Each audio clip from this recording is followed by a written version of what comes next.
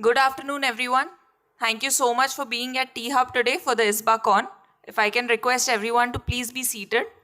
We're going to start off with our first workshop for the afternoon, which is building quality pipeline and value creation. This will be conducted by Dr. Lakshmi Jagannath, the CEO of IIT Bangalore Innovation Center, and Ms. Gladys Nair, the Senior Manager for iCreate from Ahmedabad. If I can have both of you on stage, please, we'll start off with a workshop. I think I'm getting a sign that we still have 2 minutes to go, so probably just give us that time.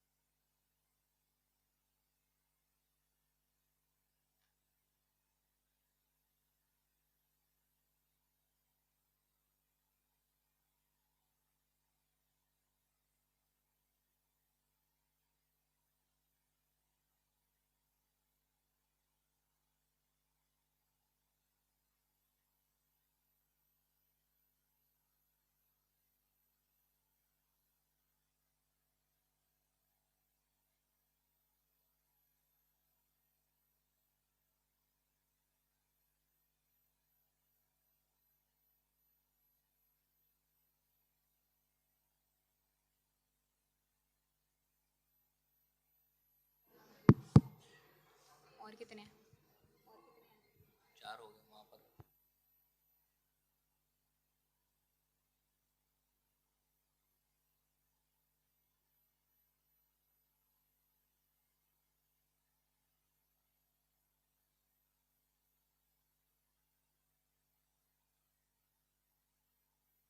No. Is it downstairs?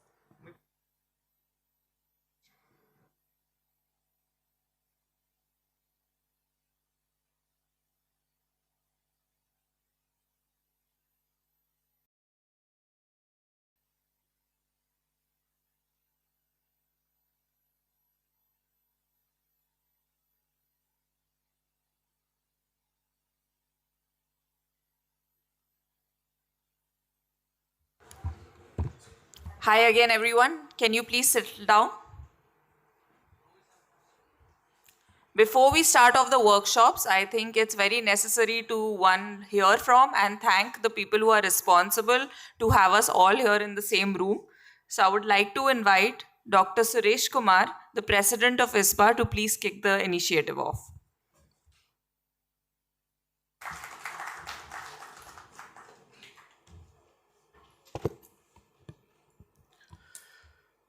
Good afternoon. It's a happiest moment for me. Exactly 1 year before, when we had the pre-conference workshop at Science IIT Bombay, hosted by Science IIT Bombay, without consulting my office bearers and the governing body members, sumoto I took a decision and I announced, saying that the next pre-conference workshop and conference will have it at Hyderabad, and we want THUB and CCMB to take it forward. And I don't know what conference, but I had conference with my colleagues and friends who have been there with my network. And Vijay was there, Ramji was there on that particular day. And immediately I made an announcement. I looked at them, they nodded their head, and it has happened today, exactly 1 year before. And thanks to all the Hyderabad incubators who have joined hands in organizing this, and especially to THUB and CCMB for making this event to happen. In this pre-conference, I also take this opportunity to recognize the presence of Mr. H.K. MeitY with us amongst us. He's sitting in the last row today. Right. It's a pleasure to have him with us because 20 years before, when this association has been formed, he was like part of the association, well-wisher of the association. Right? It's a peculiar community is us. An association, right, will negotiate with the government, will try to do with the government. But as an incubation center, 20 years before when we started this association, where a few of us are still continuing, right, Bala, myself, and others are the founding members of this association, we found Mr. MeitY has been representing the government, but has been so supportive to us in forming the association and to have the bylaws and how to take it forward. And he has been very supportive. And slowly, we learned many things from him, and he also slowly made us to learn how the government will detach from the association. And he himself, after 10, 15 years of the support, right, he also made us to understand, right, how this association can grow. And even after his superannuation, he still continues to be our well-wisher. We accepted our request in the last April to be one of the member of our advisory committee, along with Ms. MeitY, Ms. Deepanvita, and Mr. Ramanan of former and founding mission director of Atal Innovation Mission. So I thank Mr. MeitY, sir, for joining us for this pre-conference today and to spend his time with all the incubation center executives. This is the 16th conference, and we started in a small way with 25-30 incubators across the country as an association. But over a period of 2 decades, this association has grown. And pre-conference workshop, my colleague was asking me the outside whether it's conference or pre-conference. I'm seeing the entire conference executives are here. But it is about the way it has been brought together, the way the association thought what will be the expectations of the members and what we can bring back to the members as value from the association. It has all happened. And thank you all for joining. even the organizers, we also miscalculated, right?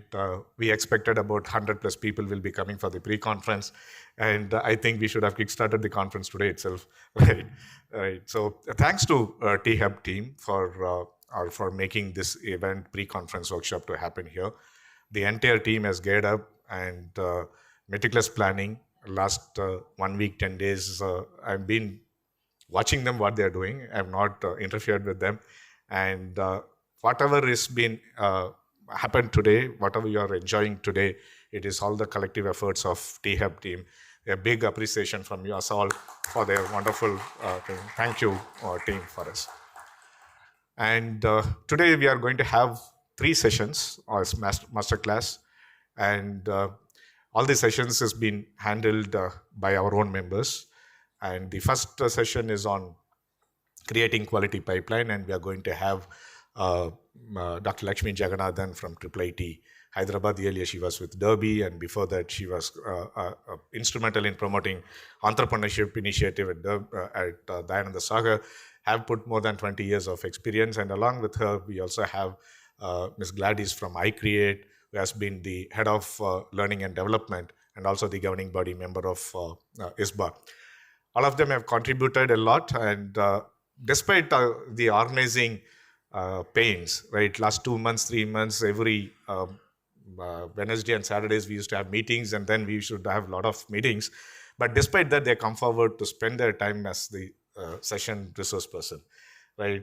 So that's the stretch that they have come forward to stretch themselves. Apart from taking the responsibility of organizing the event, coming and handling the sessions is not that easy.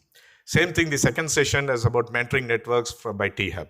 The team T-Hub took the responsibility of organizing this, but again, they have come forward to handle the session for 1 hour, and right, that's the commitment.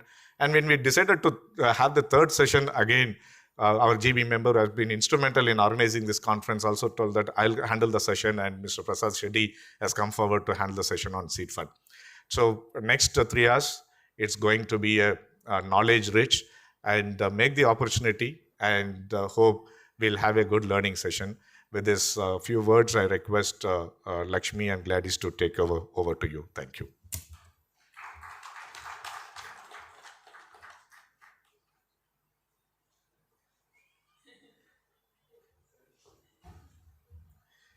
Usually it happens in many conferences.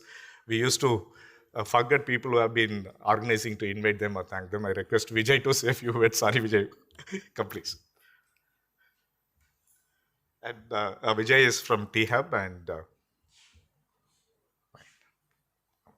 over to you, Vijay. Thank you, Suresh, for being self-invited.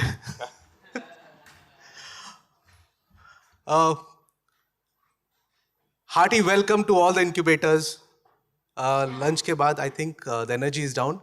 Can we have a big round of good afternoon? Good afternoon. हमारे हैदराबाद में ऐसे ही होता, right? But thank you so much, Dr. Suresh.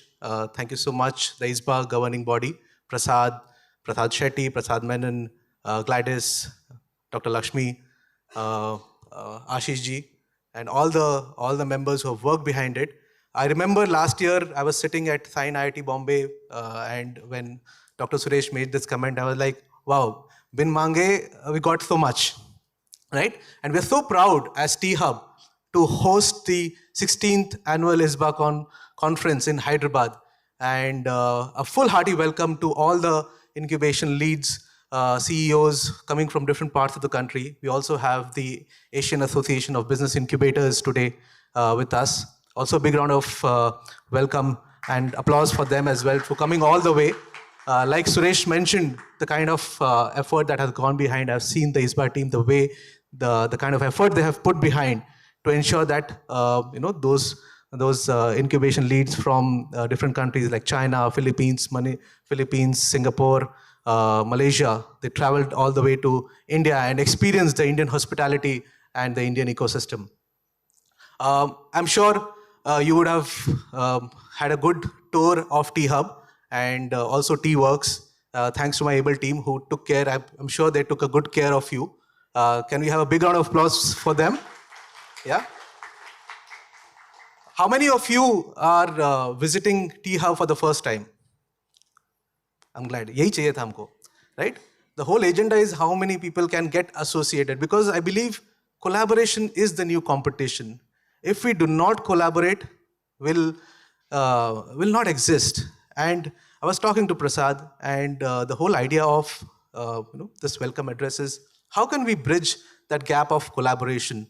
We are here to collaborate. We are here to work together and kind of open the barriers on achieving things together. Today in the second session that would be handled by my team on creating investment pipeline, creating industry pipeline, and also on creating mentor pipeline. We'll talk more, dive deeper on how can we, all of us can collaborate, work together, and see that your startups that are sitting here can work together. How can we open up our mentor network, our investor network, our industry network, and enable your startups to leverage the corporate innovation that we have championed in.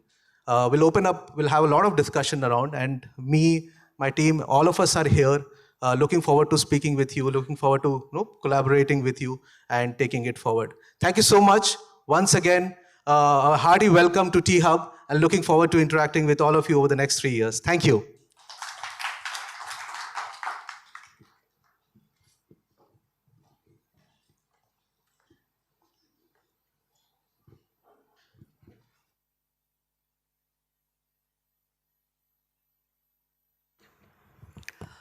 Thank you so very much, Vijay, for that such a loud welcome. And I believe after food, it's very difficult to keep people awake, because I was asking Vijay and his team, do we have some music, Natu Natu Ho Jaye Kuch To? So we will have that as well for you. But thank you very much, Dr. Suresh, for explaining about the ISBA journey and how the team has been working collaboratively. And I would like to thank the entire people who are here, who have traveled miles and miles and taken that effort and pain to be here with all of us. So a big, big round of applause, जोरदार तालियां, धमाकेदार तालियां, और तालियों की आवाज ऊपर आसमान तक जानी चाहिए. Thank you. So I am seriously overwhelmed with the kind of experience and expertise who was seated in this room. And छोटा मुंह बड़ी बात होगी कि हम आपके लिए क्या session करें. We are here to learn from each other. We are here to collaborate. And thank you for this opportunity that we have got, T-Hub and the entire team, for hosting us today and helping us with all the preparation. So this is the power of ISBA that we have been seeing for last several years, and more power to ISBA. और this journey has to continue. पता नहीं जब तक सूरज चांद रहेगा तब तक ISBA कौन रहेगा, right? So this is going to continue. First and the foremost, I would like to ask you a simple question. I would like to walk around and then I can have a discussion, because I don't feel like standing here and talking, because I want to have the connect, the face-to-face connect. So I'll be coming close to you. Please be prepared. I'm going to make you uncomfortable as well, so don't worry.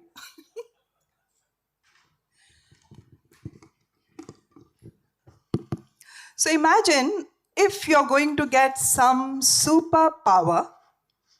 अगर आपके पास कुछ ऐसी शक्तियां, some superpower is going to be given to you all, what are you going to do with that power? You cannot use this for yourself. And if someone is answering one power I'm going to use for this, the other person cannot use the same power, because we come from the startup ecosystem. No cheating allowed, no copying allowed. You have to be unique. You have to come up with your unique thoughts. So who wants to start first? कुछ खूबसूरत लोग मुझे दिख रहे हैं. Sir, आप बहुत smile कर रहे हैं, आपकी स्माइल काफी अच्छी है. That's the simplest one. I would love to be Mr. India, the invisible one. Okay. Yeah. So Yes, I would sir. like to make India a superpower. You would like to make India superpower. Okay, great. What about this side? Why this side is so quiet? My right side, people?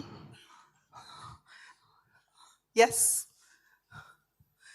आपके पास super शक्तियां हैं. You are the Superman. What you want to change? Yes. Sir has raised his hand. Yes, sir. मैं तो वो श्लोक के लिए बोलूँगा, सर्वेत्र सुखिनः सन्तु सर्वे संतु निरामया. दुनिया में वसुदेव कुटुंबकम का, दुनिया में सबका अच्छा हो, ये blessing. Ma'am Very nice Can thought, I- very noble thought. Yes, sir. अगर मेरे पास हुआ तो मैं ये कहूँगा कि अपनी दिक्कतें कमजोरियाँ सामने ला के रखो ताकि उसे सुधारा जा सके. So you want to work on your inabilities? आप अपनी दिक्कतें सामने लाएंगे या सारे लोग? So you want to okay, बहुत अच्छे ख्याल है. Can I? Yes, yes, ji. Yeah. Ji sir. So basically, our education system has closed the minds of all the students. Uh-huh. And So if you mean I to say get the such quality is not superpower, there? I would just love to open up their minds. They should You want try to new open things. up their minds. They should be not afraid Beautiful of risks. thought. And I think that will be one good thing to do. You open up their minds. Their Lovely. minds are all closed. Lovely. I see a beautiful lady sitting on this side. Okay, I'm coming. Don't get scared. Yes, ma'am. I don't know, I may be the cheesiest, but I like Shah Rukh Khan. So maybe, I don't know, I just want to be there with that I'll use the superpower for. So you want to be with Shah Rukh Khan? Oh, wow. मैं किसी चीज को बड़ी शिद्दत से चाहो तो सारी कायनात उसे लाने में लग जाती है. Very very beautiful. I wish मैं आपके लिए शाहरुख खान को लेके आती. कोई है यहाँ? काका किरण कोई है? Shahrukh? Not exactly that Kiran, but yeah, I'm a Kiran and I have a mic. So लो मिल गए. sure. Excuse me. Yes. Ma'am. Yes. Sunil Okay. Giri. Yes, ma'am. Can I? Yeah, please. Here. Oh, sorry. Piche. Yeah. I'm not sure how many of the people here would appreciate the answer, but if I have the superpower to do anything, I would probably reduce or ideally make it zero, nullify the importance and influence of money. Great. Influence of money. Matlab you want to erase money completely, eradicate that completely. Completely. फिर Well, हम किसके लिए लड़ेंगे people should फिर? not have another motivation to help than just to help, Okay. in my opinion. Over here. Wonderful. Shahid, you have something to add? Yeah, Gladys, thanks, and foremost, thanks for calling us here and inviting to be a part of the iconic ISBACON 2024. And the way Gladys is, she involves everybody in this session. I've seen her sessions before. So, I would see that, if everybody is here for a cause and incubation, I would love to have a power of understanding how to evaluate a startup which is going to be a success tomorrow. So if that power is given to me, I think, we all would want to have that power. No, that's something which really incubation should have. And I don't know how and when and how could we do that. But I'm sure the technology is evolving and we might tomorrow have a power of understanding and evaluating it in the right way. Thanks so much, Gladys. Beautifully said, Shahid. Thank you so very much for such a terrific answer. My name is Umesh Rathod. I'm from the Ministry of Education Innovation Cell. If I had really that power, I would like to, take that notion of Krishna when he says to Arjuna that focus only on karma, and I maybe reprogram the minds of all the people, go beyond success and failure and just focus on your karma. Hello. Yeah. Over here, ma'am. I'm the newest member of ISBA. I've just joined. The newbie we have. Yes, the newbie and the young energy. So I always wanted to, give options to women.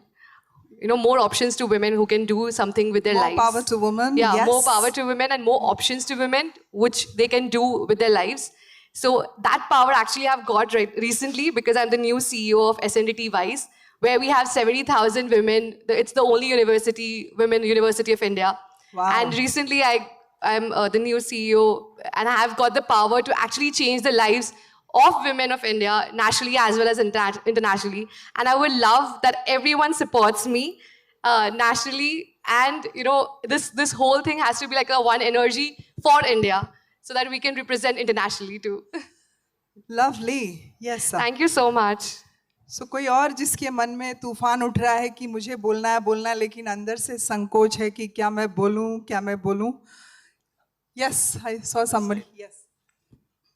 Well, such a nice question, and I think I feel that if you had a superpower, does not really translate, because for me, I feel like there is the superpower which exists when you're part of such an ecosystem which is so inclusive, and you have everybody who is talking about collaboration, who's not just talking about it but also doing it, and like Vijay mentioned, collaboration is the new competition. That kind of really resonates well. And I'm right now heading the incubator SPTBI as part of the Bharati Vidya Bhavans in Mumbai, and I'm looking at amazing work being done in the startup ecosystem, and very happy to be part of this community and doing my part. Very warm welcome to ISBACON. Thank you. Thank you. Sir. Yeah, if I were to have that superpower, first and foremost is I think everyone should be literate enough to understand the nature and so that they can be self on their own. Thank you. Thank you so very much. And one more question I'm going to shoot to each one of you. Do you really need some superpowers to do good to the humankind or to the world? Or do you already have such powers in your hand? क्या आप में वो ताकत है? Yes, no, maybe? I think everyone has one power, that is power to change. Anything or small thing, anyone can change. So we all have, we just have to implement on that power to change. Lovely.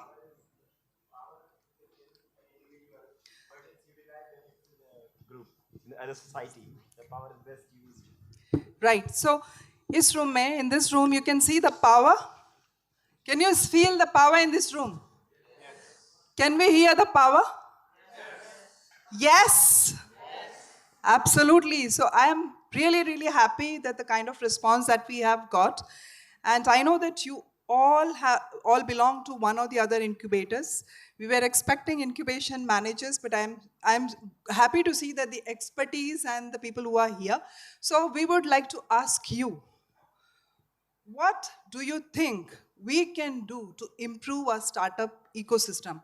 What are the qualities that we can bring in that will help this startup ecosystem? How we can be, we start comparing with Y Combinator, that's the number one. That is one among the number one. But why can't our incubation center, why we can't have such kind of powerful institution here? Don't you think we have the courage? We all have. But who is going to change this? We.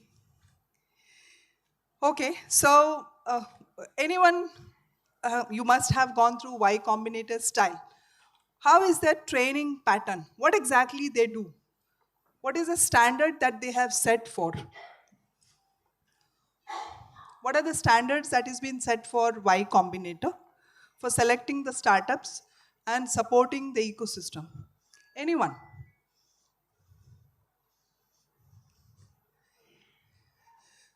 I need the slider too.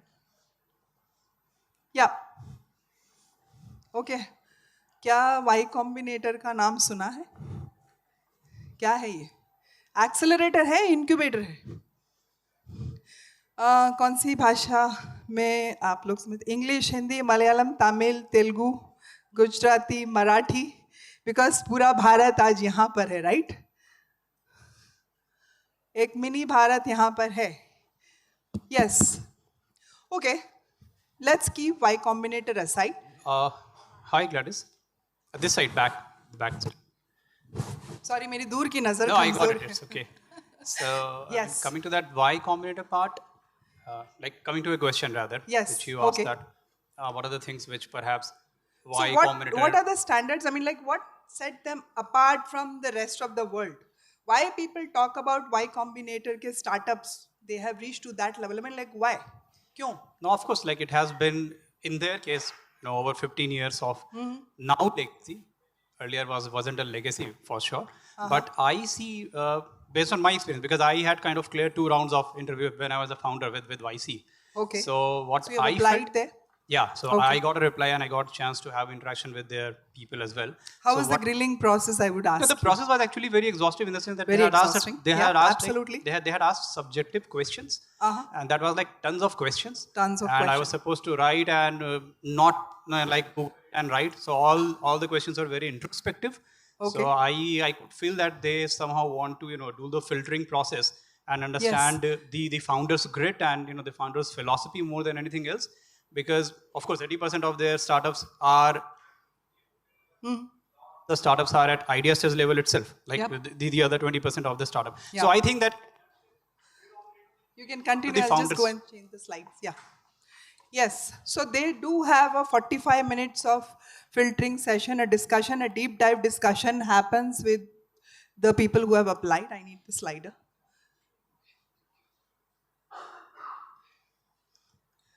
Yeah. So we are here to talk about the quality standard which is being set by Y Combinator. Anyways, that is there. The application, the amount of application that they receive is in thousands. Do you think everybody can get through there? No. So that's why there is a standard in place. Do we have a standard in our incubation center? Do you guys have a pre-elimination round, I mean like a selection process to check the quality of startups? We do have, right? So how are we selecting the startups to check the quality? I mean like what exactly you all check?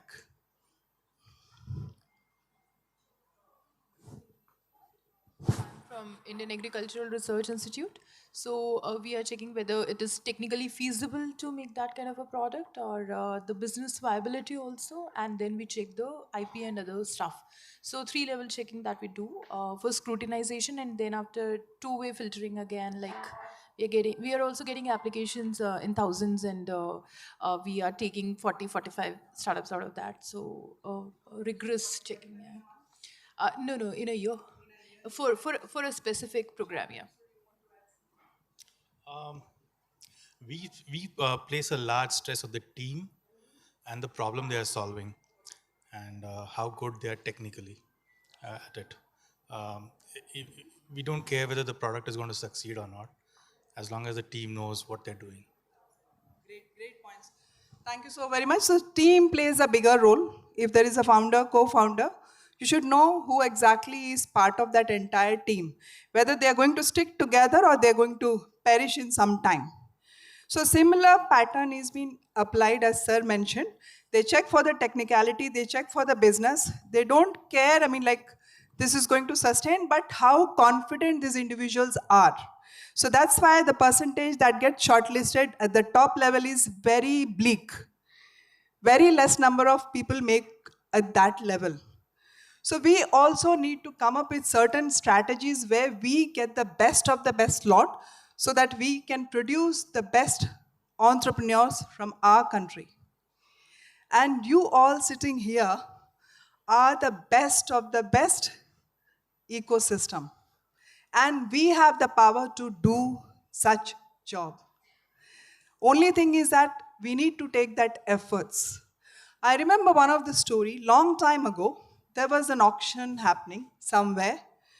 Lot of beautiful items were placed in that particular auction. There were jewels, jewelry, gems, diamonds, and antique pieces as well. Slowly, gradually, each and every piece started going off. I mean, the bid started and things were getting sold. There was one red guitar which was also placed in that bid. The cost of the guitar was $5. That was the least amount quoted for that guitar. The guitar was in broken shape. The strings were broken. It was completely dusted. And people did not even bother to look at that guitar. They didn't want it to buy. I mean, like, who will bid for such a ugly looking guitar, and that too in broken? So one gentleman walked in and he said that I want to take this guitar. They said, okay, fine.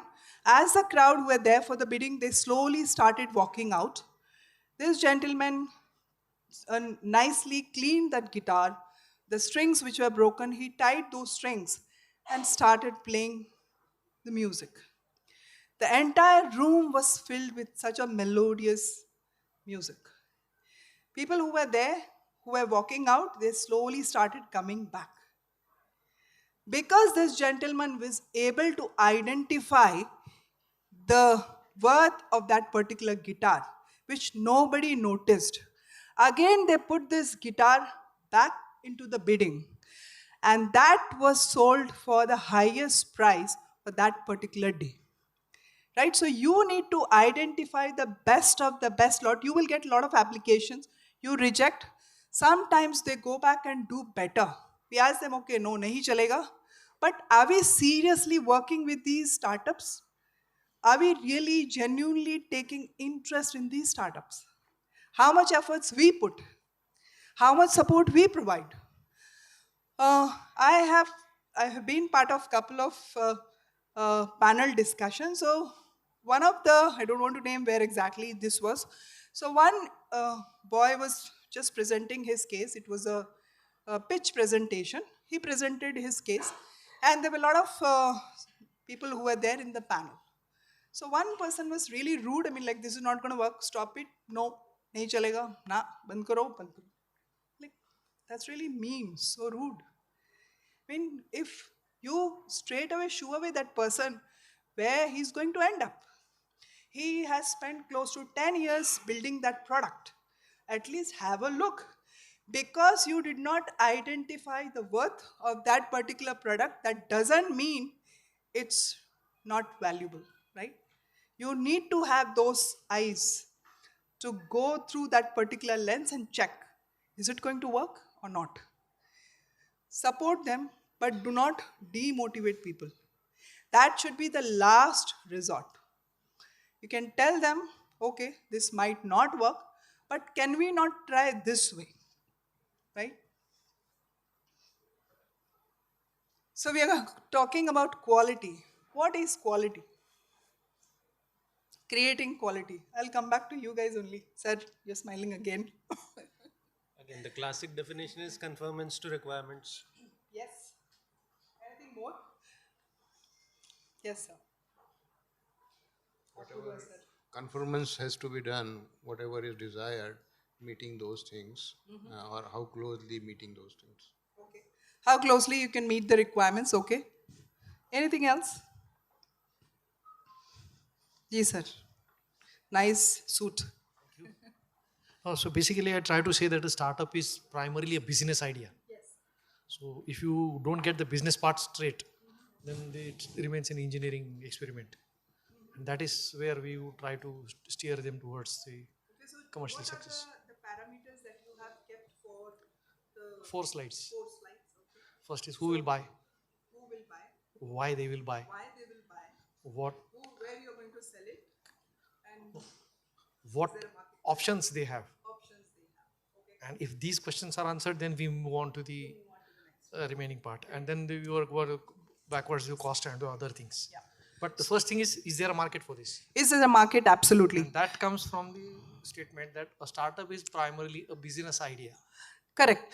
Because they do not get the right direction. They do not go and check the market need directly. People are so attached to their product. It's my baby. Because I made it, it's going to be the best in the world, right? मेरा बच्चा सबसे खूबसूरत, right? सब जितनी माताएं यहाँ बैठी हैं, जितनी बहनें यहाँ बैठी हैं, they'll tell, okay, my baby is the best, right? If you ask to compare. But when we are talking about product, can we be emotional with the product? Do we need to be emotional? Get emotional. We keep telling people, don't get emotional with your product. If you're getting any feedback, don't take it to your heart. This is for your betterment. This is for your good. Ji, sir. Madam, I personally feel that the product can be better from the previous one. And Absolutely. It should be product, what we call, providing service at assured level is far most important than what we cannot say is better बिल्कुल product. Sir तो version हो सकते हैं because we Maybe tell that it okay has to be इसका better अगला from the previous version. right पहला जो बना है उससे बेहतर And और it can- बेहतर और बेहतर And moreover, it should keep be sustainable improving. for long period so that there will be less competition. We are talking about startup. I think what we start today, that startup may excel after 2 years, 3 years. We need to think of future. Yes. And we need to support those startups which can sustain for long run. I feel Absolutely. Sustainability is very important. नहीं तो कहाँ जाएंगे हम, right? Yeah. I'll skip this slide. These are some of the questions. Sir ने कुछ questions बताए. Some of the questions that you can add when you're dissecting the startup. The word dissect I use because we literally butcher the startup. हम बहुत बुरी तरीके से कत्ल करते हैं, right? We are preparing them for the best or the worst for tomorrow, but that doesn't mean क्योंकि today we are working with such a young generation or आज की generation, they want Maggie in 2 minutes. They don't have this much of time. So you need to have patience to work with these individuals. You need to understand their thought process and ideology, what exactly they want.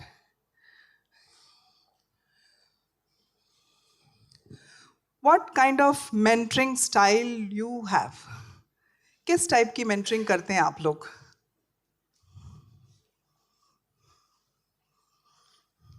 Is mentoring happening religiously? Do we do the right mentor and mentee match? Or just because we want to fill up the Excel sheet and do the check box, we just fill in that? Do we really do? Because I have observed this at several places. किसी को भी बिठा दिया, okay, just have a discussion, ठीक है यार कर ले, हो जाएगा. No. Please don't do that. If you do not have the expertise, bring in someone who can add value rather than just, क्योंकि you're playing with someone's career. उस बेचारे ने या बेचारी ने अपनी पूरी जिंदगी उस पे लगाई है, and you don't know what you're doing with them, right?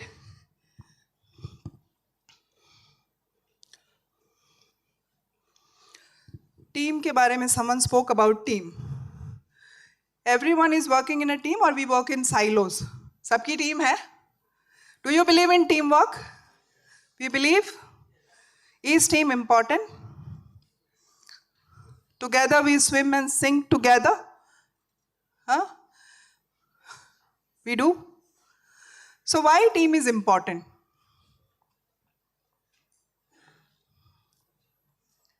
To dependability? To become champions? Absolutely. What else? Everyone doesn't have it. It has to be a complementary skill. What happens if you have all tech experts in the office? What will happen to the rest of the things? Who will take care of HR, marketing, and the rest of the business? Will it be managed or handled? नहीं होगा, right? We mostly Y Combinator, we were discussing about Y Combinator. So let me tell you, the selection process that we were discussing, they have a very rigorous process. So there is a 45-minute, if in case any startup is lucky enough, I would say lucky, if they succeed, they will have a discussion, a virtual discussion or a face-to-face discussion whatsoever. And if they succeed from there, there is another 3 to 4 months that they're going to spend in training. So this is a kind of training, a rigorous training that happens where they learn a lot. Every week they'll organize certain dinner where they invite the alumni, the startups who are already doing well in the, they invite and they talk about their stories, not just success, but the failures as well. Because startup is not all about success, right? Each step that they're going to take, there will be failures, but they need to learn from those failures. Every moment, they need to learn. And it's 24/7 job. Our job is okay, we are doing 9 to 5, 9 to 6, done. You can go home and sleep. But can they? They can't. They are the whole and soul for that particular product. So give your support wholeheartedly. Dil se karo, nahi to mat karo. We talk about, okay, that incubation center is really doing good. We start comparing, okay, T-Hub, I'm using T-Hub as an example. Please don't quote me on this. T-Hub is doing itne log aa rahe hain, this is happening, that happening. Why we are not doing such things? No comparison. So isi baat pe I remember one more story. I enjoy telling story. So there were 2 boys who decided to go to the seaside and they thought, okay, we don't have a job, let's collect some seashells. Seashells, समझते हैं? समुंदर के किनारे जो सिप्पियाँ होती हैं. We'll collect these seashells and then we'll make some money out of this. So those 2 boys, एक का नाम Ram, the other one was Sham. He said, okay, you go to the left side, I'll go to the other side, and we'll meet for lunch and we'll see how much we have collected by lunchtime. He says, okay, fine, let's go. So both of them disperse, and Ram goes to the right hand side. Whatever he gets, he quickly collects all those and puts in his bag. And during lunch, he also get a bigger shell. So during lunch, these two gentlemen meet at the center point, and then when Shyam sees that, oh, my friend Ram has got so many shells and he's got a bigger one, I don't have that.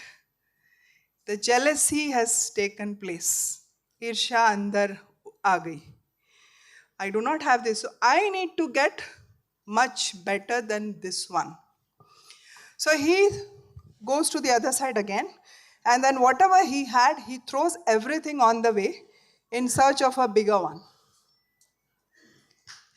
Evening again, they return back, and Ram asks, what happened, Shyam? Your bag is completely empty. Did you not get anything? He said, no, I got, but I was trying to find a bigger piece. I couldn't get a bigger one. So I've just thrown all what I have collected. They go to a nearby shop to sell this. And as soon as they reach the shop, the shopkeeper gives 5,000 to the bigger one and 10,000 to the smaller shells that they have collected. So Ram was very happy, and Shyam was more jealous. I mean, like, he was filled with a lot of filth and all this disgusting feeling that, oh my God, my friend got this much and I did not get anything. So Ram tells his friend, see my friend, you have thrown whatever I picked up, those shells. So the bigger one has given me 5,000, the smaller one has given me 10,000. If you wouldn't have thrown this, you would have got this money, right? So small opportunities comes your way. Try to grab such opportunities rather than shooing away, oh, ye chota kaam hai. We will not collaborate with them. We will not do programs with them. We will not do such things. Koi chota bada nahi hai, right? Everybody is playing their part. Do your bit. Add your part. What value you can bring to the table.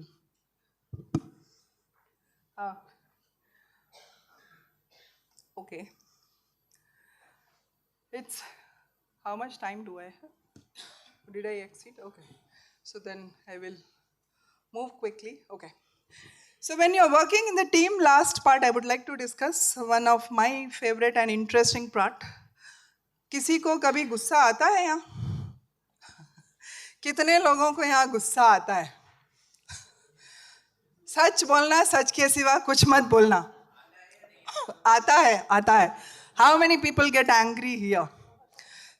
मतलब जिन लोगों के हाथ नीचे हैं उनको कभी इतने साधु संत महात्मा लोग यहाँ बैठे हैं, wow, really nice. So you guys, जिन्होंने हाथ नहीं उठाया, आप लोगों को गुस्सा नहीं आता?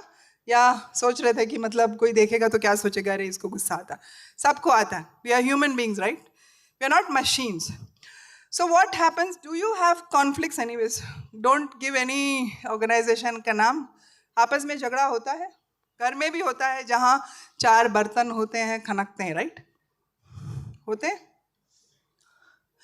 So conflicts do happen. So what do you do when you are really angry, you're not feeling good about such situation? What do? Startups हैं, उनको भी बहुत गुस्सा आता है. So this is any which ways आप सब लोगों ने पढ़ा होगा. Have you heard about the conflict resolution style? सुना ही होगा.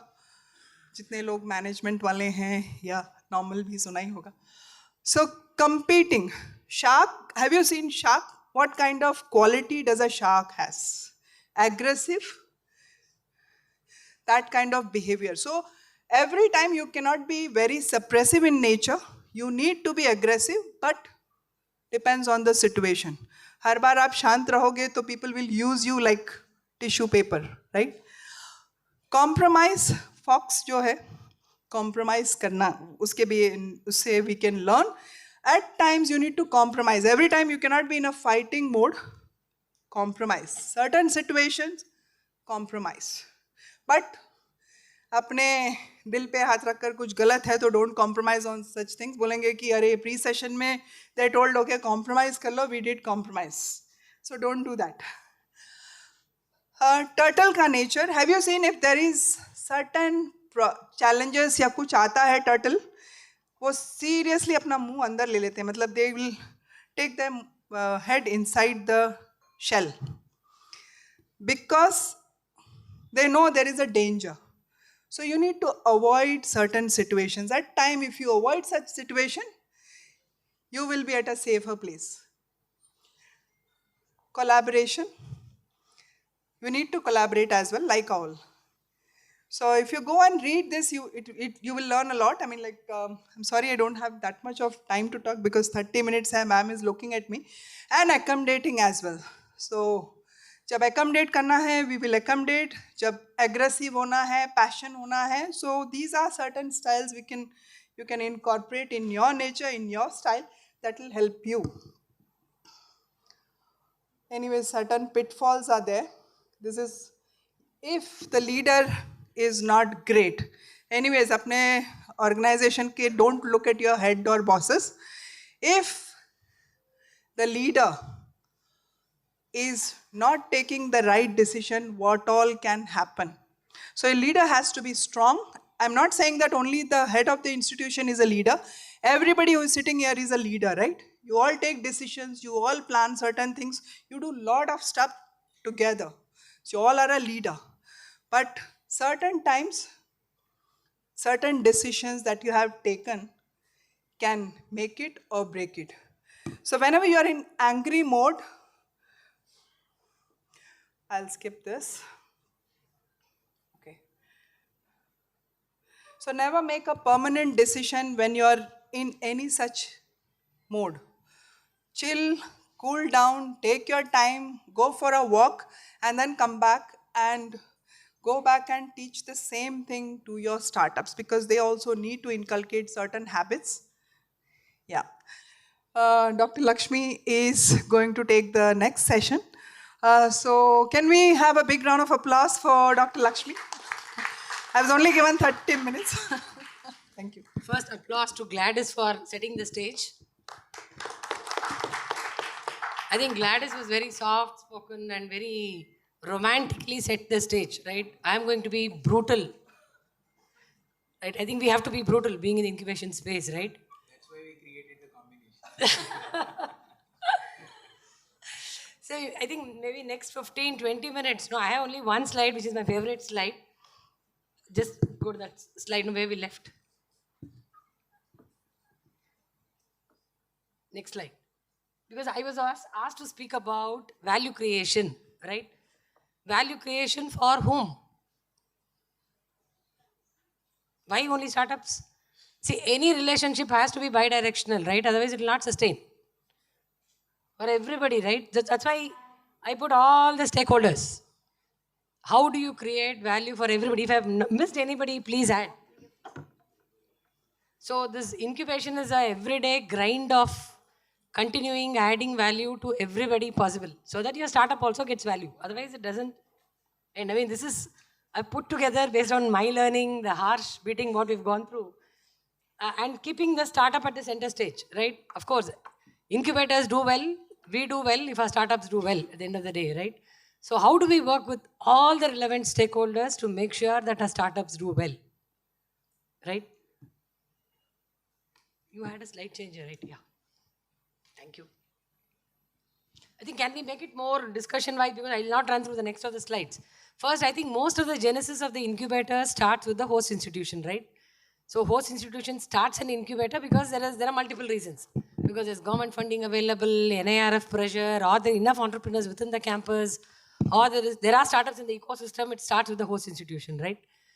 So what will be the kind of value creation that the host institution can do for the startups? Why does a startup come to a particular incubator seeing the background of the host institution? Please make it interactive. Like?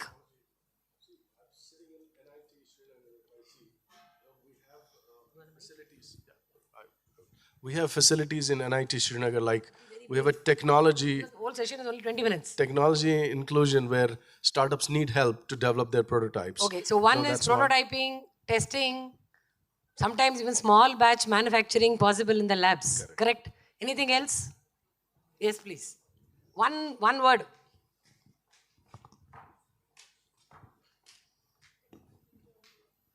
See, running a business requires multiple activities. And One of them you tell what the campus can give, no. Yeah, so all the other things the incubator can provide to the startup. So because we'll have to cover how many? About 12 of them in 20 minutes. Okay. So roughly 2 minutes per point. Funding agency would be one good thing. No, let us stick on to host institution. If somebody wants to come to the campus, they can make use of your labs. Please be seated. Yeah, please. Experts like faculty expertise, where does it matter? Mentoring for what? Okay, for... See, now with deep tech, slowly startups have realized that faculty can also add a lot of value for R&D expertise. Whether there is longer gestation period or deeper expertise required to build R&D solutions.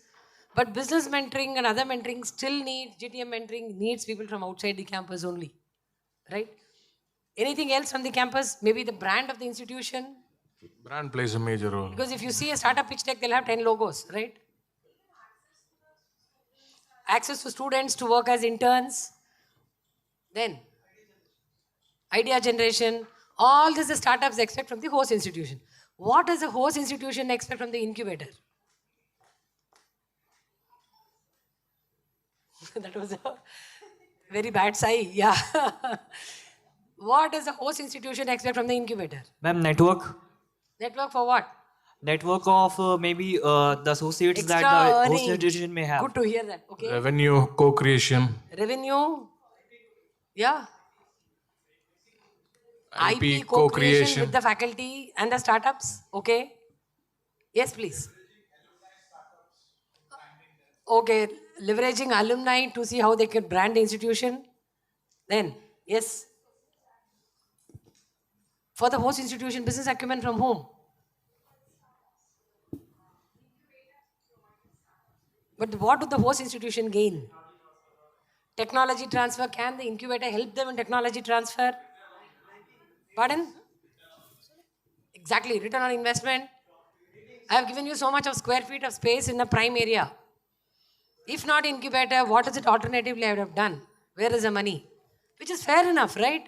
The host also needs a lot of, the number of Yeah. entrepreneurs for them, for their accreditation purposes, ranking purposes. Okay, NIRF, accreditation, ranking, metrics, job creation, okay. Brand value, using their students, could be working as interns with startups, multiple things, right? So value creation has to happen on both sides. For your host institution, also for the startups who come seeking the value. Okay, I should keep it closer? Yeah, okay. I'll have to swallow the mic only. Okay. The next one is a service provider. That is fair enough, right? I mean, very straightforward, easy. This I'll cover myself. Whoever adds value as a service to your incubator, starting from your company secretary, chartered accountants, IP attorneys, digital marketing guys, anybody who offers a service, right? What do you start? Why do you, through them, what do you offer to your startups? Maybe a subsidized cost, easy access, variety, right? Why will they come to you? Because they get the customer pipeline for themselves, right? This is straightforward. Corporate, yeah, this is a very interesting thing. Now, how will you add value to, how will you create value to startups through corporates, through association with corporates? Okay, straight away get problem statements from corporates. No, once again, we'll stick on to that. You get problem statements from corporates. What will happen to the problem statements?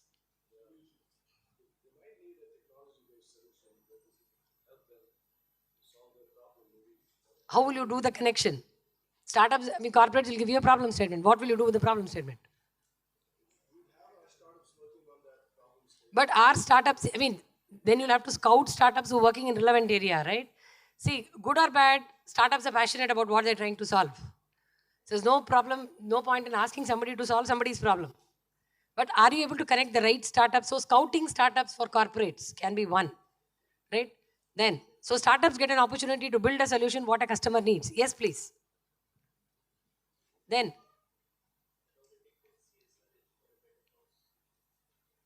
okay, see, some of the startups could also get CSR from the corporate through the incubator to them. Okay. Then, startups could get access to very good top-notch R&D labs, testing facilities which are there in corporates. Many of the corporates are open today to do that, right? Even small batch manufacturing you want to do, they have an access. Yeah, market, GTM, you can get a lot of technology, business, GTM mentors from corporates. That depends, if you're able to maybe do a joint venture, acquisition, they are ready to open up their doors for distribution at some point of time, right? Why will the corporates, how can you create, what value are you creating for corporates?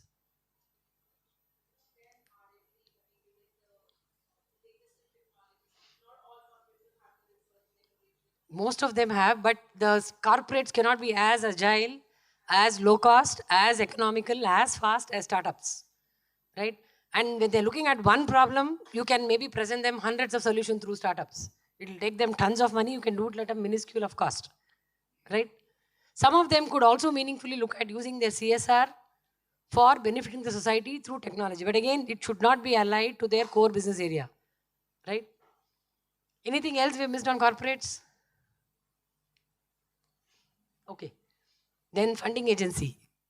This is self-explanatory. Okay. Now, why will, startups have I always say startups need only two primary things, money, market. Sometimes mentorship. If those two come, mentorship is actually not needed much, right? So, funding agency is very relevant, right? Because startups come to you if you have the relevant funding at the stage they are, how much money they need, for what they need. Right from an aspiring entrepreneur through a fellowship to a maybe very late stage seed fund, depending on what sector they're doing, for what you want to do. If the funding is there, they'll come. So through funding agencies, you can also add value to startups by giving them the required funding support whenever needed, right? What does a funding agency expect from an incubator? How can you create value addition, value creation for a funding agency through the incubator? Can you create? You should create, right? How will you create? Pardon? Success of startup? No. See, what I'm asking is, how do you keep your funding agencies happy? Generating revenue? I don't think they're very focused on generating revenue, right? If you're self-sustainable, yes, don't go back to them asking for money, which we keep on doing. There's no other go, right? Okay.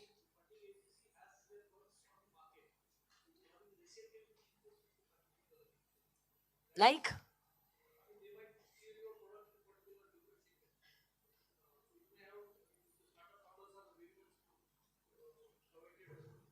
No, see, I'm talking at the incubator level. See, every funding agency, every scheme has predefined metrics for every scheme.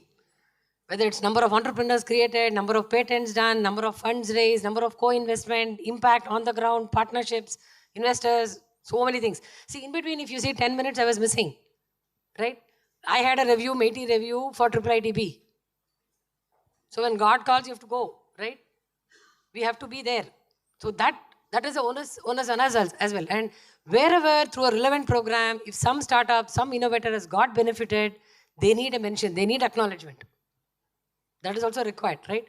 And as far as possible, run a clean, transparent, very effective. See, what government gives is only a seed. Can you multiply the seed? Can you demonstrate that multiplication is very key, right? That will automatically create value. Then international partners.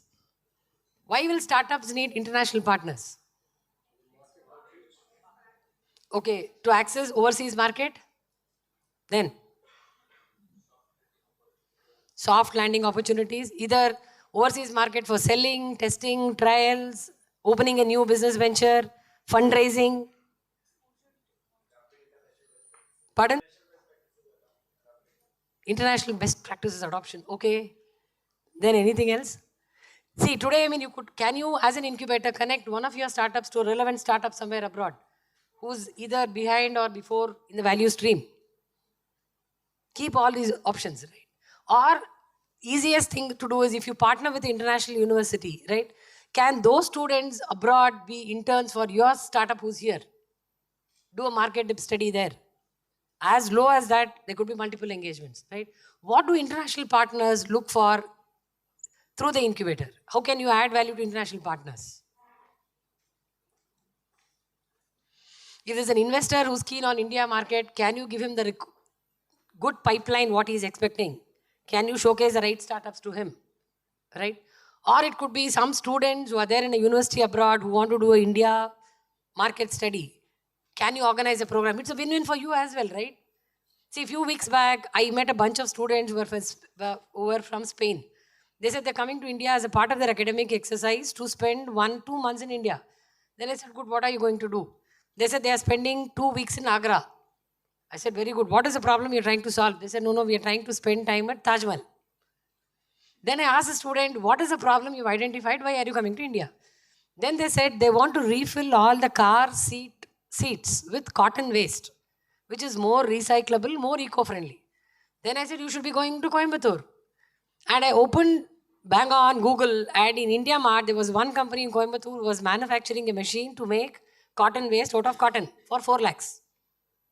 See, many of the people from outside don't know what to look for in India. India is a black box for many of them, right? We are so varied, so diverse. So any opportunity, see how you can leverage. So that somebody in your incubator, some startup in your incubator can get benefited, right?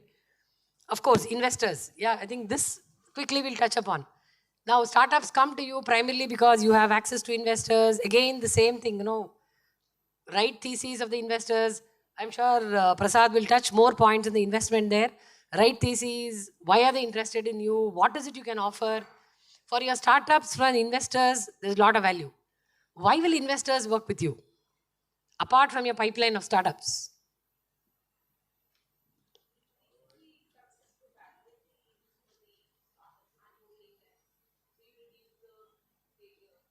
All that coming because the pipeline, you're able to handhold. You can tell, in fact, many occasions I have told investors, you just help us in selecting the startups. We will handhold them, bring them to a stage. From there, you take them forward. All that is fine. Anything else? Okay. No, see, investors would also have their existing portfolio. Yeah.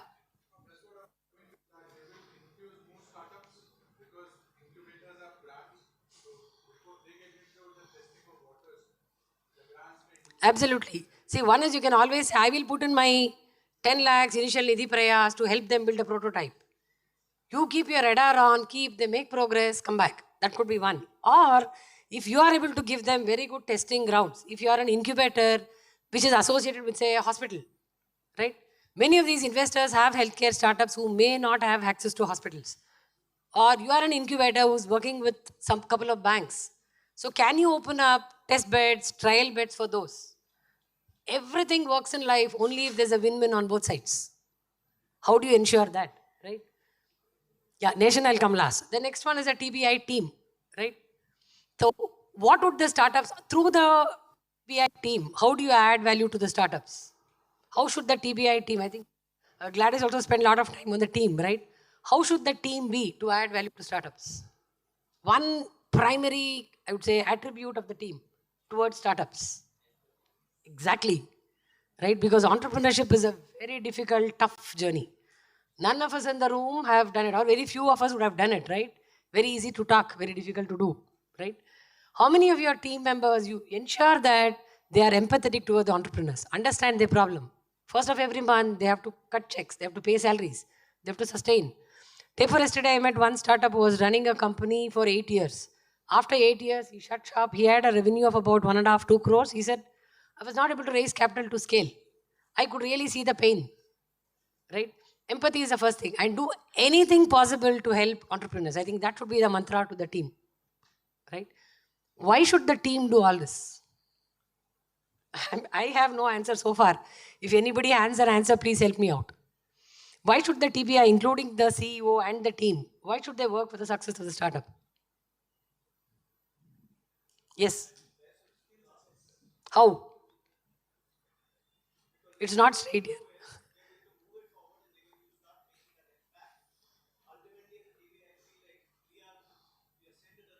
See, at the incubator level, fine, but all of us are humans, right? For everybody, every individual, every manager, every CEO to stay motivated, continue performing, delivering on the ground in the incubator every day to support startups. Why he or she should do? What is it I get at the end of the month? Yes, please.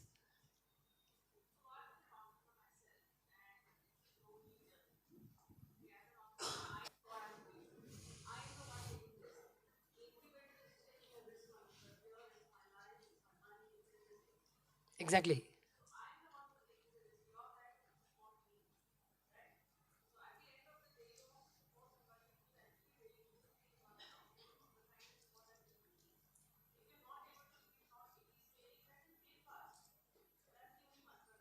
No, see, my question was, yeah, thank you, please be seated. See, my question was, if can we create mechanism where people get compensated? See, for example, incubator does well 10, 20 years down the line, you get an exit from the startup. That time, none of the team which gave all the support all these years would be there. So how can you translate this into specific incentives month on month, year on year? Yes, please. Please.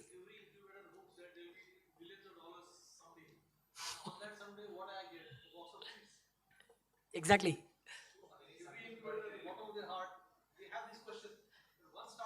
I think maybe we should reserve it for Prasad, right? No, absolutely. See, these are all candid questions we should discuss, deliberate, learn from each other. Oh. Love to see that. Sure. Yeah. Thank you. Sorry to interrupt you, ma'am. I think we have time for just one more last question and then we have to take over the next one. I think the last one, I'll close. Yeah, I think any of these, should we take one more? Or we'll close? Mentors?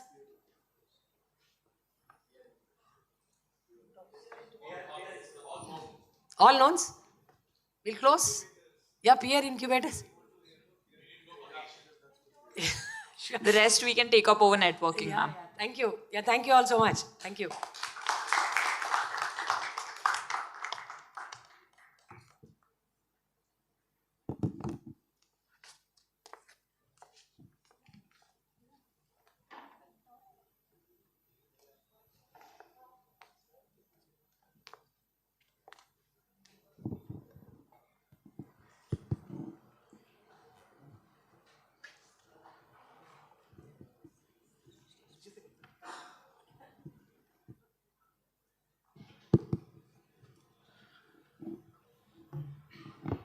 Hello leaders, once again, I'm back. Now we'll have a very interesting session that I was talking about on building a quality pipeline. And initially we thought that I'll have my team talk about building a quality mentor pipeline, industry pipeline, and funding pipeline. But we thought let's make it a bit moderated, where I can be a voice between our incubator partners and our team members and share both sides of the story. So can I have Yuvraj? Thanks, Yuvraj. Yuvraj is our director for innovation management, who heads the value partners, value partner desk, mentor desk, and as well as delivery of quite a few programs.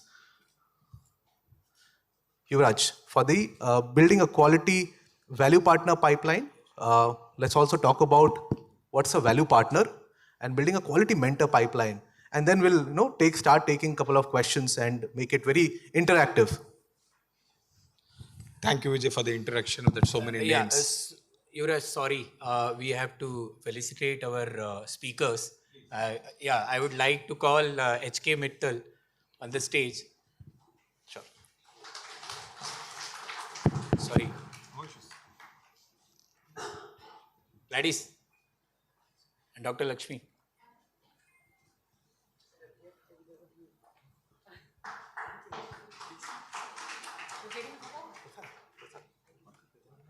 यही तो बोलना था, इसको बोला मैंने बोलने।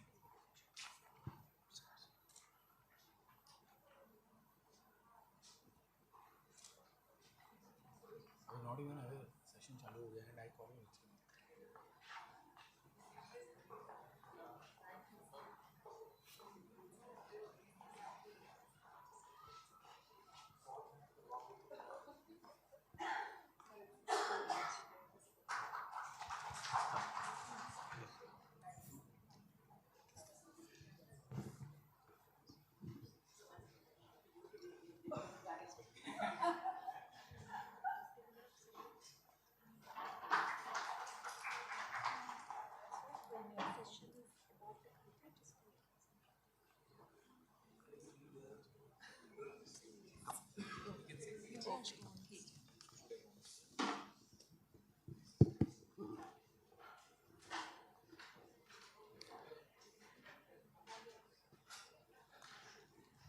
So Prasad, after that, we'll have the felicitation on the stage. All right. Yes, Yuvraj. Can we get deeper into building a quality pipeline of value partners, mentors, and then see what we have built here? Thank you, Vijay. So most of the incubators, including T-Hub, would try to give our best to startups. However, due to various reasons, it would not be systematic. When you want to build a world-class incubation center like T-Hub, what we thought, building a systematic way of supporting startups is extremely important and critical. That's when we thought we'd build a vertical for stakeholder management. When you say stakeholder management, so we have mentors at one hand and service providers for the startup at another hand. So where we manage the desks by a dedicated person. So as we know, I can see most of your mentors already for the startups at one point or other. So with T-Hub, what we did, we used technology for creating a mentor desk. It's not just about listing a mentors and connecting them, but to create a process where end-to-end we utilize the service of the mentors effective way and capturing it, what kind of mentor sessions we are doing for startups. It can be one-on-one, one-to-many. It can be startup sitting in this particular building. Startups beyond T-Hub where we do our webinars through online. So when we run a flagship programs, each and every flagship program have a dedicated mentor for each and every startup, where we mix and match based on their experience and expectations of the startups and experience of the mentor. That's where we do at mentor desk. At this point of time, we have 250 plus mentors registered on T-Hub platform.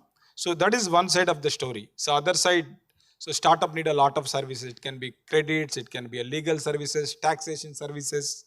So it can be a design thinking. So that's where you need a little more than mentoring, obviously. A dedicated support that's where we talk about value partner. We have 80 plus value partners starting from Google's AWS or taxation consultants, GT, KPMG. So big brands as well as affordable where startups can avail these services. This is specifically where our stakeholder management, where we have built CRM tools. Using CRM tools, we have built dashboards for both the verticals where so we can capture the entire, at the end of the day, if you run an incubator, you need to look at outcomes.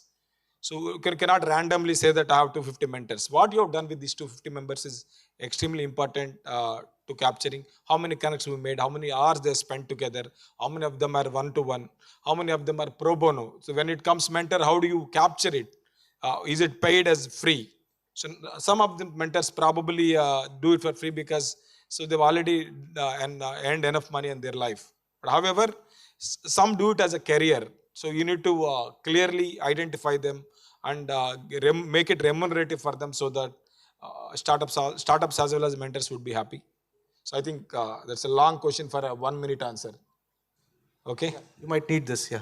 Okay. So we made a small presentation. I'll quickly run through it. These are the stages typically we do it. We start with a need. First we identify what is the need of a startup. Then we will list pool of mentors. Technically also we have mapped with some keywords. So based on keywords as well as our internal knowledge desk run by Zarina. So we'll identify the mentors. Then we engage with them both one-on-one as well as one-to-many.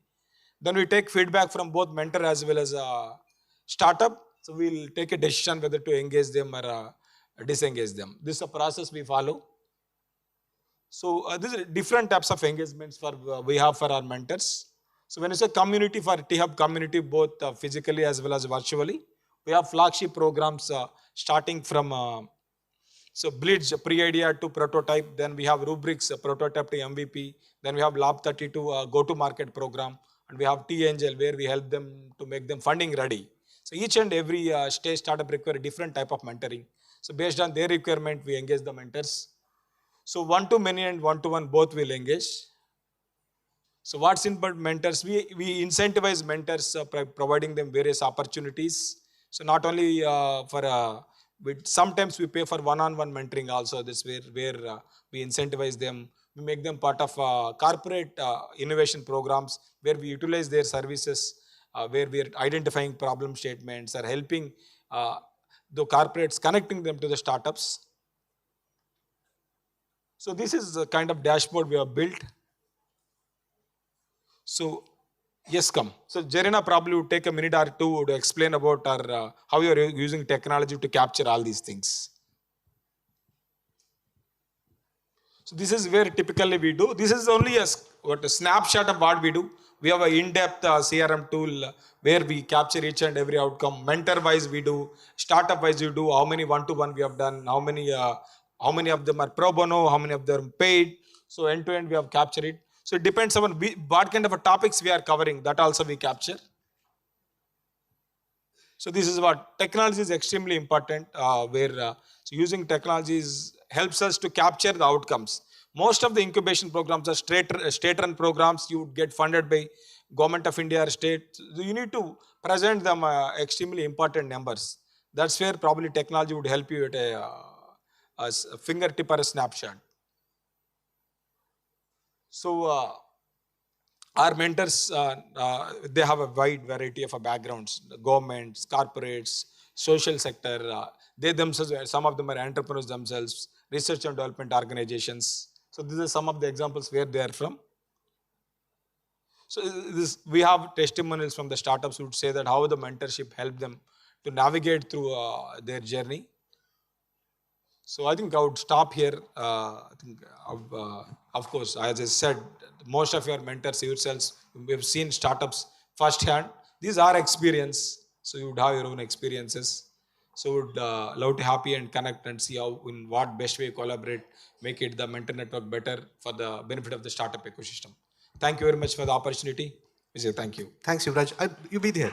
I think couple of important questions that we should dive deep on is how do mentors approach us? Like, what is the starting point, right? Or that's inbound, that's more inbound. How do we go out and approach our mentors that, hey, you are the right mentor and we would like you to engage with our startups? How is that process happening? How many of you have this question? Yeah? Let's try and answer that. We can also call Zarina on the stage to toggle between Yuvraj and Zarina is a girl who takes care of our mentor desk, who handles 250 plus startups as well as, mentors as well as startups. Yes, Zarina, over to you. Yes, so we get mentor leads both inbound and outbound, right? So more of how it works is whenever we have a startup and we don't have that particular mentor, we do our research, we pull in we tap into our existing pool, we see how we can ask them for their network, and we can onboard those mentors, or we reach out to them on LinkedIn. We go to various other incubator networks as well and see whether that particular niche sector is available, that mentor is there with other ecosystem partners. Or inbound is more of, right, everybody wants to get associated with T-Hub, it's more like that, but we have a very critical selection criteria that is certain parameters, which is years of experience, their motivation to mentorship, their intent towards mentorship. It's not more of commercial, it's more of giving back to the ecosystem and things like these.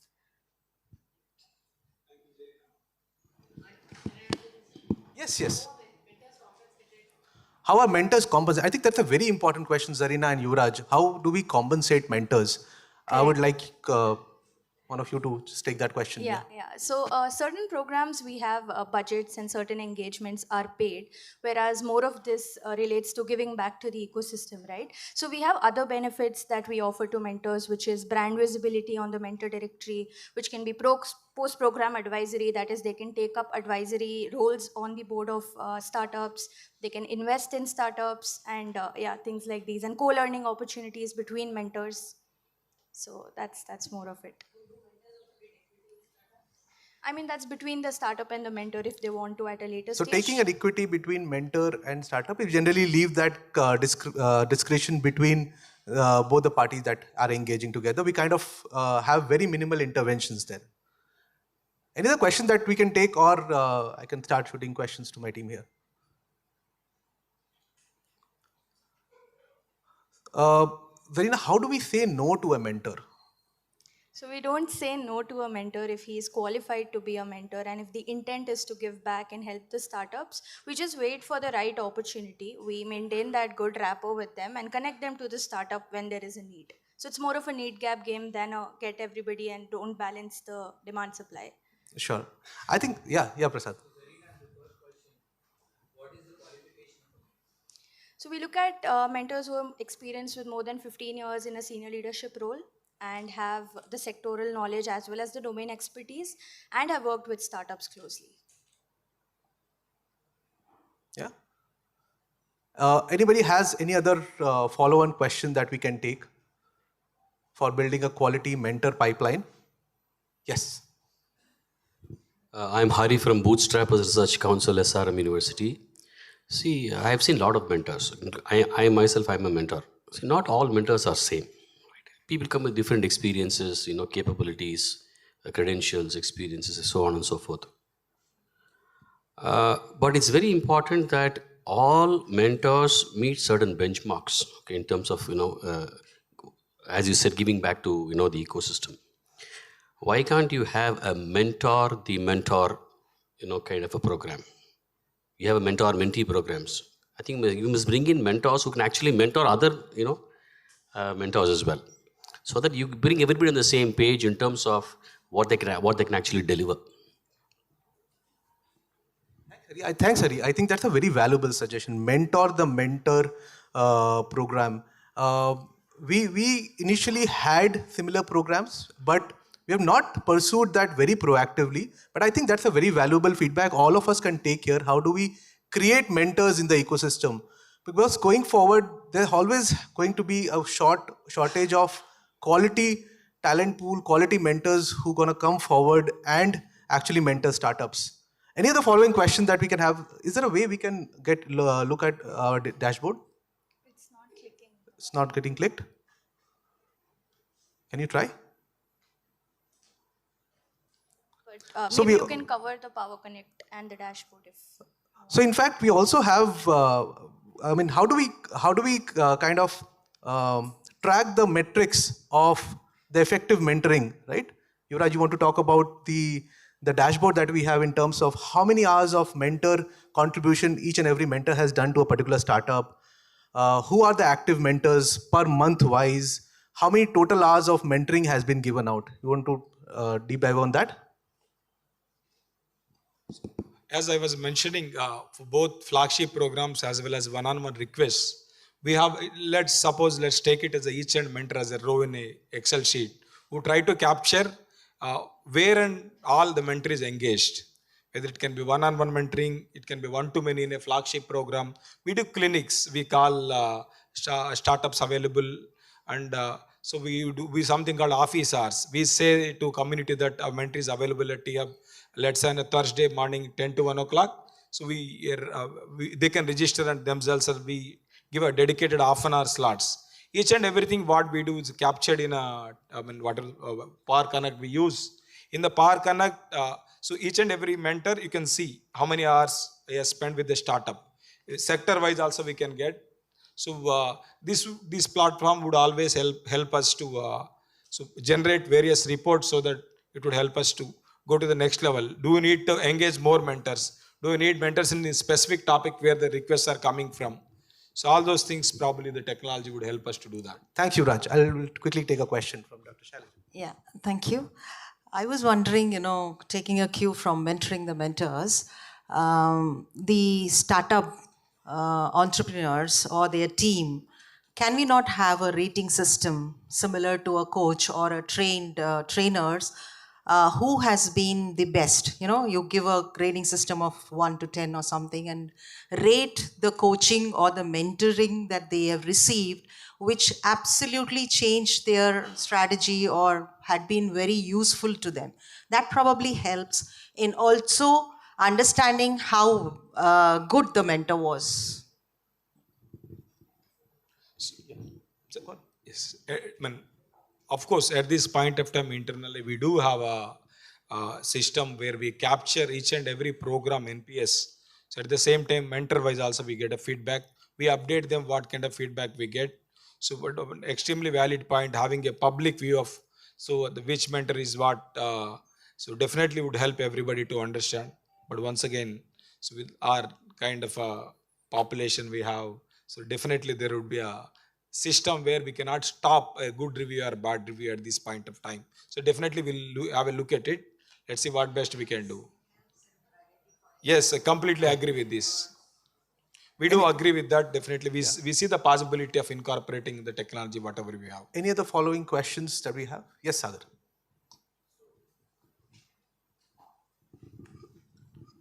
How do we measure the quality of mentoring, how it is happening? Not every industry leader is a good mentor. So how do we measure that?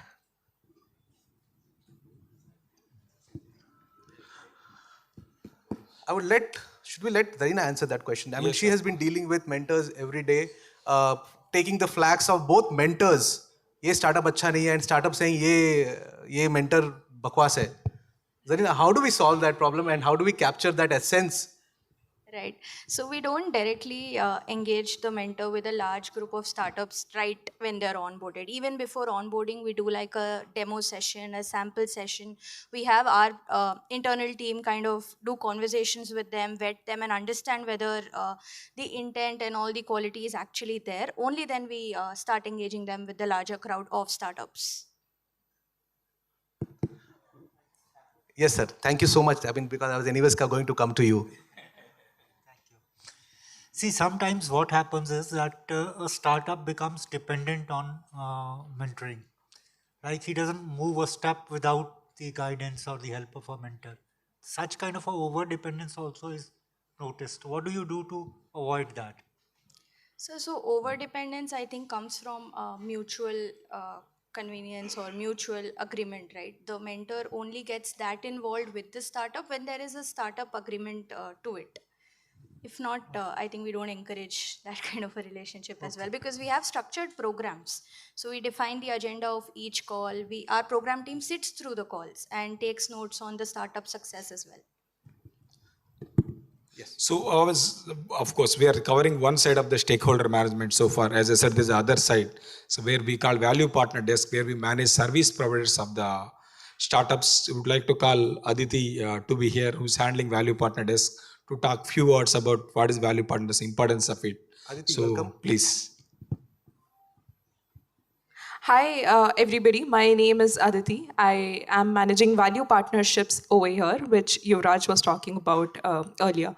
So before I start anything about this desk, I just would want to ask one question to everybody sitting here.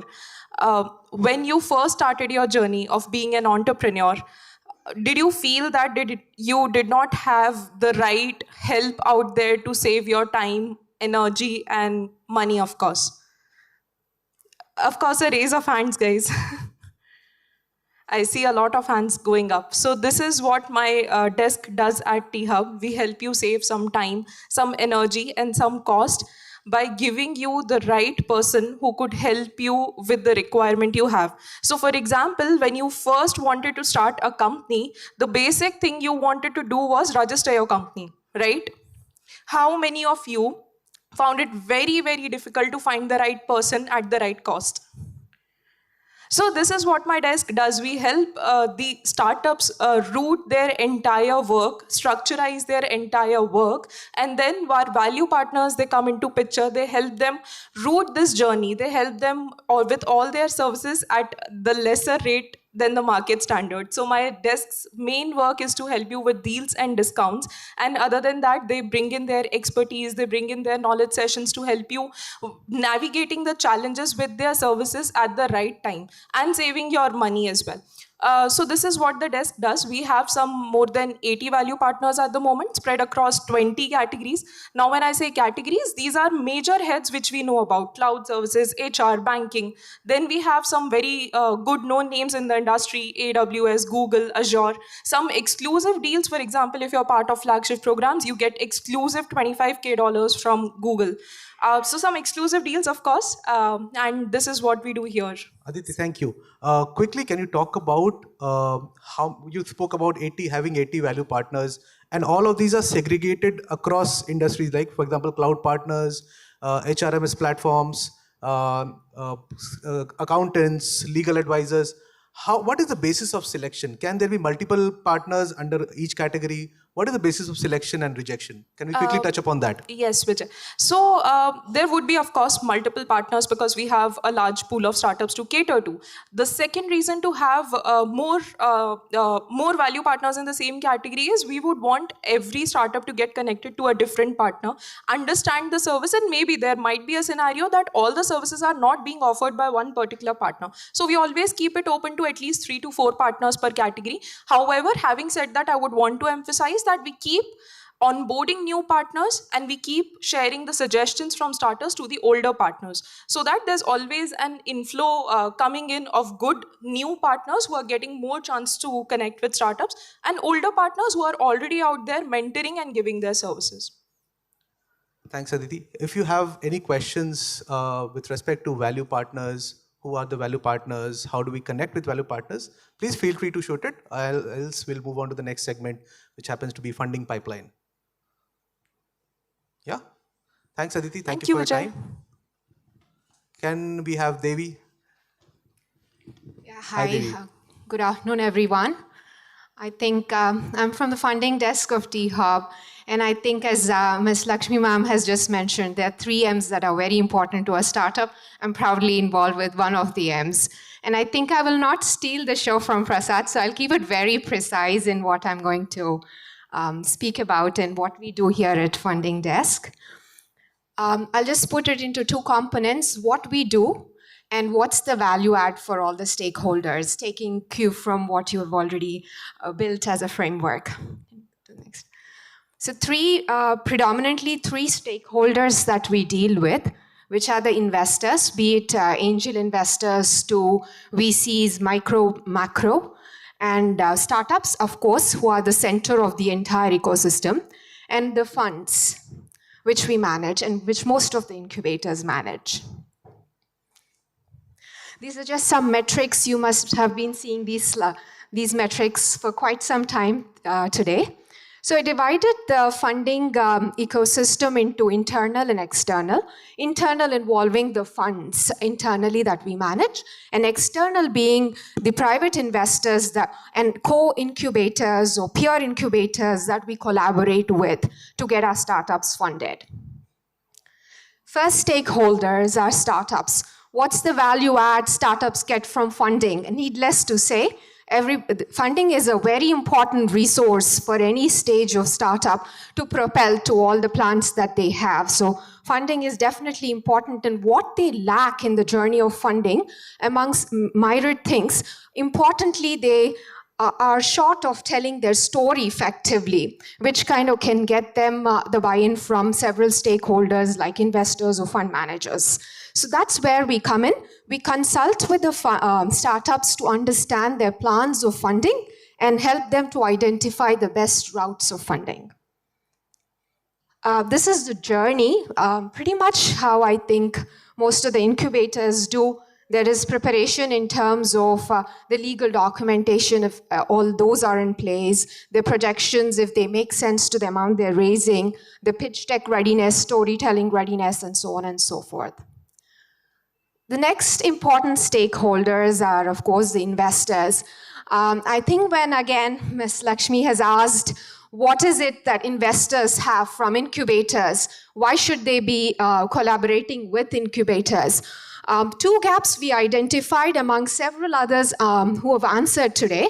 One is, of course, deal pipeline, needless to say, but they're also looking for a space analysis because the volume of startups that incubators see versus a pipeline of different kind of startups that come to individual VCs. I think they look at how we can analyze the space and understand the different trends in the space.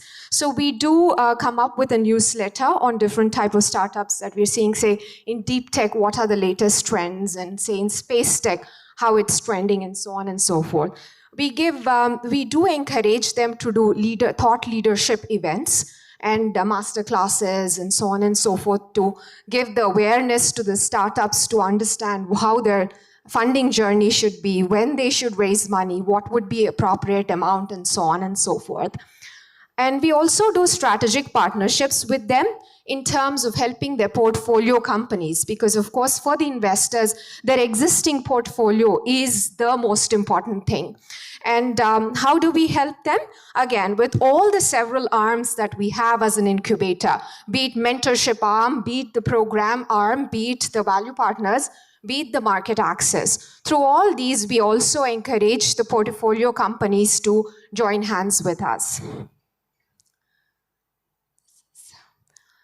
This is again the same thing about how we help portfolio startups with market access and further fundraising as well.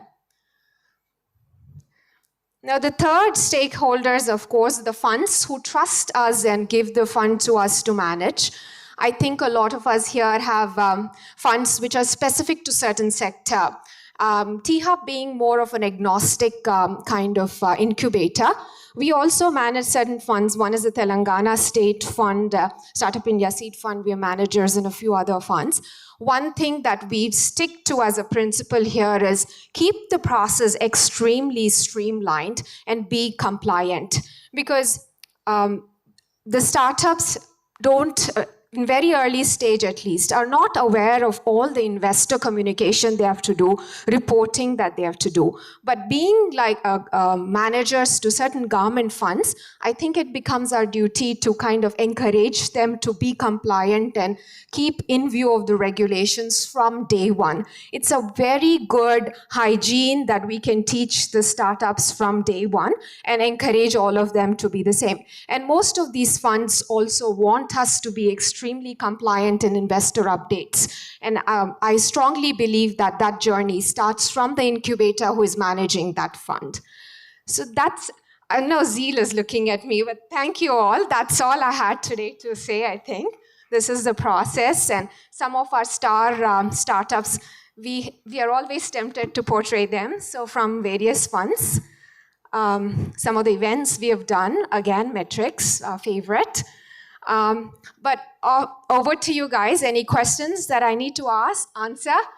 And Vijay, you have any questions as well? I have a question. Can startups outside of Hyderabad, can they raise funds through T-Hub? That is something that I would want you to talk about. Sure. I mean, great question. I mean, we've always, since the beginning of the event, we talked about collaboration. So we would love for startups anywhere in India to approach us. You don't have to be only in T-Hub through a program or through funding desk or mentor desk. We have individual departments that can help. So yes, any startup across India can leverage on the funding that we can provide. And we also love to collaborate with other incubators. So since Prasad is here, we have looked at several of signed startups, and I'm sure we are sending a lot of our startups there as well. So I think because every incubator has their specialization in terms of their selection criteria or what value add they can exclusively add. And there's no shying away from saying that, hey, this incubator is rich in biosciences. You will definitely benefit from going there. Or, you know, we are good in helping you with series kind of fundraising. So definitely collaborate with us on that. So that kind of collaboration, I think, is a foundation to mutually help one another and help startups in turn. And let's say, for example, I think a lot of us would have that question that if a startup, say in Madhya Pradesh, raises capital through T-Hub, is the incubator loses its affinity towards the startup? Or the question like, you know, is MyStartup or, you know, becomes a T-Hub startup or not? How do we sort that question? I think a lot of us have that question that, you know, how do we have that exchange of startups between incubators? Does something that come to your, you know, is there anything that you want to share on that? Yeah, sure. I mean, we've gone through stories where startups say, oh, I'm happy to come to your events and kind of attend sessions or so, but I want to be very careful in terms of marketing about me being a part of T-Hub. And when we dig in to see that why the inhibition is, it's really because they're not sure how that plays out. But most of the incubators, in fact, when we talk to them and say, hey, this is your startup, they came to us for, say, fundraising, we check in with them to see how they're doing. And because they know the startup better than we do because of the association for a longer duration. When we check with them, they're very open actually, and they say, I'm happy for the startup to be marketing that they're supported also by T-Hub. It doesn't matter. So I don't think the inhibition is from the incubators. It's mostly because the startup is not aware of this kind of collaboration. Thanks, Devi. We have any questions around whatever we spoke about? Anybody wants to like to share any thought? Yes, Sagar. So basically we are an incubator as well as an angel investment network, and I think we closely partner with T-Hub. What I would recommend actually incubators, those who are pure incubators, that please connect with angel networks or the VCs. And actually it's a very good collaboration to have. So just to add to the point what Devi mentioned, in fact, the angel networks are more than happy to take different kind of incubators because it helps them also to reach out to multiple communities actually. Thank you, sir. Thanks. Any other questions we have that we can get answered before we move? Yes, yes. Not a formal program as such, but funding certainly. IKP, various incubators, startups have come forth for either funding or again for a program and so on. If you have no other questions, we'll move on to the next segment. Any other thoughts? Okay. We'll move on to the next segment, which is building industry pipeline. Thank you, Devi. Thank you so much. I'd like to invite Vishnu, my colleague Vishnu from the Corporate Innovation Desk, to talk about how do we build at T-Hub. What we believe is how we can collaborate with corporates and create a strong market access and corporate innovation for the corporates and a market access opportunity for startups. Vishnu. Sorry, I didn't hear. You have to repeat the question. There's no question yet. You have to start. Cool. I don't want to, first of all, I don't want to bore you to death with a presentation. It can be more conversational in nature. I'm a senior manager of corporate innovation at T-Hub. What does that essentially mean is I keep interacting with corporates from India and from different parts of the world, understand what are they trying to do in terms of innovation, and see if T-Hub or for any incubator for that matter, to complement the journey. How do we do it? With the help of wide gamut of startups that we have. If this is not comfortable, I can use it. Am I audible? Cool. So this is nicely put by one of the professors called Henry William Cheshbro. What he tries to tell is, quote unquote, useful knowledge today is widely distributed, and no company, no matter how capable or big, can innovate effectively on its own. So it is extremely well summarized. Anything wrong? Anything wrong? So he tells about two things. We interchangeably use corporate innovation and then open innovation. I'll try to give a quick example of what both of those are. Corporate innovation is something a corporate does internally, innovate something internally using their R&D teams with hefty budgets that they have and the talent pool that they carry. So all the innovation that happens internally would be confined to those four walls. So innovation is kind of very confined and then restricted. On the other hand, open innovation is something you tap onto external networks of startups or various incubators like us, or industry bodies, and for that matter, even governments when you co-create something. The difference would be the later would get more access to talent pool, and they could possibly see something which they have not thought about in their last few years of existence. That is what he's trying to tell here. I just want to quick set the context and then move into maybe specifically corporate innovation, and then what T-Hub does. How do we build our industry pipeline? In a single line, how do I define this as from an incubator perspective? Corporate innovation helps us generate lion's share of our revenues to be self-sustained. Only solely running a startup programs or helping by startups, by definition, might not be a sustainable way of executing an incubator. That's why corporate innovation gives you lion's share of revenues. And what are some programs that we run at T-Hub from corporate innovation perspective? Corporates come to us because they always have this confusion of build versus buy. Should they build it internally because they have huge budgets, subject matter experts who charges them a bomb, good time, efforts, everything they would want. However, why do they have to reinvent the wheel when there is a startup who is already solving for them? Let's say I'm a HR tech business unit head. I have a problem in hiring. I'm taking 2 months to get a right candidate. How about I co-create something together with a HR tech startup who is already solving for it, and then reducing the time to at least half of it? I'm saving a lot of time, money, and efforts. So at T-Hub, corporate innovation team acts as an interface between the corporates and then startups, and then reduce the time to market. Time to market is of greater essence. For me to quote an example, I'm sure most of us sitting here would have heard of Instagram. I mean, some of us might be using as well. So Instagram started as a social media platform, and then over a period of time, it has turned out to be a influencer marketing platform. Now it is a direct selling platform. All of this morphing has been done without our attention, considering market insights and then customer insights. So the half-life of a product is hardly 6 to 8 months now.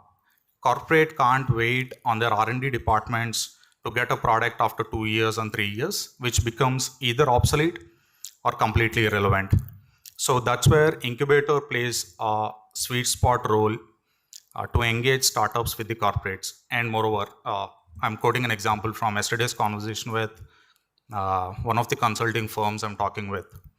They wanted to build incubator muscle internally by themselves, which is a great idea. We want to complement it. However, as an incubator, we have not just access of startups, but we have wider access of ecosystem entirely. You might be finding a startup by Googling it and then doing basic diligence. But incubator's expertise would come in place in understanding what is the startup's journey, what is the founder's composition, is he good enough to face a corporate and build a product at scale. All of these nuances are extremely important for a corporate to engage with startup. However, at this juncture, from various corporate interactions that I've had, they think they can do everything internally. So we as incubators should be thought leaders and then tell them what is our expertise and why do they have to rely on incubators like us, not just by giving startups, but also delivering proof of concepts within lesser time, because half-life is extremely important for corporates. These are some of the pointers I wanted to cover. I can get into a lot of details in corporate innovation, but we can make it more conversational if you have specific questions around it. Thanks, Vishnu. I think you had a PPT to run, but I had. Personally, I don't like PPTs, so I spoke. I can still give this PPT for you to consume. Says a guy who who spends 80% of his time giving presentations to corporates. That why they should partner with T-Hub on corporate innovation. All right, Vishnu, why should what is your what is the biggest challenge you face when you pitch to any corporate, and how do you kind of help them understand that build versus buy, or is buy collaborating with an incubator is more important than not doing all the stuff in house? Cool. This is a daily question with every interaction that I have with corporates. We can do it by ourselves. We have a great team. We have subject matter experts, all of that. However, they see all of this by sitting in closed door or glass walls. They see everything we have is enough and sufficient. So it is important for us to make them understand how did we solve these problems for his counterparts. Example, let's say we work with a tire manufacturer. We have solved some problem within 3 months for him by delivering a proof of concept by using a couple of startups. Imagine you go with a similar concept or tell him this is the impact that we have delivered, and then time to product is hardly 3 months. Obviously, it creates FOMO, fear of missing out, for another tire manufacturer. That is a good way of making him understand if his counterpart has got benefited out of some solution. I think he would at least wanted to explore, okay, I think it worked for example, Seat, it will work for MRF, so something like that. I mean, that is one way I tell them. You can't keep talking. Gyan is not something they would like, so you should always show some tangible outcomes. This is the time you're going to save. You need not have dedicated teams working on this, because as incubators, we should understand talking with corporates is not their business as usual. That is our business as usual. We talk with corporates, we talk with startups. That is our business as usual. We understand both the languages. Corporates, for all good reasons, they are bureaucratic. We should live with it. Startups, for all good reasons, they are more agile and they have more risk appetite. We should meet the middle ground. That's our role. So inbound, we understand, okay, there's a lot of visitors who come in, there are a lot of corporates who show inbound interest. But what about outbound, Vishnu? What it takes for you to know, how do you identify who could be a right corporate? What is the right time to approach them, and how do you approach them? So from T-Hub's perspective, around 50% of our clients would come inbound. They want to explore what do we do here. Like you all came here. Every day, my job is to keep talking to them. They want to understand what's happening in this big building. That is one way that we have. Second way, with the existing corporates that we have, we reach out to at least 5 to 10 counterparts. Like I was giving an example, tire manufacturer, you reach out to 9 other 10 or tire manufacturers. Tell them, what did you deliver? That's how you create that interest. It is a long process. Example, for a pharmacy company or a pharmaceutical company, personally, it took 2 years for me to convince them to get onboarded and then work with a startup. So that's how it is. There are clients who took 1 year, 1.5 years. But once they are onboarded, but make sure you keep giving them this flavor of startups now and then. It can't be always transactional in nature. Your startups would also need that face time. For a no-name startup, it is almost impossible to get 5 minutes or 10 minutes face time of a corporate. As incubators, it is our responsibility to do that. Followed by, you can always have business transactions over a period of time. That's why it is a longer process, but yeah. Thanks, Vishnu. I'll open up for questions if anybody has any questions. Yes. Thanks, Vishnu. This is Priyanka from CGLS Foundation. And Hey, taking hi. a cue from you, where you're talking about the value of giving the face time to the startups as well, and where you act as a conduit between the two. So in the background, what is the kind of, and this is probably a linkage to the previous session mentorship also as well. How do you really then prepare the startups so that they're prepared for the face time? And I think, and what's the frequency of it? How often? Because a proof of concept may hit the point. It's a trial and error basically. So what's the frequency when you know it's a sweet spot, and when do you retract basically? Thank you. Cool. So if you ask me frequency, it is a need-based conversation. Apart from that, from T-Hub's perspective, every month we run an event called Innovation Dialogue. Meaning, let's say we have 10 retail customers. We get all of these retail clients, corporates, and then we get 10 good retail startups. Example, manufacturing could be a use case for them, retail guys, logistics, supply chain, etc. We get all 10, maybe creamy layer or a cherry pick, for them to have conversations with them one-on-one. That's how you make them understand what kind of startups you carry, and then for them to have business transactions over a period of time. Yeah, that's what we do. Thanks, Vishnu, for touching upon that. Interestingly, folks, in the last 6 months, we have had 491 startups get connected with 93 corporates for any of the problems that they want to get solved, out of which 193 have been unique startups. And what that has translated into is that 10 POs, the purchase orders, have been issued, and many more conversations are on, NDAs have been signed already. So we kind of track this kind of engagement between startups and corporates. Also, you touched upon innovation dialogues. So we recently started that initiative where before 10 o'clock we invite, every morning before 10 o'clock we invite corporate leaders in different segments, HR tech, retail, prop tech, etc. And then invite the startups who are at a certain stage of maturity and kind of have a 10-minute interaction with each of the corporates there. So it solves multiple things there. One, the startups get a first hand of feedback or validation about the product that they're building. Two, if the corporate likes that product, they immediately get a second level meeting. So that's the whole idea of that particular meeting. Thank you. Thank you, Vishnu. Any other question that we can have it answered on building a quality pipeline for industry? IP is usually a big bone of contention on both sides, right? Earlier we used to talk about IP creation, then IP sharing, licensing, venture studio. Now people are talking about co-creation, venture builder model, multiple models. Maybe one or two examples on how you manage these conversations of IP. So one thing I want to tell, this is another question we get. It is extremely case-to-case basis. There might be products where a corporate wanted, let's say, I'll take a vague example. Let's say I'm a startup who's building a phone, which is a rectangular in shape. A corporate comes and then tells, Vishnu, you have already built a phone. Use same platform, same technology. Give me a circular phone now. So I have to use my existing technology IP and then build a product for him. It could be work for hire. I'll build a circular phone and then give it to him. This is one way. Second, I might be asked to build a completely different product, which might be a closest adjacency. Then IP might be belonging to a corporate. These are two usual scenarios. Apart from this, there are chances where corporate wanted to white label the startup's product. This is third. JVs could be done. Best case would be for startup, could be acquihire or acquisition completely. These are some of the forms. Not all of them, first two. Yeah. Thanks, Vishnu. One quick last question, then we'll move on to the next one.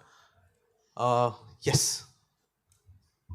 I do a very quick follow-up question. Is there any noticeable difference between, for example, say a product offering and a service offering in the approach? Like a proof of concept? So it depends on, whether you're trying to ask a startup to build a technology product or a hardware product. If it is hardware product, of course, the life cycle would be much longer. But if it is a software product or technology-oriented product, I don't think will take more than 3 to 6 months to deliver a POC, proof of concept. Yeah. If that answers. Sure. Thanks, Vishnu. Thank you so much. Folks, I believe this was... Thanks all. Thank you, Vishnu. Prasad, sir, for the felicitation, sir. See, I'm not missing it this time.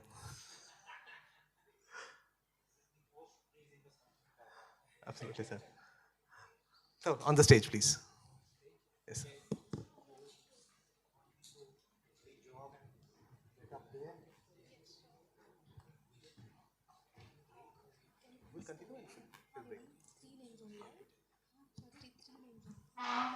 Can I have Devi, Zarina, Vishnu?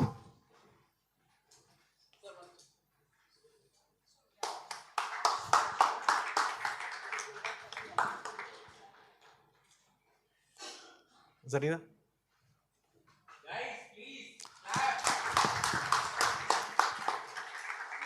Vishnu?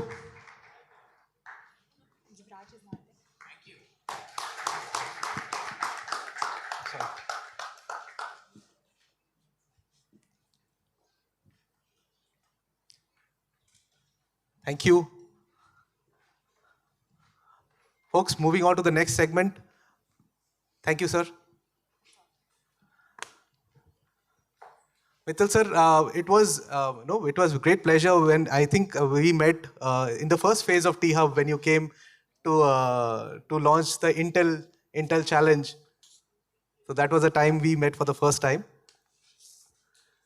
I would like to invite Prasad to take. Okay, guys, we are not going to take break because we are already running late, and then we are going to have a 6 o'clock AABI session. So today I'm going to cover management of grant and seed funding. That's what is the topic which has been given to me. But having said that, before starting the slides, I also don't like slides, but of course we have to discuss in slides only so that people will be able to relate it. What I want to know is what kind of a challenges you people are facing when managing grants and seed funding. So that I can, the main purpose of having this session, one is having collaboration. Second is how we can understand or learn from each other's mistake.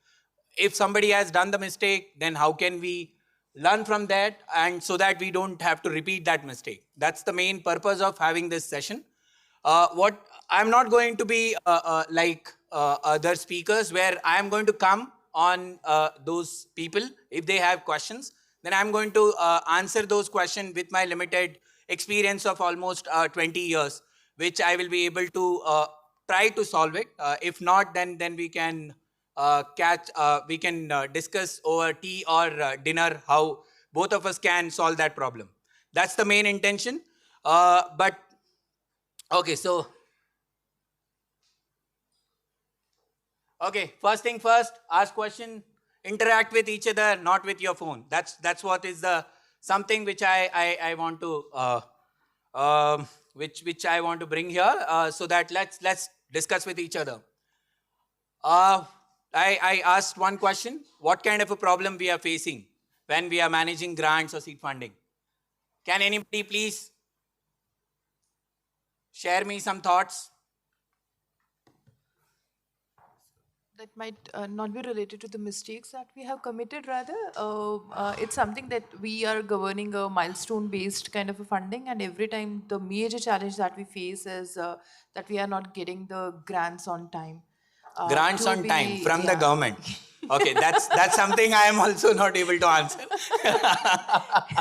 But having said that, I guess there are going to be a lot more changes in the government body. Body in the sense they are coming into this PFMS system.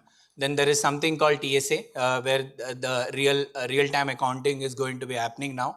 What I believe is that government is very cautious on those sides. And I do understand this kind of a problem everybody is facing. Some of the agencies we are already in talks, and they are solving those problems, and they have promised they are going to solve this problem by coming year or something. So we may have to wait till that time. But having said that, one important thing what we have to map is that when are we getting the money, and how are we mapping the milestones. Once we track the milestones, once we get to know how the startups are going to be achieving those milestones, we should also be a little proactive. We should not sit till the end where funding is not there and then we are reaching out to the government. Our approach should be a little proactive, not the reactive. That's what I believe we can solve that. By the way, at Sign we have managed close to 25 projects of governments, and some of the projects are grants as well as seed funding. We are able to give the funding to startups on time. I don't know why, but we are able to do that. We timed our activities such a way so that we will not get into that trap at all. One is if we don't have money, we don't open a call for application. That's something we don't do. And at the same time, whenever we have a grant, once we earmark the grant, we don't give that grant to anyone else. That's why we are able to match those timing, and we are able to solve those problems. I guess some of the people can have those kind of an approach to solve that kind of a problem. Yeah. So Prasad, I have a very, very different question, which probably most of the people here don't have, but I think it's important to think. I just recently attended the secretary from DPIIT who was there in Ahmedabad for Startup India Seed Fund scheme actually, because they are planning now the next tranche.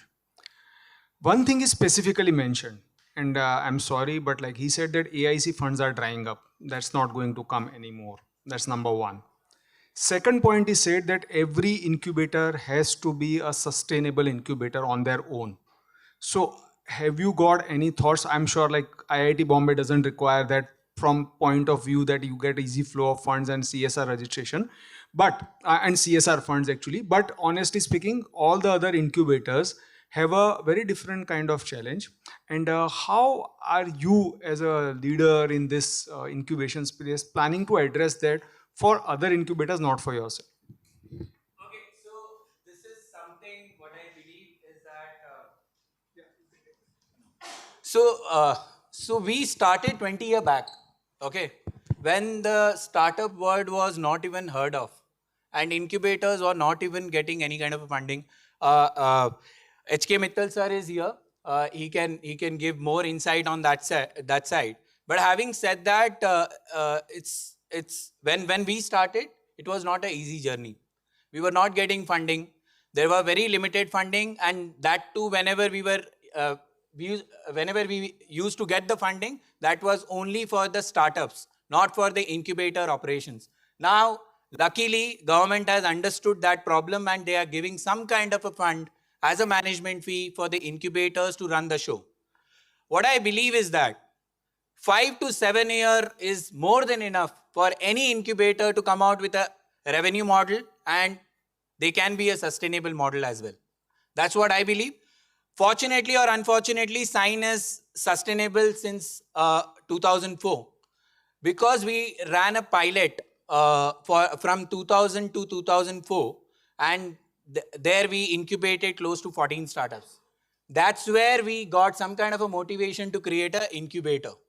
And we approached DST to give some kind of a funding to us. But we are happy to say we never took that money because we are able to get that funding from IIT Bombay to run the show.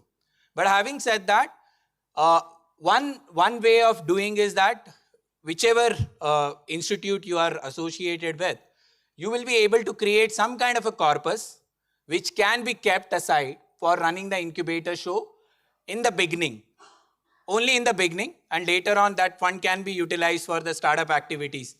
Second is that there are so many schemes available in the government which is there for the incubator to manage startup as well as manage incubators. There are seed funding schemes, there are grant schemes. Everywhere you are having some kind of a management fee. That is second thing. Third thing, what kind of a value proposition you are bringing for the startups? For that, startups are getting incubated with you. That is the third piece, and which is the important piece. Why you are in existence. If you are an incubator, what is your value proposition for the startups? If they are coming to your incubator, what extra you are giving? If you are not giving anything, then don't expect anything from them. That's very clear, right? So that's something we have to answer. And if we have that zeal to go forward and create some kind of a value and create some kind of a value for the startup, first we have to ask that question to ourselves. What additional thing we are bringing to that startup? So having said that, at Sign level, what we do, I was not supposed to carry Sign slides, but I'm just... Okay, so what we offer, this is something which is out of the topic, but what we offer, one is infrastructure, everybody has it. I'm not going to talk about that. But having said that, just see the additional points what we are bringing. We have some kind of a 200 plus mentors. These are active mentors. I'm talking about active mentors. I'm not talking about inactive mentors. We may be having a database of more than 2000 plus, but I'm not going to talk about that. What I'm saying is that 200 plus mentors, how we are engaging. We talked about mentor creation, mentor industry creation. Those things are very important. As an incubator, if we are not able to create a value for the startup, we do take equity, we do take revenue sharing, we do take rental. For all the support or all the value addition what we create for the startup, we are taking that equity, revenue and the rental. And I guess I don't know whether we are the first one to start the equity, but having said that, we are able to do that. We are sustaining on the basis of equity, revenue and the rental model. And how we do it, one is infrastructure, second is funding, third is mentoring, services, international programs, networking, visibility, manufacturing connects. I guess everybody knows the piece of what incubator has to do. We have to just do it. And how we are going to do it? By collaboration. If something is not in your institute or in your incubator, how you can collaborate with another incubator where you will be getting those facilities or getting those mentoring, where you can have co-incubation model. We talked about that, right? Something called co-incubation we started in, I guess, way back, maybe 10 years back, and we are doing co-incubation with multiple incubators. And we are happy to help other incubators, and we are mentoring. And in fact, I am mentoring many of the incubators as well as startups. That's a different story. But having said that, if somebody is coming forward and they are facing some kind of a problem, we are there to help. At a ISBA level, that we are the body to help all other incubators if they are facing some problems. So, sorry Prasad, I'm just adding a point here. So, I represent Jito. We already have a co-incubation with Sign actually, and we use your facilities also when required. In fact, the reason why I asked you the question, because we are self-sustained. Okay. From second year of operation as a pure incubator, and we are self-sustained. The reason why I'm asking you, because SIFS is coming down very strictly and telling that even this management fee of 5% they give right now is going to get abolished very soon actually. But do we have to depend on only one Exactly, fund? no. So, no, question is whether should we dependent on fund itself. That is another question actually.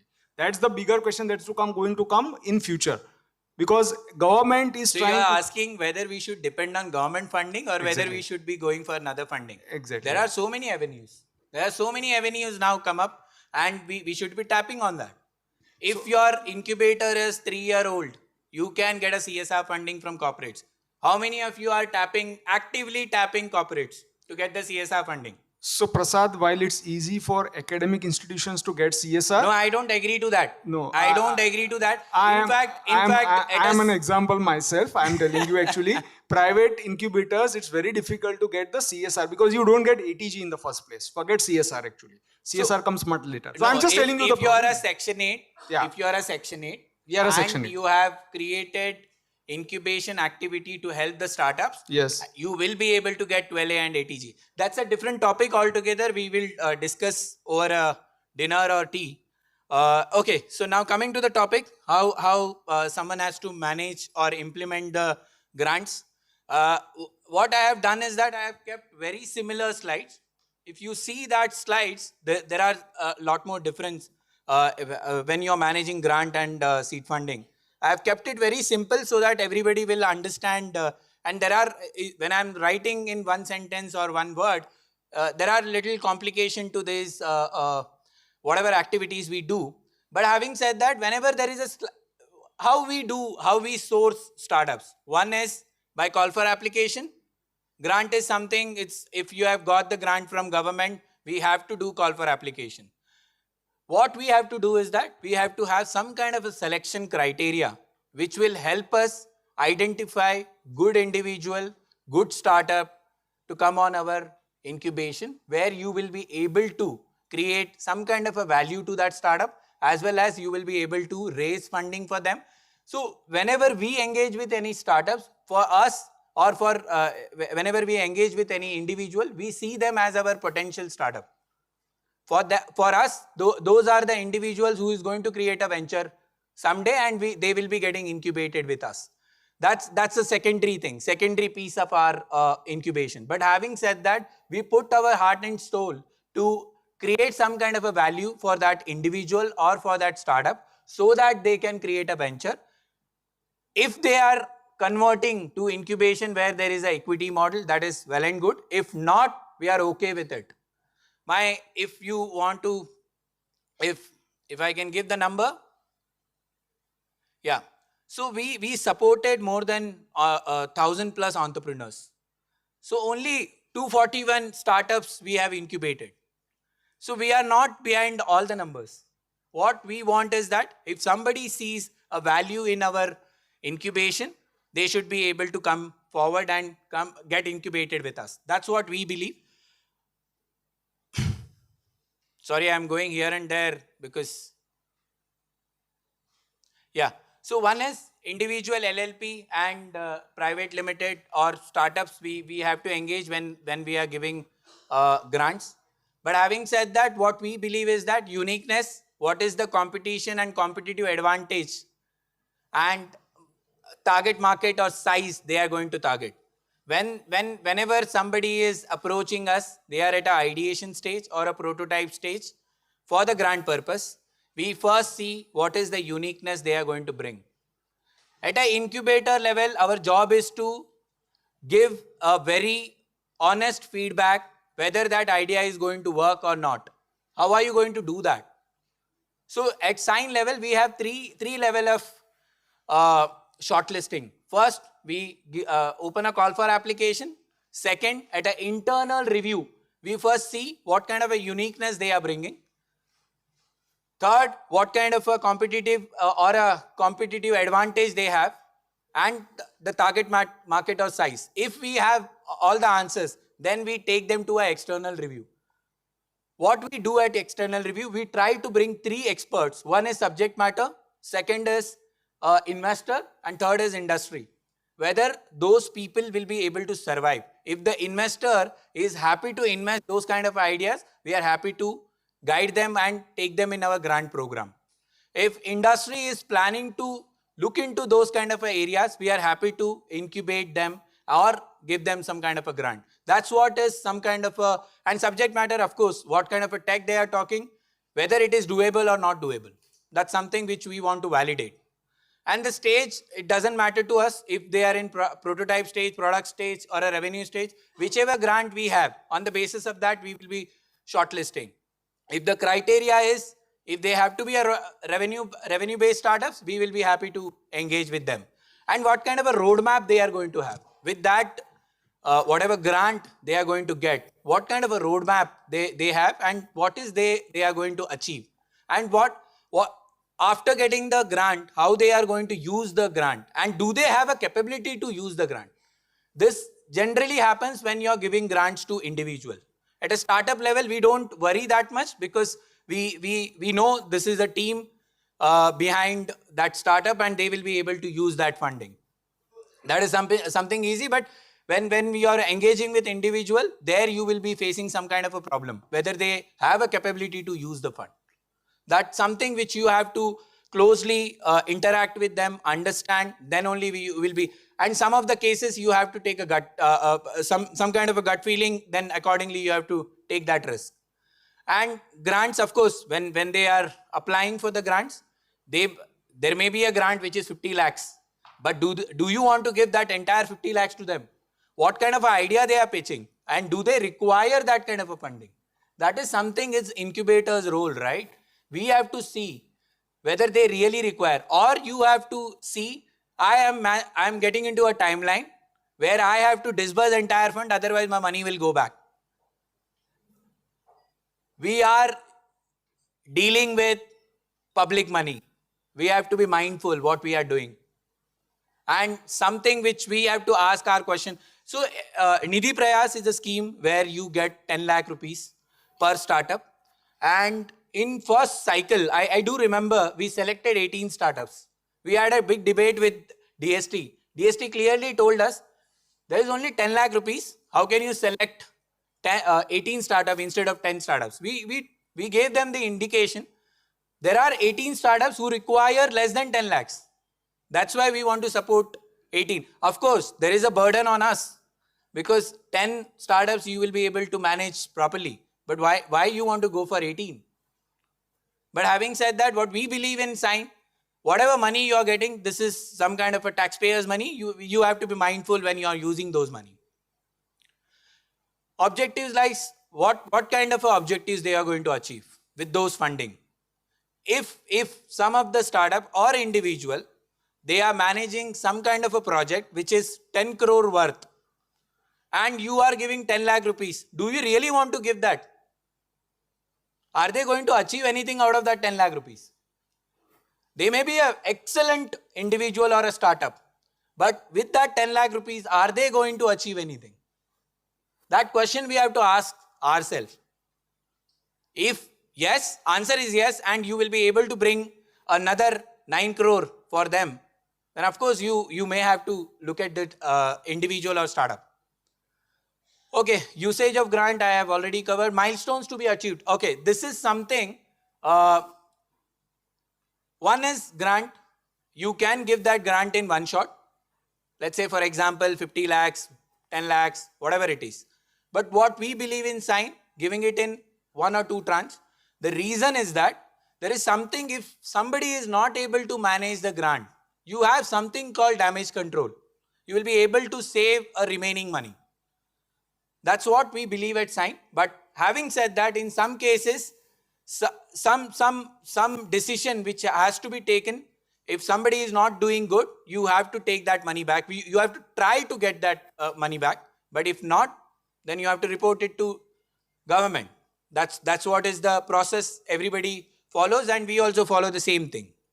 And after giving grants, do you have to guide them, connecting them, or engage with them for any other funding? Of course, you have to. Because as an incubator, our role is not only giving grant, even if they are not your incubatee, but your job is to support that startup. And that is where the value addition part comes. What kind of a value addition you are able to bring? If you are able to bring those value addition, of course they will be happy to get incubated with you. Okay, the process I already talked about. One is grant committee, what we generally have. One is internal as well as external. External, I talked about what kind of a party we have to involve. And third thing is that legally vetted document. And these are available on Sign website. If you want, you can get that thing. Also, we are trying to put it on our ISBA platform as well, where you will be able to get those kind of agreements. Those are going to be indicative agreements, which may have to be changed as per your requirement. Okay, the monitoring on the basis of milestone. Of course, whatever milestones they have given, you have to track them on the basis of milestone, how they are achieving those milestones, whether they are lacking or whether they are requiring some kind of a support to achieve those milestones. Then the quarterly, half-yearly review depends. It depends on program to program. Some of the programs are 6 months. You have to achieve those milestones within 6 months. If not, some of the programs are 18 months and all that thing, where you have to have a quarterly and half-yearly kind of a monitoring process. Connection to mentors, investors and industry, which we talked about. And I believe whether you are giving investment or whether you are giving grants, you should be able to do that thing as an incubator. Usage of fund through UCSC. I guess there is a format which has been given by government, which we believe we have to follow that, and that has to be CA certified. Because if you are dealing with hundreds of startups, every startup you will not be able to check their accounts. How are you going to check their accounts? So one way of doing is that you ask them to verify their UCSC through their CA. And now there is CA is accountable, right? He has to check that thing, he has to validate that thing, then the UCSC will be given to the incubators. The reporting to stakeholders, I guess Vijay's team touched upon. There are multiple tools available in the market now, and there is multiple players. There is Sachi Connect, there is Incubate, there are multiple other tools where you will be able to take the subscription and you will be able to, one is onboarding, second is monitoring, third is tracking the life cycle of that startup. Be it grants, be it seed funding, you have to do the tracking of that startup. Accordingly, you will be able to give those numbers to stakeholders, be it government, be it any other stakeholders, even the corporates. Average timeline, what I believe, if you are managing a grant, it should be somewhere between 2 months max. Why I am saying that? One is 3 to 4 weeks of call for application and 2 weeks of scrutiny and shortlisting, 2 weeks of grant agreement formalities, disbursement, that's it. That's the maximum time one incubator should be taking if they are managing any grant. Any question?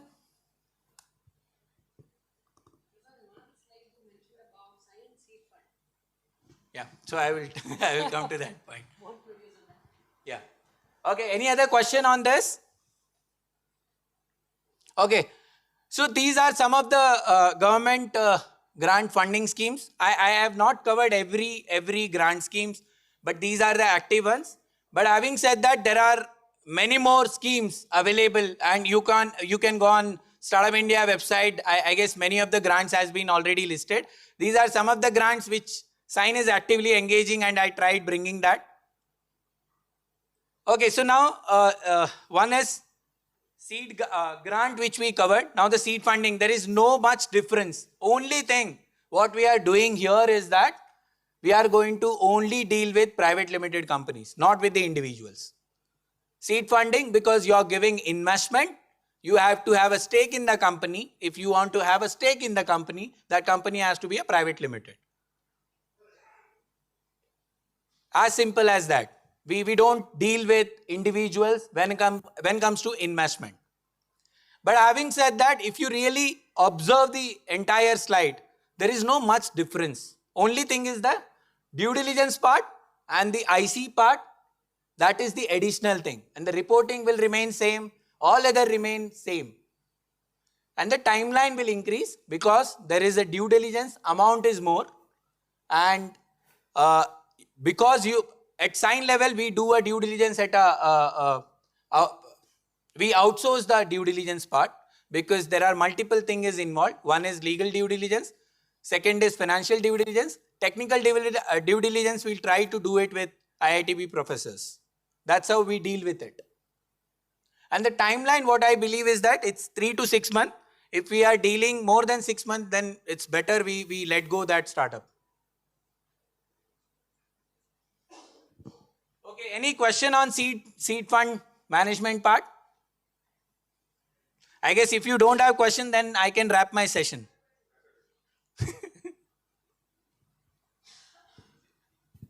It's not linked to seed fund, but it's linked to, let's say we have funded this startup under some government scheme. Now the procurement, which procurement policy are we going to follow for the startup to procure the equipment or, any accessories? This is out of syllabus question for me. It's a tough question and I've been looking for answer. I guess there is already a template which is already available, which is called GFR 2017. Exactly. And there is some kind of a procurement which is already listed. But my question is, once the funding has been granted to the startup is a private limited But company. startup, they don't have to follow this They GFR. don't have to. So my question, but the government, enforces. They want I us. don't think so. Nowhere it is written. Nowhere, no policy, no sanction order which says when that. you do your UCSC, they would ask for when you funded the startup and how was the Ma'am, procurement done. I have to check which fund you are talking about, which sanction order and which I'm talking about UCSC DST which has funds written. only. DST funds. Okay, so we will take this offline. All right, no worries. Yeah, thank you. Okay. Any other question on seed grant or seed funding?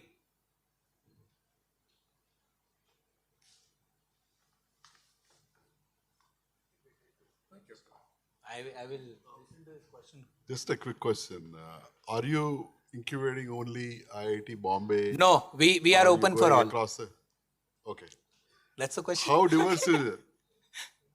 Sorry? How diverse is it? Like in terms of geographically, are the companies I coming have from? not done that, but having said that, we tried covering startups from Kashmir to Kanyakumari, east, west. I guess all. Why would you sell? Why would they select Sign versus T-Hub, for instance? That is a very tricky question. We can have this discussion over dinner. Sure. Thank you.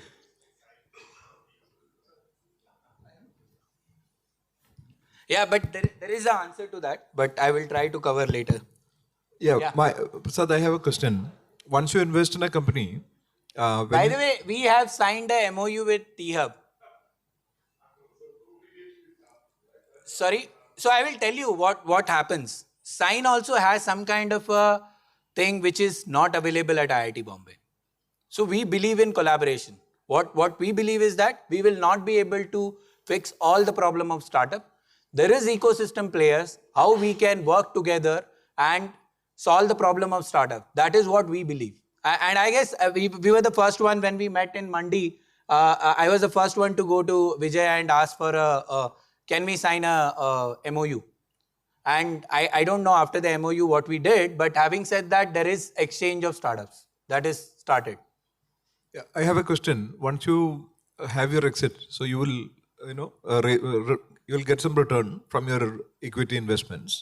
Mm-hmm. So do you create that as a pool for reinvestment? I mean, do Sign have own funds to invest? Yes. We do have that. That is called Sign Seed Fund. Okay. So I will tell you there are two things. One is Sign do take a equity when we incubate. When we incubate and when we get a return, we don't distribute that. It goes into our Sign pool where we do a funding. That is one part of that. Second, wherever we do a seed funding, there is a mandate from the government how we can utilize that fund once we get the return. It is there in the government mandate how we can utilize. Some of the portion, some agency asks return. For example, I can vouch for DST. DST never asks money return, right? What they say is that whatever return you get, you have to plow back and you have to reinvest in startups. And I guess it is already well defined and I don't want to answer anything else on that. But having said that, at Sign level, whatever investment we do, some of the part goes into our pool. We call it as Sign Seed Fund where we do investment. Yeah.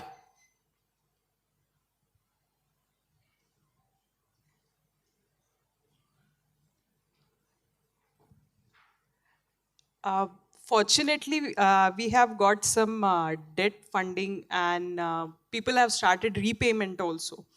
I just need to continue the consistency of repayment. I mean, I want to ensure that this happens continually. Because yeah, ma'am, what I believe is that many of the government agencies are not encouraging now loan, if I'm not wrong.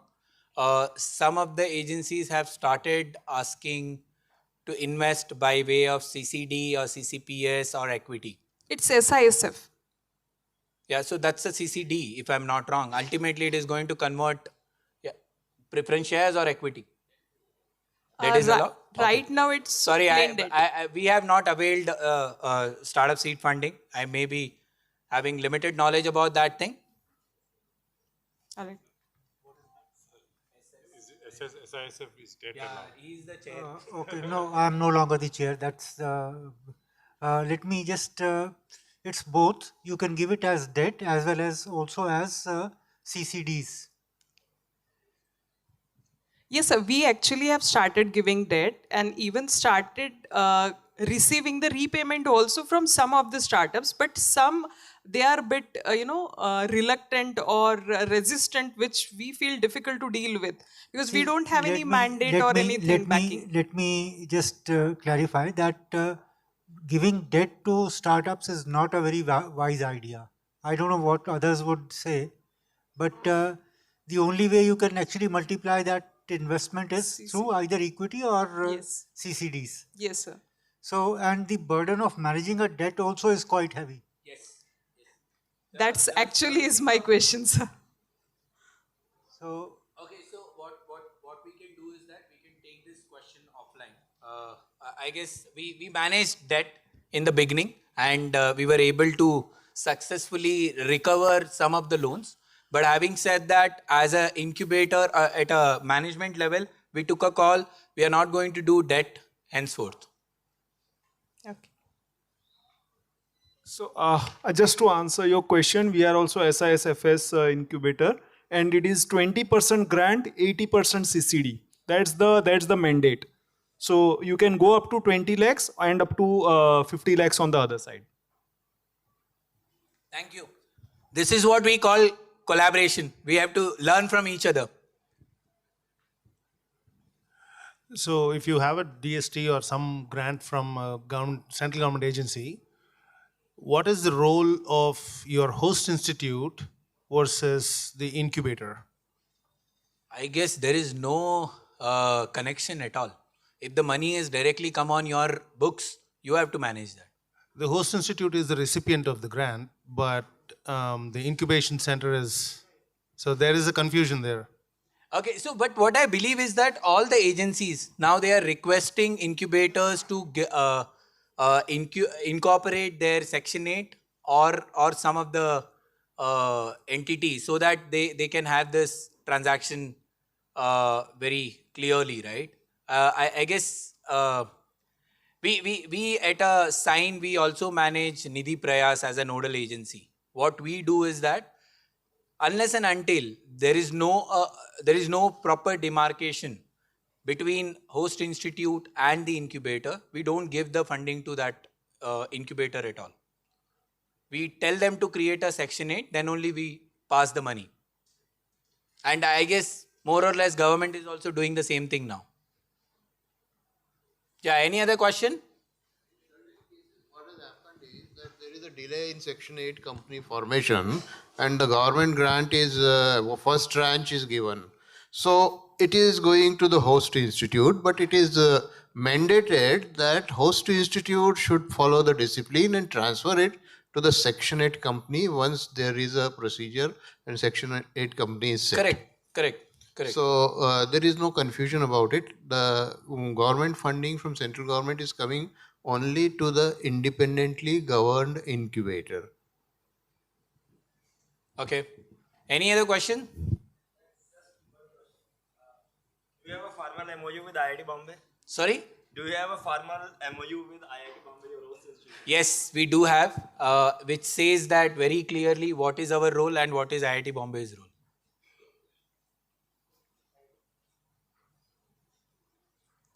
I guess any incubators to run successfully, you have to have a backing of host institute. And when I am saying backing, there has to be a proper roles and responsibility. What is the role of host institute and what is the role of incubator? And I guess if you have that clearly put on some kind of a document, and there will be no conflicts. Yeah, any other question? Just one question.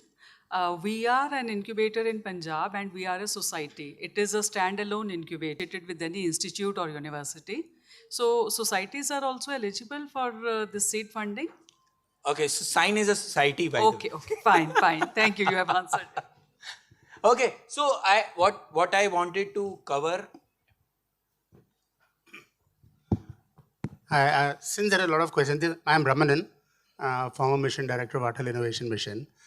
There seem to be a lot of questions on the role of the host institution versus the incubator. The whole idea of the incubator, setting up the incubator, was to set it up in a host institution.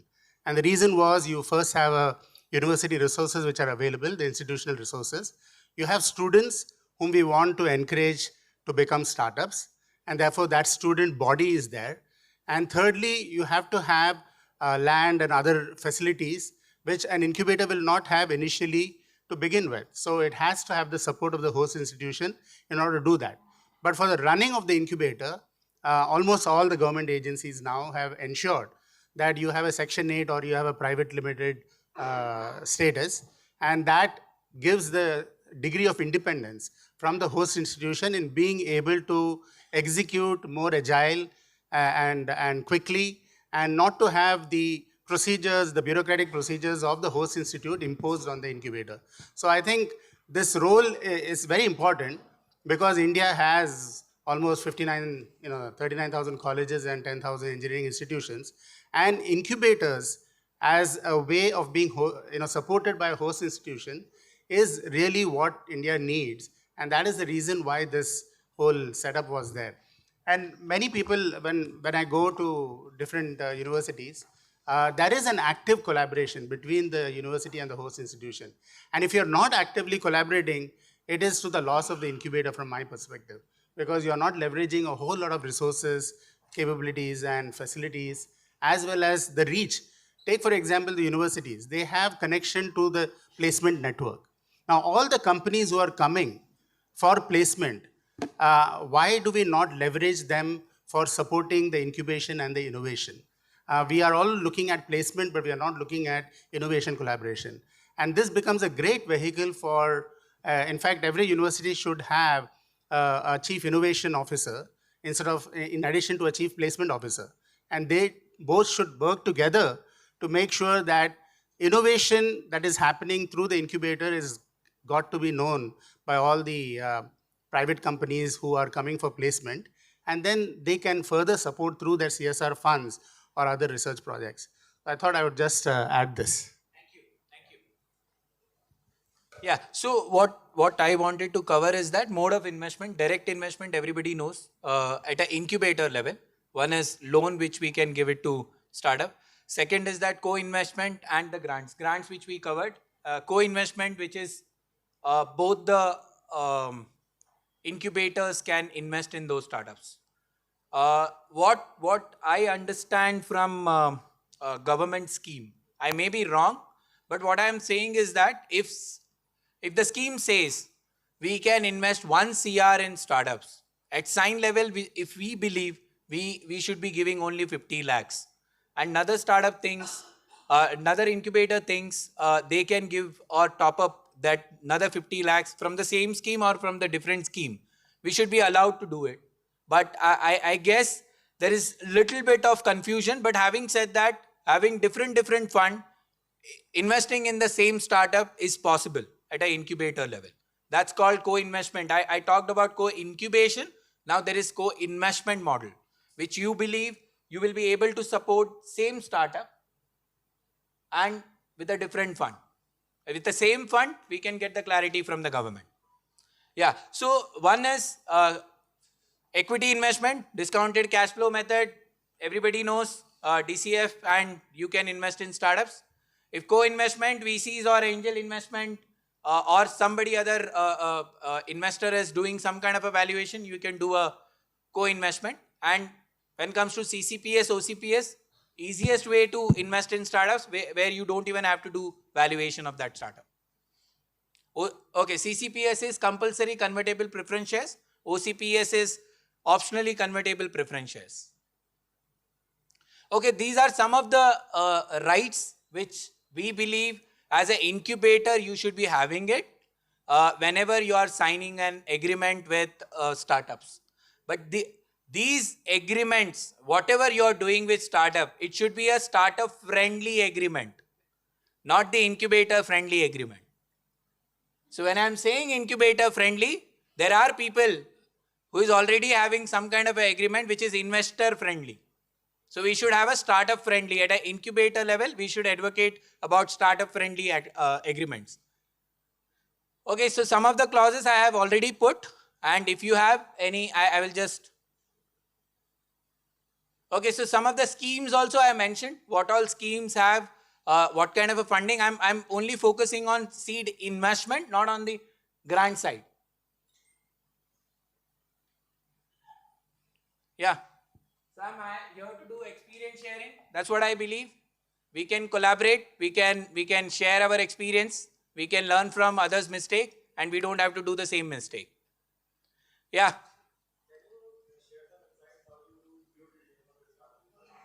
Okay, so I guess I have covered that. But having said that, whenever we do due diligence, there is internal review, external review, which we do. That is our own set of due diligence.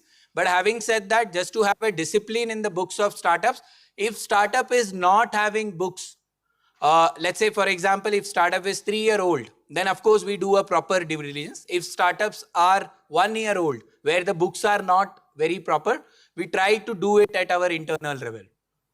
By the way, I come from a finance background as well as some bit of legal knowledge. That's why it is easy to do it. But having said that, you should have in your team some kind of a capability who can do that thing. But having said that, there are people, there are service providers who are happy to do those kind of a due diligence.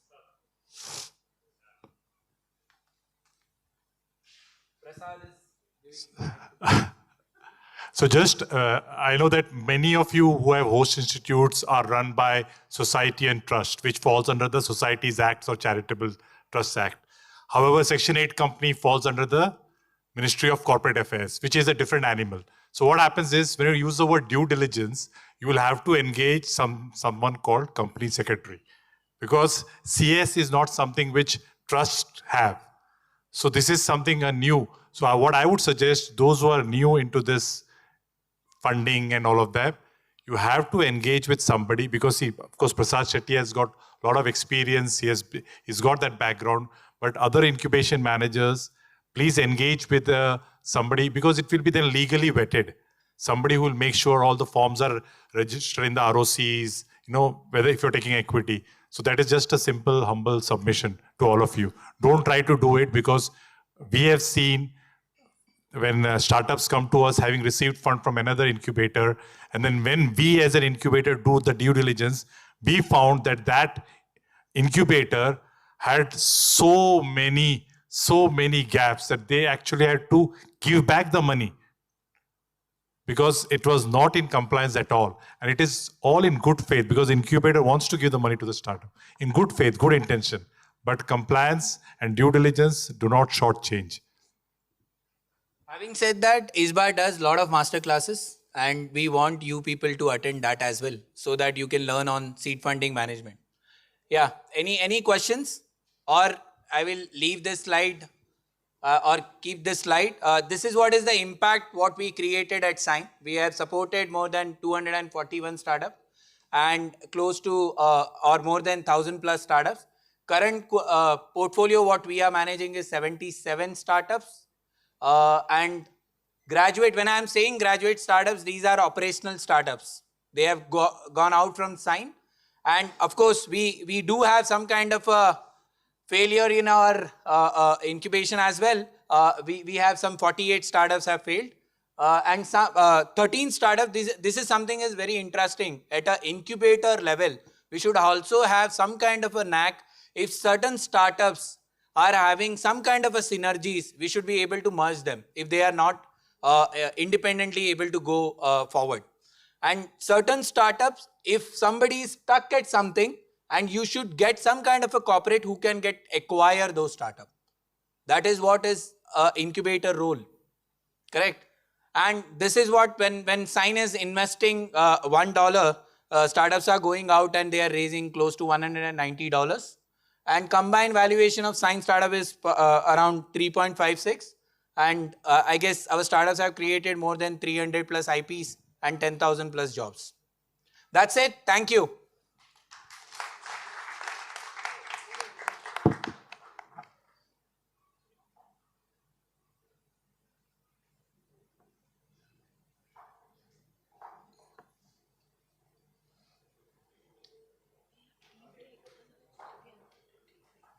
Felicitation.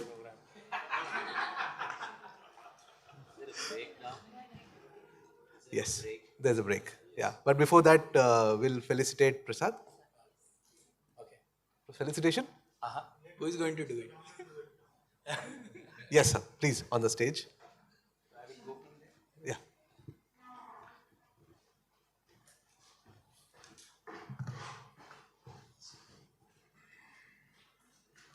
Folks, a big round of applause for Prasad Shetty for delivering a very meaningful lecture. Thank you, Prasad.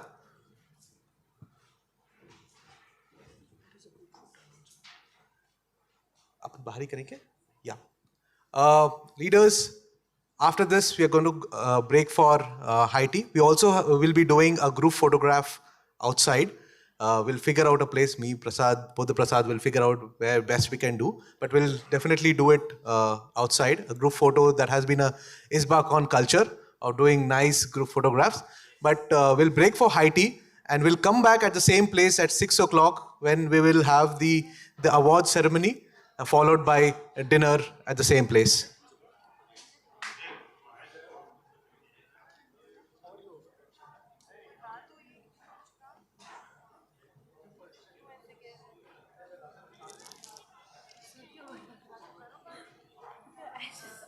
I noted some things, I didn't want to lose it. planning on carrying the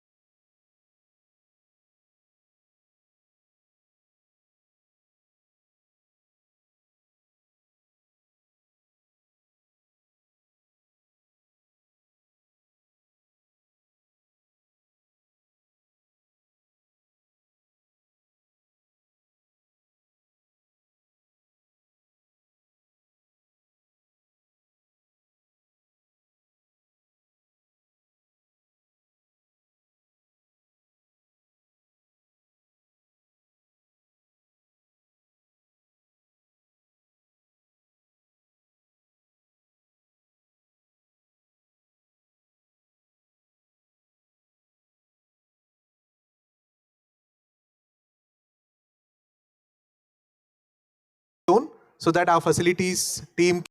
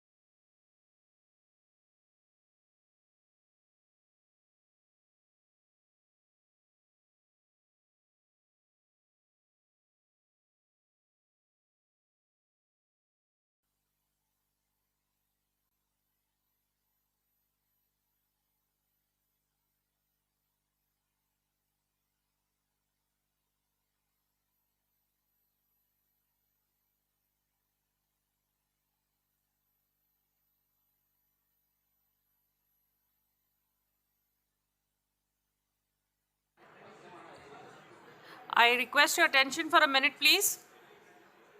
नहीं आ रहा है?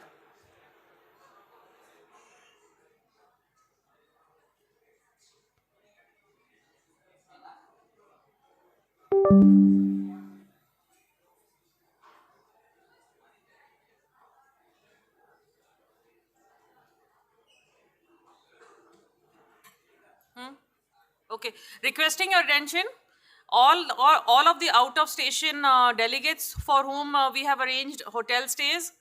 Everyone here?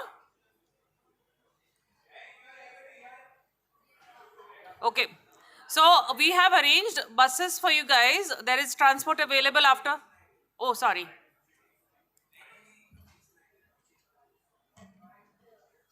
नीचे करूं?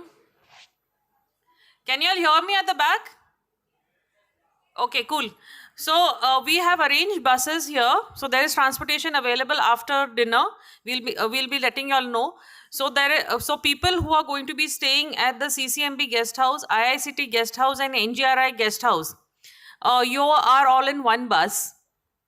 Okay, please coordinate with me and Jarusha. We are all here along with the ISBA team.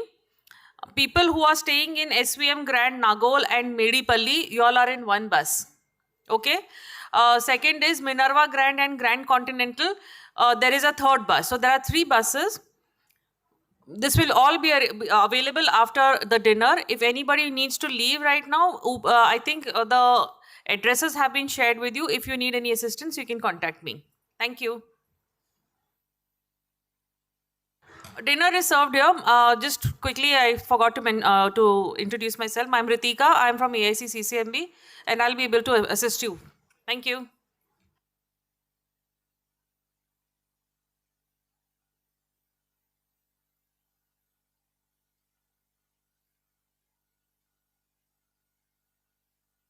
Recording in progress.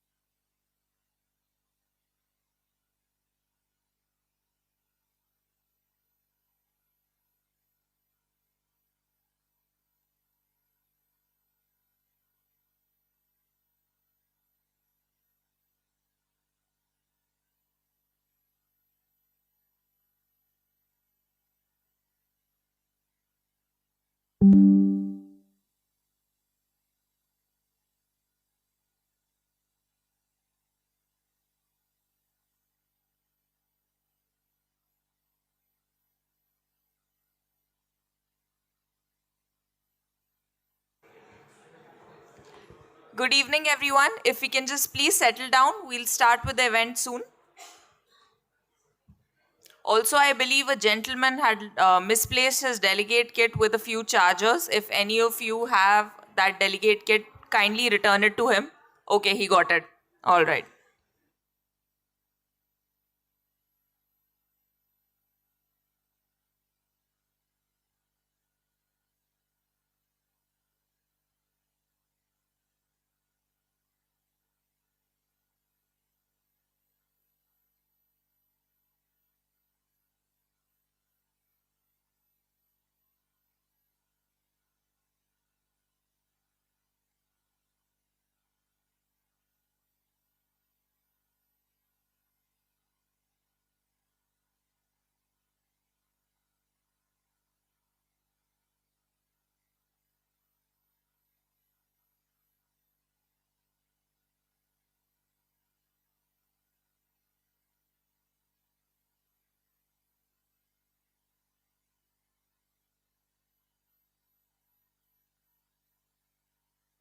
Guys, please settle down in your respective seats.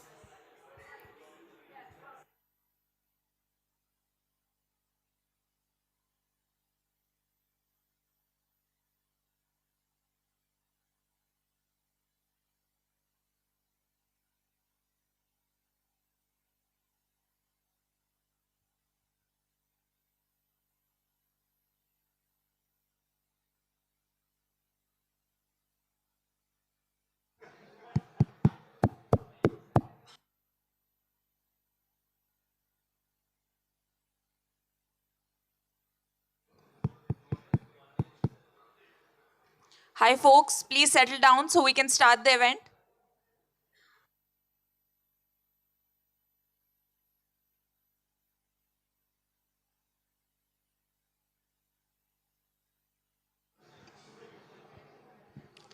Distinguished guests, innovators, and entrepreneurs, a very good evening to all of you and a very warm welcome to T-Hub yet again.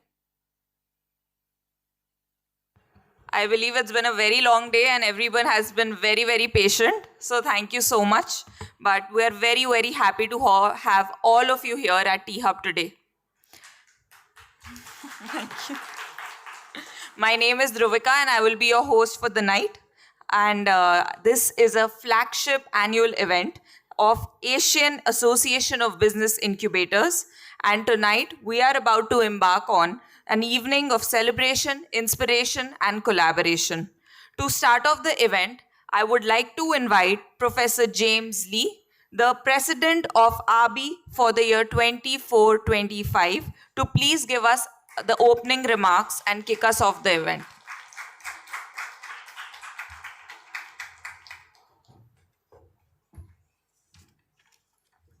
Wow, so many people coming. Thank you so much. Good evening. It's my big honor and a great pleasure to welcome all of you to today's big event, 2024 AABI, more, okay, AABI Summit and the award ceremony. Wow, so actually we just finished the General Assembly meeting, whole the afternoon, about 3 hours. So my voice is a little bit gone, so please understand of that. Usually, a lot of people interested in who am I, right? So my name is James Kwang Lee. Actually, I'm the professor of Dongguk University. My major is the food science technology. But since 2007 until now, over 17 years, I have worked on the startup support Recording in progress. Startup support systems. So right now, since this year, I have been working as the president of AABI, as well as the KOBIA, Korean Business Incubation Association. I have worked president from the 2002. Okay, so today, T-Hub, when I first met in here, I was big impressed. so many young people gathered, especially even the lunch time, too many people want to the work, final work in the all around this building. This is big shock to me. So actually this is our new era of our business incubation as well as a startup, especially in the region of Asia. What do you think about what is the biggest transition point of the whole world? I think the 18th century, the first industrial revolution. Through the first industrial revolution, the whole world divided into two parts. The major one is the well-developed one, and the minor one is the underdeveloping. So only one Asian country to take the IR Industrial Revolution train. As all of you understand, that is Japan. But the other country, due to that event, over 200 years, we have been underdeveloping. But since 2000, the time was changed. A lot of Asian countries, including India, China, South Korea, and the other whole AABI, our members, working so hard. And now I'm definitely declare it's time to change, to take the lead in terms of the business incubation model as well as a startup. So today, after watching a lot of you joining this ceremony, I'm very assuring in the future, our time is coming up. So once again, thank you for joining tonight. I wish you all the productive and enjoyable evening. And in our afternoon GA meeting, so next year, this event will be Indonesia. So see you, big applause. And lastly, really appreciate ISBA members and crews, as well as even though not joining the Insight, the Shanghai, the AABI members, crew members is very well prepared. Thank you so much.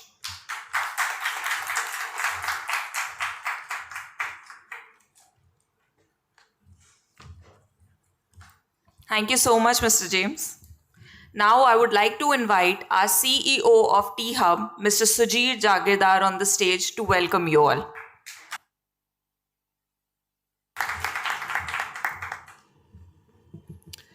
So good evening and a warm welcome to T-Hub. In fact, gives me immense pleasure to actually welcome the delegates from Asian Association of Business Incubators for this particular summit and awards 2024. Professor James, a warm welcome to you. Thank you for gracing the occasion. We also have dignitaries like Ms. Suipa. I hope I got the name right. Thank you for being here. And I understand Ms. Selina, who's the AABI Vice President, is online. I hope, Ms. Selina, you're able to hear me. A warm welcome to you. And Irene, who is the, I understand, AABI Secretary. Also, it gives me immense pleasure to have Mr. Suresh here. Thank you very much for all the collaboration, all the hard work that yourself and your team has put in, the ISBA team, for making this an event to remember.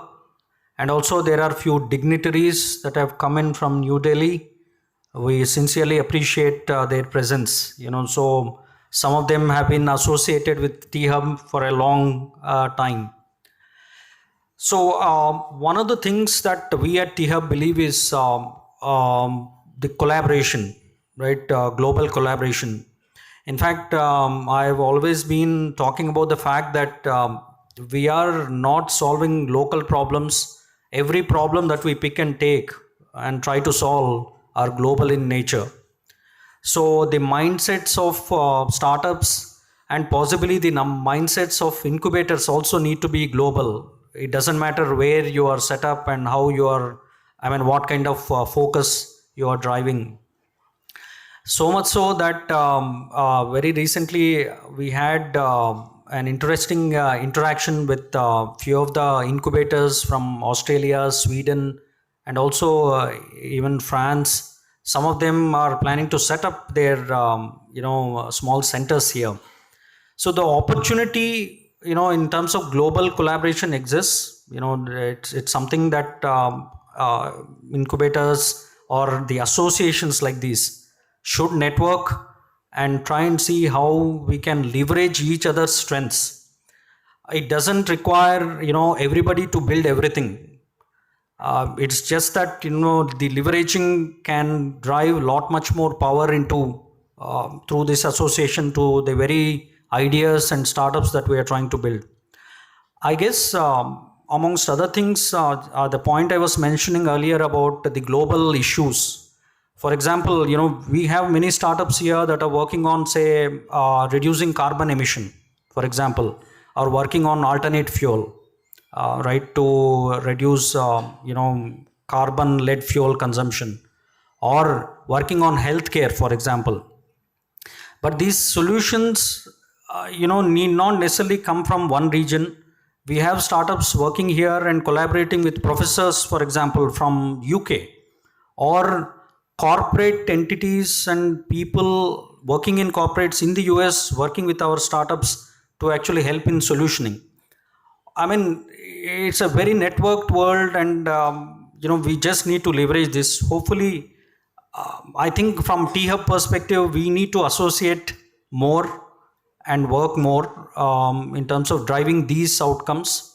So I personally take this opportunity to see how we can build stronger ties and drive greater outcomes. So once again, like Dhruvika was saying, enjoy the night. It's a great opportunity. The next 2 days, I think, are going to be even more intense, hopefully, and a lot of takeaways for all of you. So all the best, and I'll see you tomorrow morning as well. Thank you.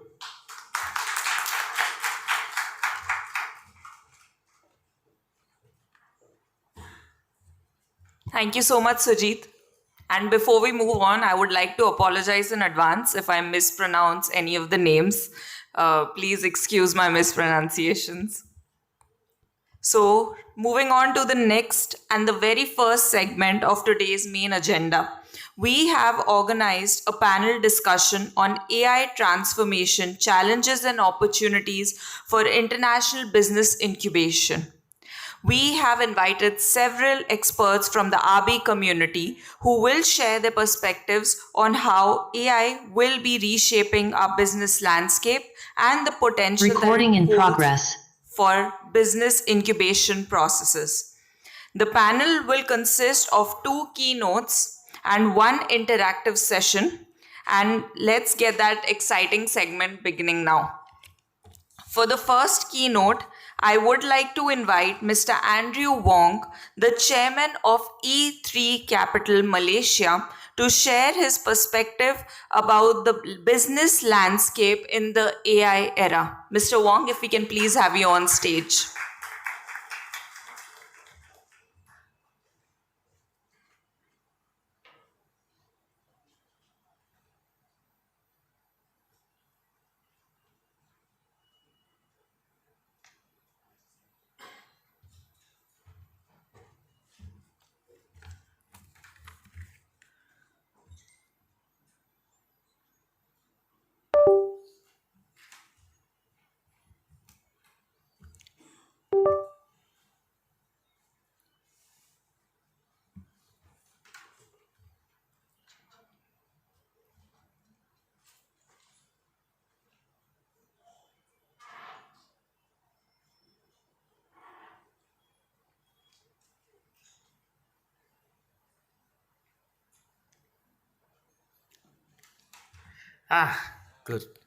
Good evening, everyone. First of all, thank you very much for inviting me to deliver the first keynote. thanks AABI, of course ISBA, and of course the most wonderful organizing committee in T-Hub. It has been a pleasant day for all of us, especially those who are attending the AABI General Assembly. So, when I was asked to give a keynote about AI, guess what was the first thing I did? Anyone? So I asked ChatGPT. So I asked ChatGPT and said, what should I be saying? So welcome to the era of AI. So I'm deeply honored to take this opportunity to keynote this session, particularly because this is a very, very exciting era, very transformative.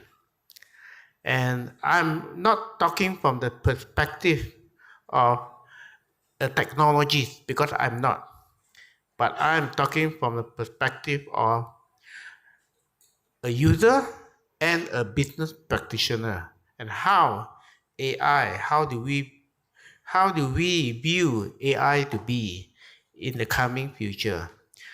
So as Trudeau says, the Prime Minister of Canada mentioned, the pace of change is accelerating, and nowhere is more evident than in AI impact on the business landscape. I believe it's very true today. It is very, very relevant, because this is actually a mega trend. 25 years ago, Bill Gates wrote in his book in the 1990s, Business at the Speed of Thought. And this is he discussed how business and technology are integrated. We started to see that, right? The birth of the internet coming in, and of course countries like Malaysia, India were actually rushing through to have that kind of, aside from USA, the kind of technology dominant. But AI is entirely a different ballgame. It is disruptive. It's a disruption.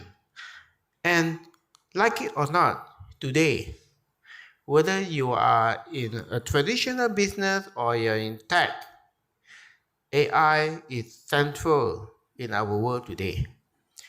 We can't avoid that. But of course, we can embrace it, right?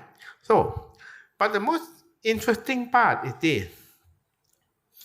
AI actually moving on.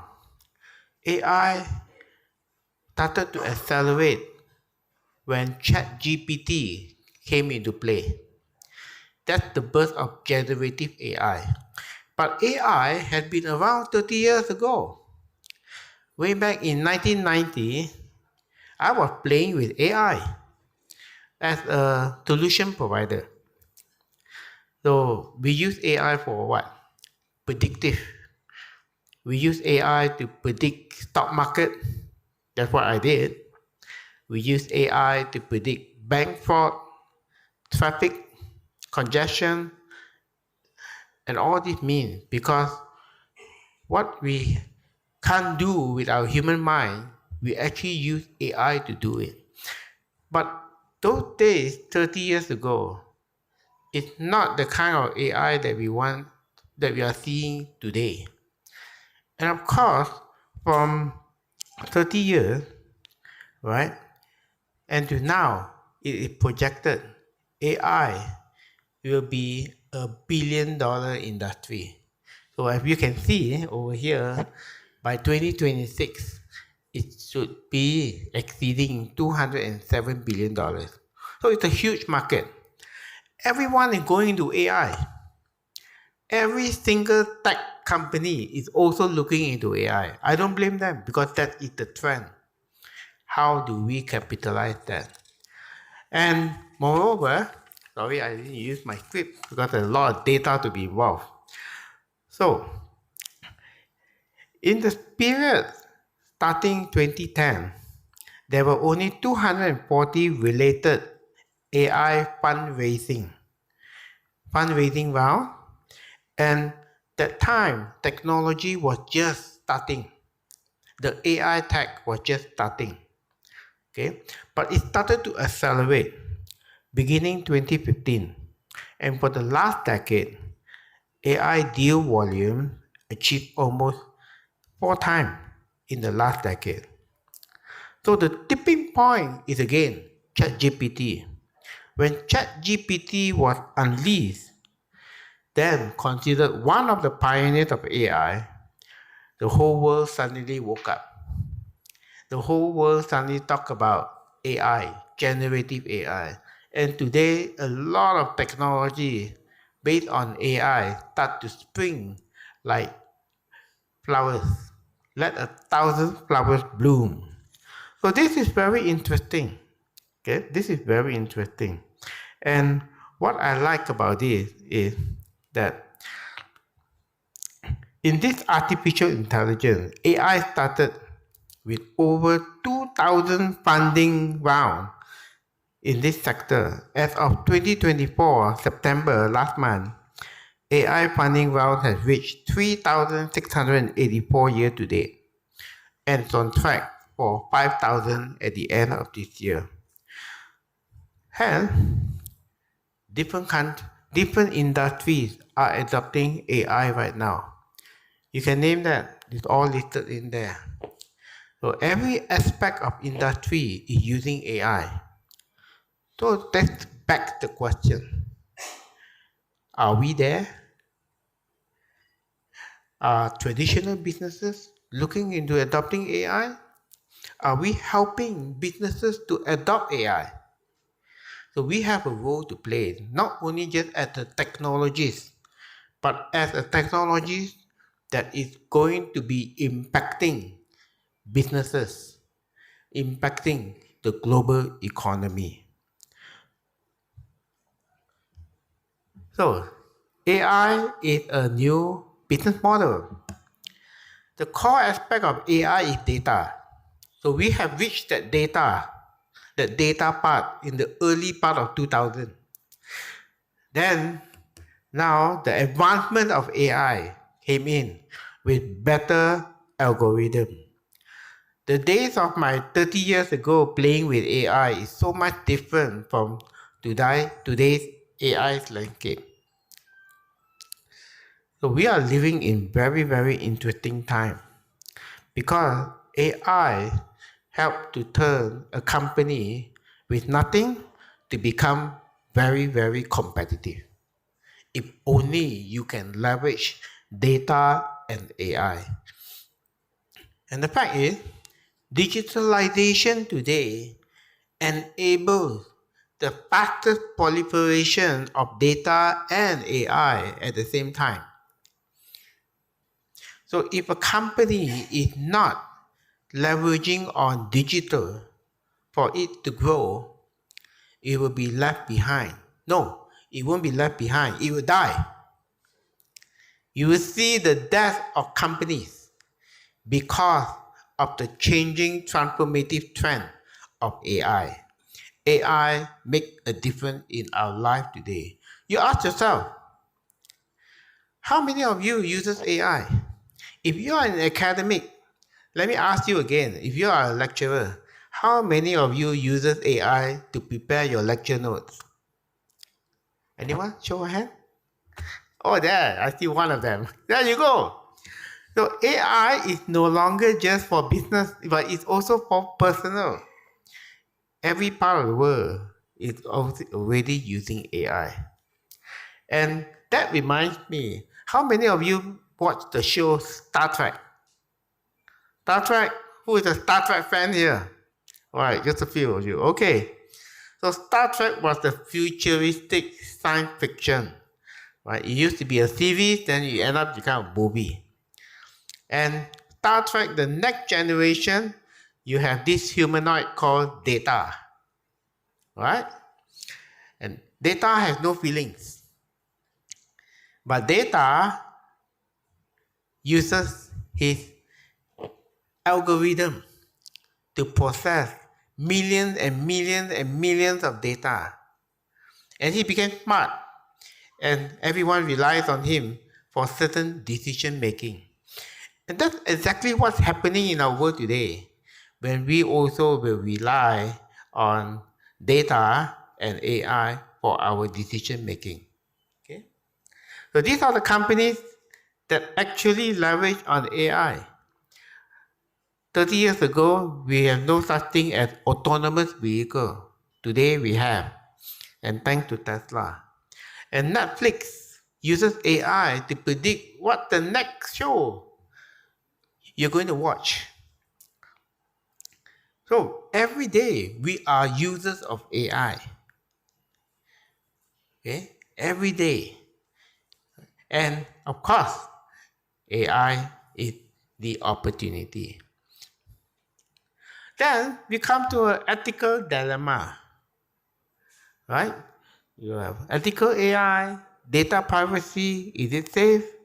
Right? Data security, trust, etc. So in the end, who owns AI? In Malaysia, our government actually, I won't call it mandate, but in a way coerce us to put our personal data into a government system. This data has 50 questions we have to answer. That includes our family history, our income level, any loans that we are taking, anything. Right? Why I use the word coerce is because the government is intending to use targeted subsidy. A lot of Malaysians, day-to-day needs are subsidized by the government, including oil, petrol, okay, sugar, welfare, etc. So they want to prevent the top 20, right, from actually misusing government subsidy. So they developed this system called PADU, P-A-D-U. And this is where AI happens in there. The government is using all the data that we have put in. Altogether, I think there was about 10 million data. 10 million people that put their data in that centralized system. So that begs the question, is it safe? Who owns AI? Government? This is a very important question because he who owns AI and he who owns data will become the most powerful man or woman in the world. So then, aren't we going into the world of total recall? Right? So we are facing an ethical dilemma here. How we want to solve it, I have no answer. But the fact is this, we are still early days. You and I may not be the ones experiencing it, but imagine 50, 100 years later, we may live in a world of total recall, we may live in a world of humanoids, right? And Revenge of the Clone, Star Wars, that will happen. Okay? So that's a very interesting thing. How AI affect the future of work? Can AI replace humans? I would say to a certain extent, yes, but not everything. Jack Ma used to say, AI can do everything, yes, except one thing. AI, they don't have a heart. We have feelings, we have heart. Okay? AI cannot replicate that heart. Okay? That's important. I find personally AI is useful for me because as an incubator expert, where I've incubated more than 10,000 entrepreneurs. There's a lot of knowledge base in here. How can I put this knowledge base into something, an expert system, where my entrepreneurs just need to go in, key in their problem, and pound, the answer is there. They don't need me anymore. This work can be done by AI. Yeah, in some way it's useful. Okay, it's useful for people with knowledge. And I think we should use AI in a more humanistic way. How AI can support our own growth, personal growth, business growth, right? Life growth. Okay? So, in a way, AI will replace humans, especially in supporting roles. AI does better. And we are living in business. What matters most for a business person is efficiency, productivity, because that will determine your profit. So if we use robots, we use AI, use robotic arm for manufacturing, for decision making, for analyzing data, where our human minds are limited. This is where AI will replace us. But AI cannot replace the heart. So we have to upskill ourselves. Upskilling is very important. But how can we upskill millions of people? So that's a question that our government will need to think about. So AI for business. AI improve innovation. AI improve governance. Okay? AI improve personalization, as well as AI provide autonomous system. In a way, the entire business model of our business has to change. So no matter what, we have to put AI in our business model. There's no two ways about it. Because again, 30 years ago, we talked about the knowledge economy. We talk about, information economy. Today, we talk about knowledge economy. So it's totally two different eras. We are now in the era of AI. So, closing thoughts. The future belongs to those who prepare for it today. We cannot avoid AI. It's not an option anymore. Big, small, traditional tech businesses, you need to use AI. Okay? But instead of wallowing how AI is going to affect us or impact us, we should be looking at preparing ourselves for AI. Put AI into the central of our business planning, because there's no way to avoid it. There's no way to say, no, I don't need to use AI. What's most important is preparation. Prepare for it. Because when you prepare, right, when you prepare and when you do, that's where opportunities are open. There are 1,001 opportunities that's available. And it's no longer just a local economy opportunity. It is a global economy opportunity. And that's why we as incubators, we have a job to do. We have to prepare our incubatees to be AI efficient, to practice and prepare themselves for AI, whether they are tech or traditional businesses. Because the world depends on us now to educate them about AI. Thank you very much.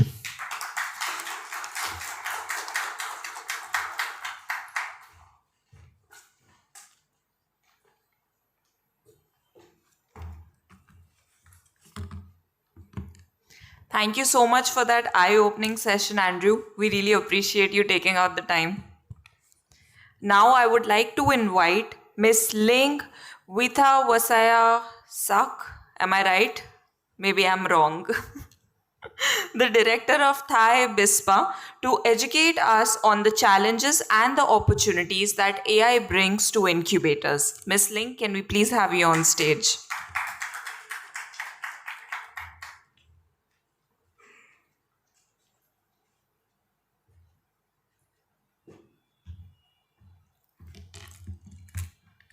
Right. So good evening, everyone. I'm delighted to be here, and thank you so much for AABI and the ISBA and also T-Hub to arrange this event. It becomes successful from the beginning and in the morning and till now. I think it's time for us to digest what we have learned from the whole day. So let me pull up the slides. Yeah. Okay. Okay, all right. So I have been asked by the secretariat team of AABI to share how AI will affect our community.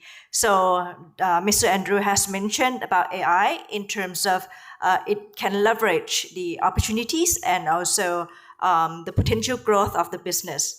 But in our community, I think it also affects us. So let me go over to show you who I am first, because some of you might have not known me yet. So as the MC mentioned, I'm a director of the Thai Business Incubators and Science Parks Association in Thailand. So the organization is a nonprofit, and we are a national network of business incubators and science parks. So we were founded 15 years ago in order to gather a strong community of those who operate incubators and science parks.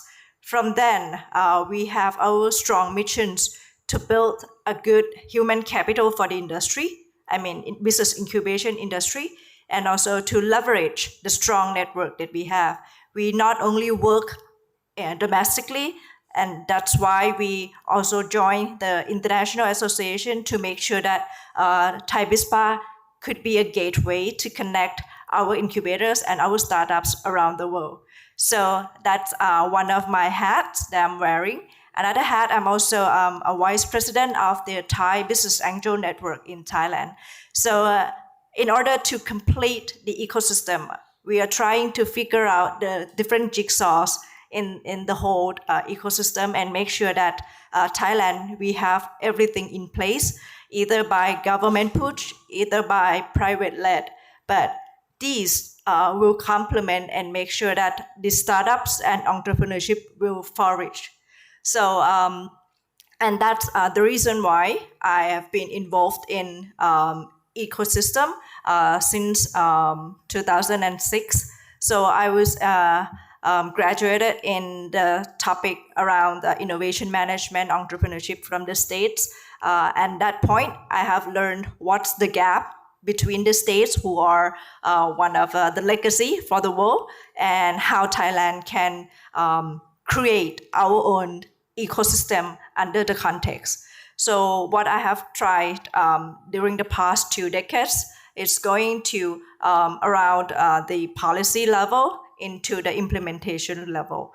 So from the business incubation community, I think the topic about AI has been around for years and years, but in terms of practical action, what we have been doing in order to leverage this opportunity of AI being implementing into the business incubation is still discussing.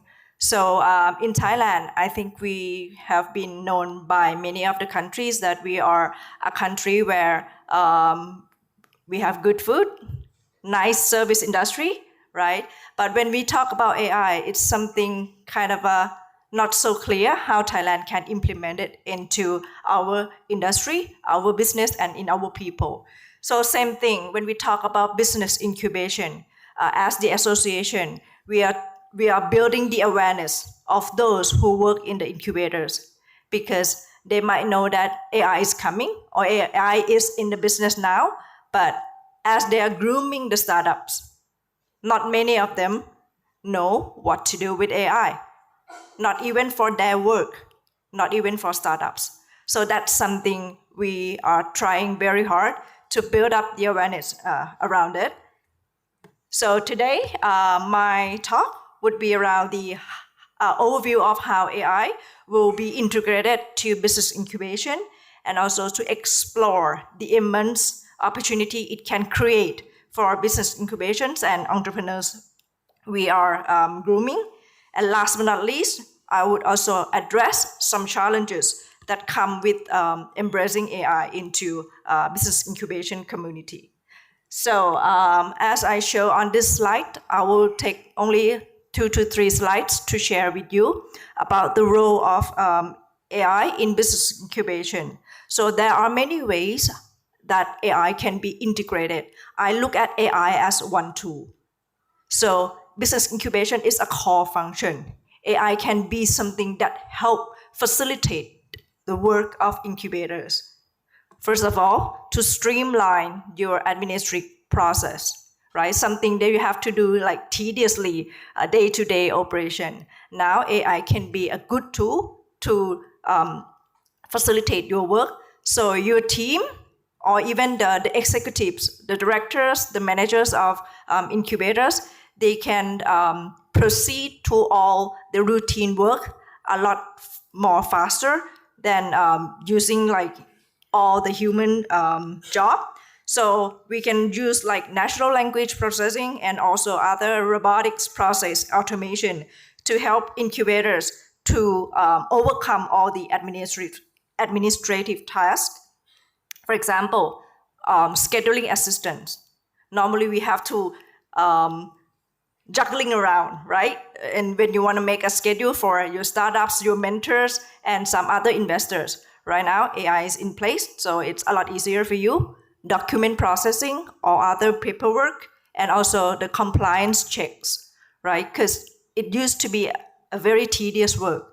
And now if you have some helper, as I mentioned, AI is a tool, is a helper. Once it's there and you didn't integrate or plug it into your job, it's no meaning, it's no value. So AI can help with that kind of purpose. Secondly, data-driven decision-making.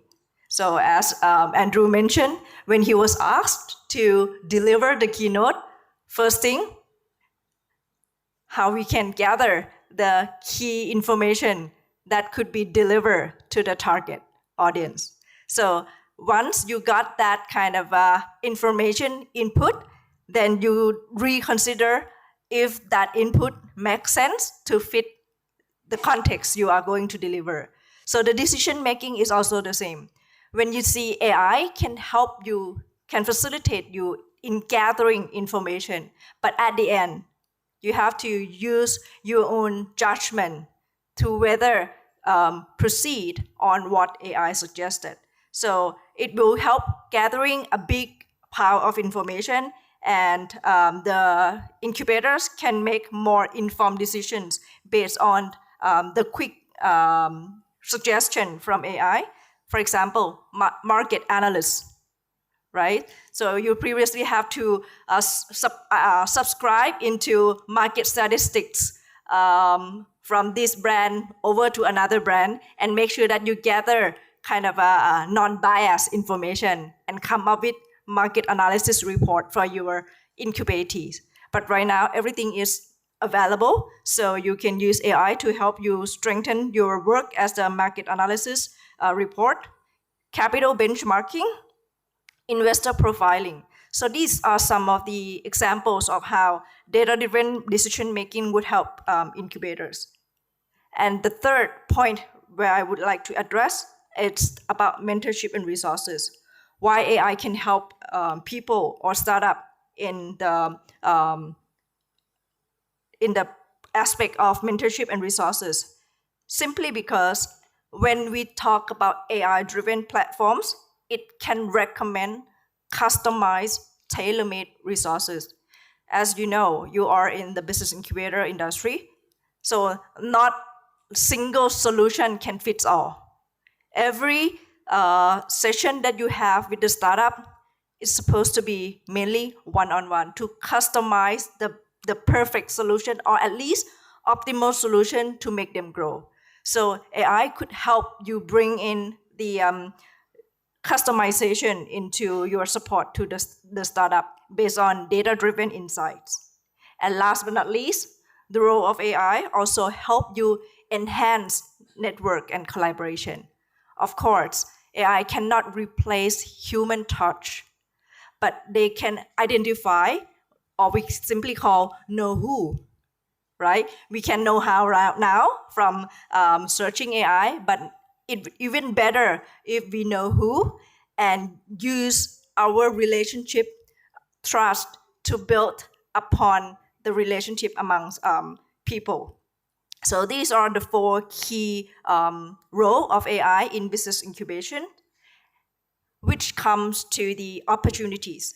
So what are the opportunities that AI brings to business incubations? First, scalability. So AI will enable the incubators to scale our operations dramatically. Previously, when we want to scale our business, we tend to hire more people, right, to run the business incubation activities.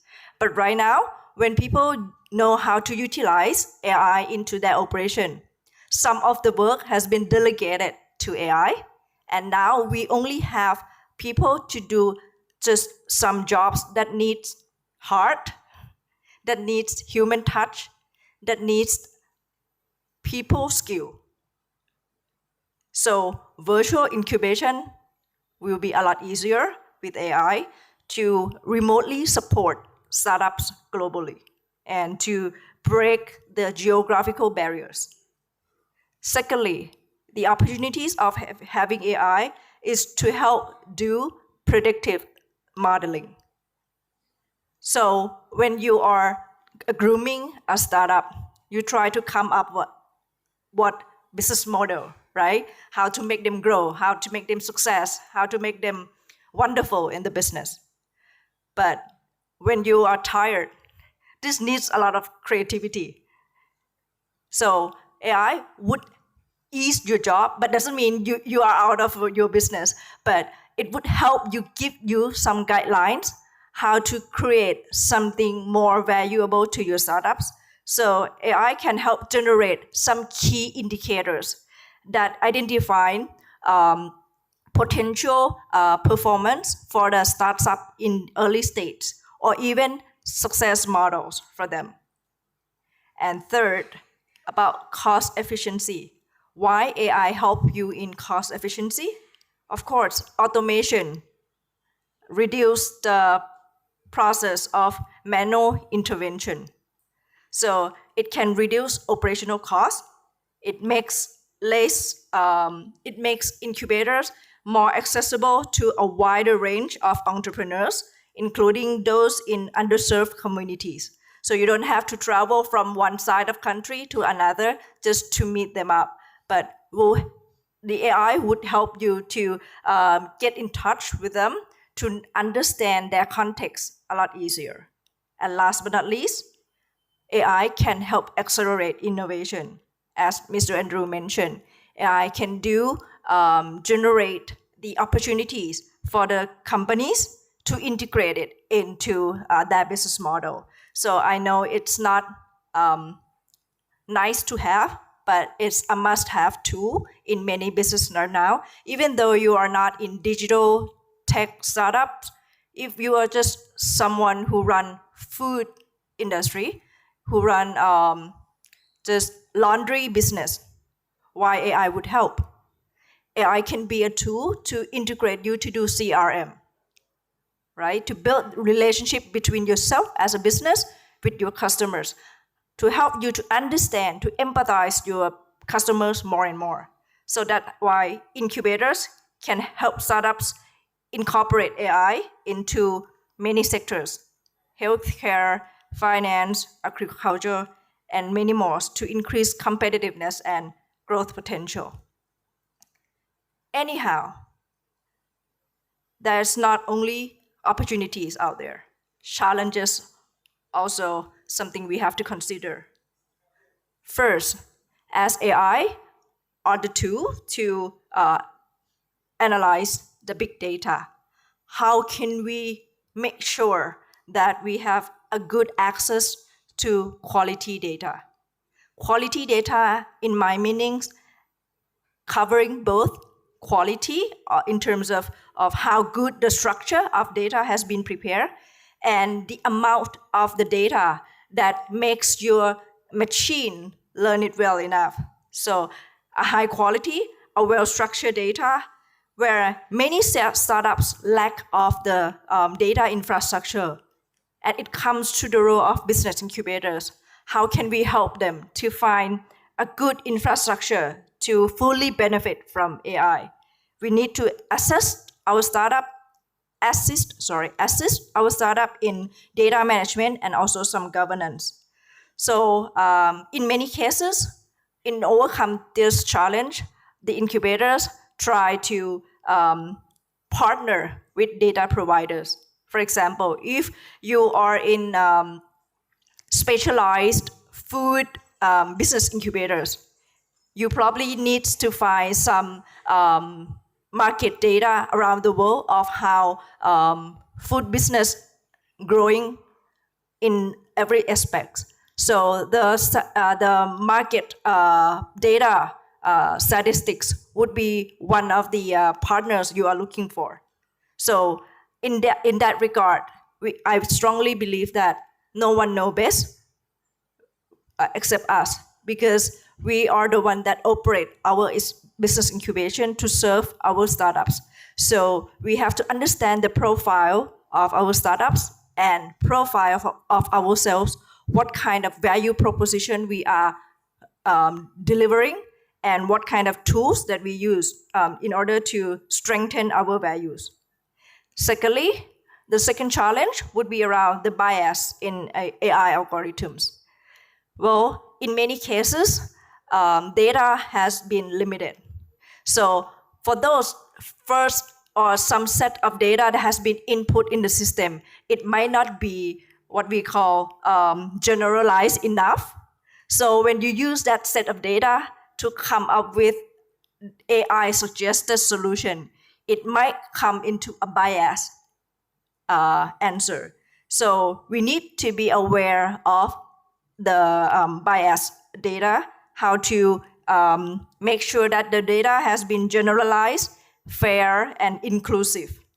So some solution for this challenge is to do some regular audits on the data, and so also monitor the AI algorithms to ensure unbiased operations. And the third point of challenge would be around ethical concerns and privacy issues. I think everyone knows it, right? Some data that has been used to analyze might not be ethically utilized, and also especially for those who work in the health tech startup, you have to be in touch with health data. It's a lot more complicated in order to use people's health data and come up with your suggestion, because it's very sensitive data. So the solution for this challenge would be around how the incubator can educate startups on ethical AI usage and also data protection. And last but not least, skill gap. I strongly admit that the business incubators in Thailand, we still lack of the good skill sets of our staff in implementing AI, not even about the startup themselves. Many startups know how to use AI in their algorithm, but in terms of business incubator team who run that incubation service, they might have no idea how AI can be implemented into facilitating their work. So I would suggest every incubators to have AI training programs, mentorship, and also partner with AI experts to make sure that the business incubator can leverage on the opportunities of AI into their operation. And I think that's probably the last slide that I mentioned. So I know that AI presents a transformative opportunity for business incubation very much, enhancing business incubators to scale, to reduce costs, to accelerate innovation. However, challenges such as data quality, ethical concerns, and the need for upskilling people still be mitigated with the right strategies. So I strongly believe that as a group of community of business incubators, we can help collaborate and innovate AI into our operations. Thank you.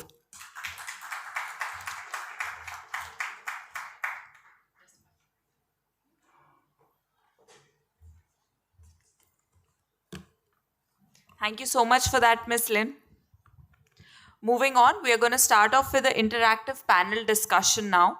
I would request the moderator to keep it up to 20 minutes since we have a constraint on time and everybody has had a very long day.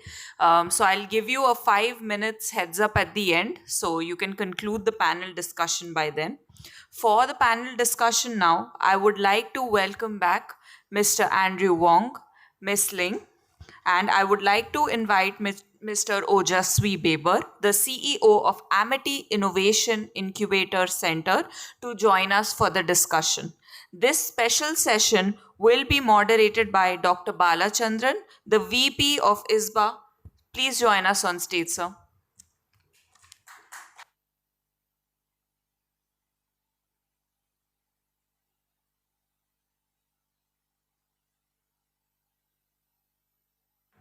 If we can have all of you on the stage, please.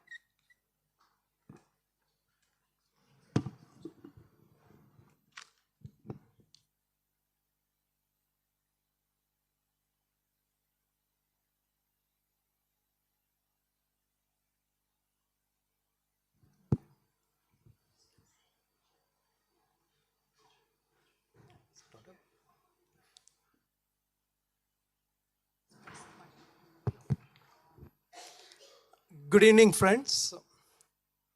On behalf of ISBA, we welcome all the AABI delegates, both who are present, physically present here, and those who have joined online. And AABI, let me also welcome all the Indian delegates to this AABI summit. Immense pleasure to moderate this session. We had two interesting keynote topics. All of us are aware of the importance of artificial intelligence. So the very domain of artificial intelligence itself was incubated for about 60 plus years.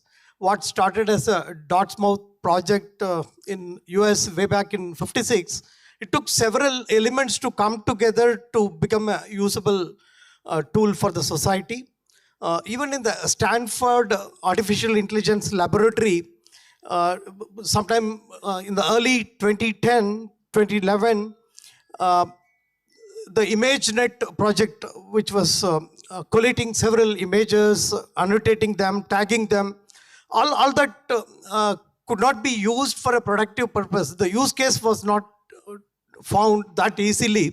So they had to wait and conduct some hackathon, invite the experts working on other domains like convolutional neural networks and the power of NVIDIA's computing, the chip, all this have to come together to get some meaningful solutions.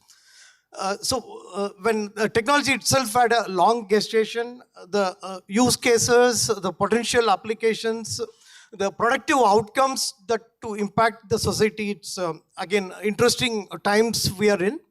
And it's also said there are two categories of people. One, those who are going to use artificial intelligence tools. The other ones who will be the creators. The creators are going to be the minority, and that's where our incubation fraternity will be closely working with. And So we are, since both Andrew and Ling have spoken widely about the various aspects of artificial intelligence, it's a very wide landscape, but the next 15-20 minutes, we are going to view these opportunities and challenges through the incubation lens. So that's the, yeah, to begin with, Ojasvi available, and this also has democratized the opportunity for everyone. And so there are two categories of startups. As on today, it's said about 3% of startups in India. 150,000 or 160,000 startups is the population. 3% of them are working on artificial intelligence, and the others, whenever you receive a pitch for incubation, at least 7, 8 out of 10 have artificial intelligence or ML. And so as an incubation, talk about digital adoption for SMEs. So how do you foresee the opportunity for artificial intelligence adoption for those who are artificial intelligence and they're working on the core sectors? Could you just... Thank you, Vala, for this opportunity. I must say that both the presentations were great insights into the entire setup. Now, your question whether how would those who are not actually using AI would actually be able to leverage and benefit, and that too from an incubator's perspective. Actually, it's a very challenging task. It's very challenging times for all the incubators as well. So at this point of time, I'll give you a statistic. Out of the 100 proposals that we get, AI is such a hyped work that almost 80% of those decks have AI or machine learning as a word embedded into those decks. Now, what is happening here is that there's a lot of financial thrust which is coming in from the VCs, from the government as well, and a lot of that onus is going to come onto the incubators. So it is actually more of a challenge for the incubators to upskill themselves first to ensure that whatever is coming to them is rightly AI or not. So AI is actually playing at multiple levels. It is playing at the LLM level. It is again playing at generative AI level. Then it is playing at a wrapper level as such. So the challenges that we have to face as an incubator are first to be addressed for us to help all those who are actually not using using AI as a tool. Now, coming back to that aspect of how they can leverage whatever they are not as an incubator, it is our responsibility, because you would see with AI coming in, the speed at which the TRL levels used to move from 1 to 5, 4, 5, 6, and 7, that is going to pace up. So now for market validation, for initial prototype development, if it is a software setup or a prototype, what used to take 3 months is probably going to take 15 days to 20 days, or let's say 30 days per se. If it comes to any of the other aspects wherein there used to be a founder which did not have much technical knowledge or just technical knowledge but no business knowledge, thanks to AI, he would have access to all that business knowledge, making the TRL move up the TRL levels much faster. So as incubators, it would be our responsibility to first understand AI at depth level, and then help all those startups who are not using generative AI to make them understand how they can leverage that to outpace their competition, fasten up their speed from TRL 1 to TRL 4, 5, or whatever levels are there as such. But the first onus is on us to upskill ourselves. That aspect also brings me back to what Andrew spoke about in his presentation about skills. You also certainly mentioned government should think on that. And but what Vajasvi is talking about is predominantly the skilling the incubation team to handle the emerging needs. So what are those baby steps that would be required from the incubator management to skill their core team so that they first understand the basic aspects?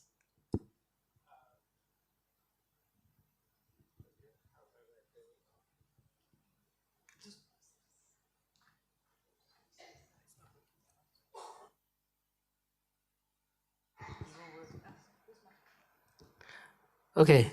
Now I think the incubation management team played a very, very important role. Because why?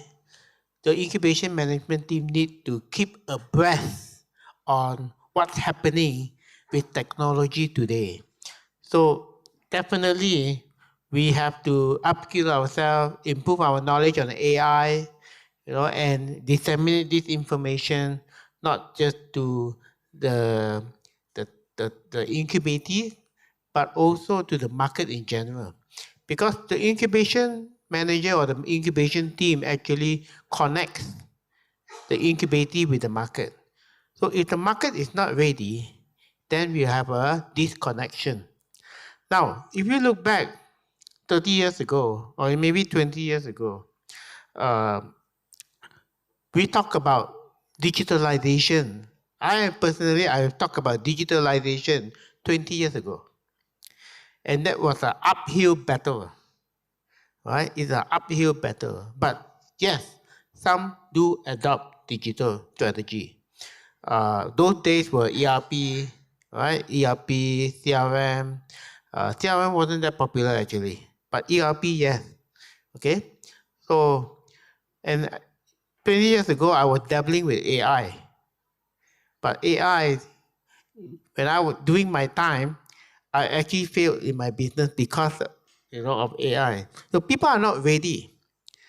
But then again, the clock is moving faster than what we were 20 years ago. So we are running against time. Now we are moving into IR 4.0. And a lot of our SMEs, our traditional business, are not even IR 3.0. They're probably IR 2.0. So we have to work very closely together, not just among ourselves as incubator managers, but also with the government.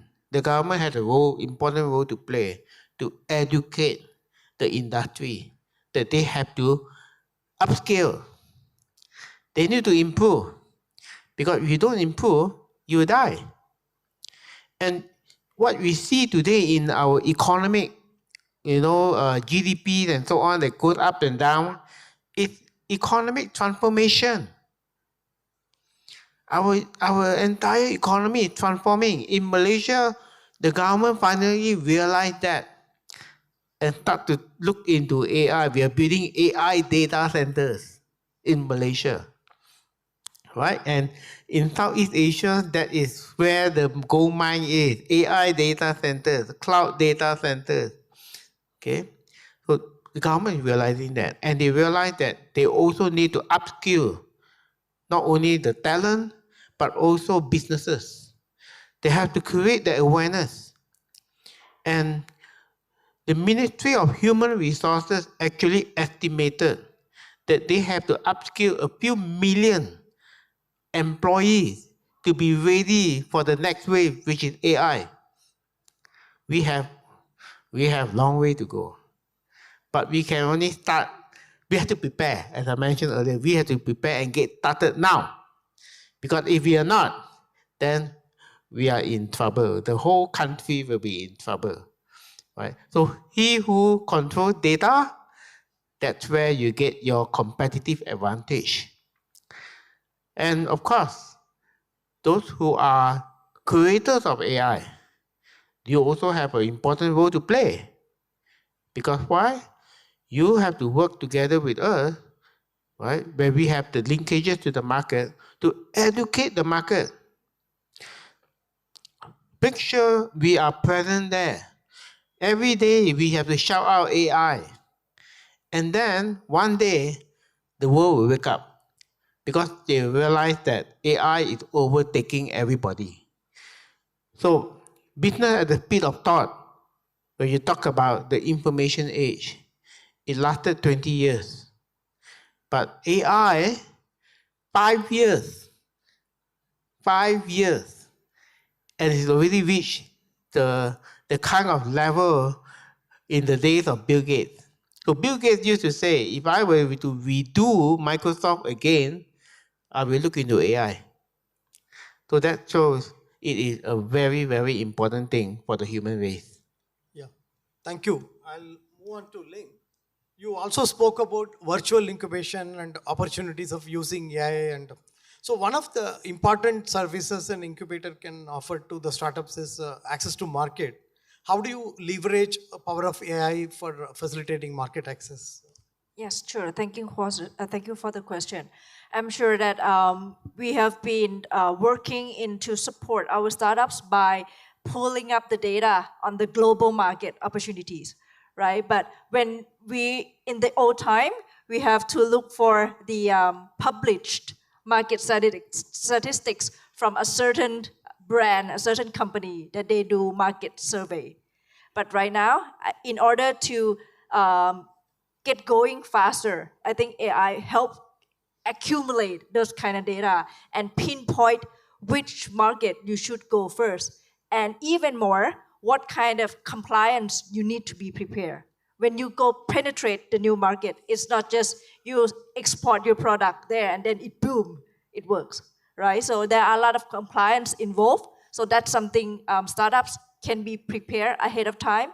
And even more, if the startup knows that it's too complicated for them to go into that market, it comes to their strategies. What they need to rethink if the market that they think it's big enough, but at the end of the day, it might not the target that their products or services can fit in. So it would help in either way, decision making and preparation. Let me add on to that. Just recently in E3, my company, I've actually commissioned an AI company to study the noise in the market. But of course, for us, it's about entrepreneurship. And we will identify all the millions of keywords to come up with a profile and what are people talking about. And also understanding entrepreneurial needs. So it's more like social listening. Yeah, that's right. We're doing that. And that is my first experience using AI. Yeah, I just want to add on with a quick case study here. One of our startups, he used to do outreach across multiple economies as such. But when AI came in, he used one of the tools to hyper-personalize the approach to each one of his stakeholders. And his outreach, the results of the outreach dramatically increased by 60%. So that is one of the aspects of AI and the tools which are there, which can actually increase your efficiency. So what you used to do earlier with, let's say, 80% of the resources, now you can do it with 20% of resources with a much better results and outcomes. Efficiency. Yeah. So for want of time, the next round will be a pretty quick one, just one-liner bullets. And so what will be one or two top AI adoption priority for your incubators you are associated with?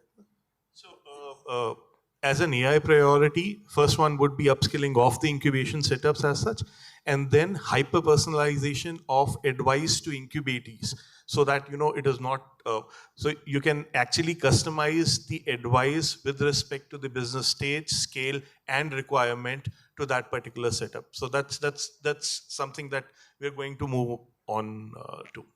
Ling? Yeah, from what we listen to the community we are working with, there are two aspects we are implementing and will be one of the flagship initiatives for the community that we work on right now. First, it's AI Power Platform.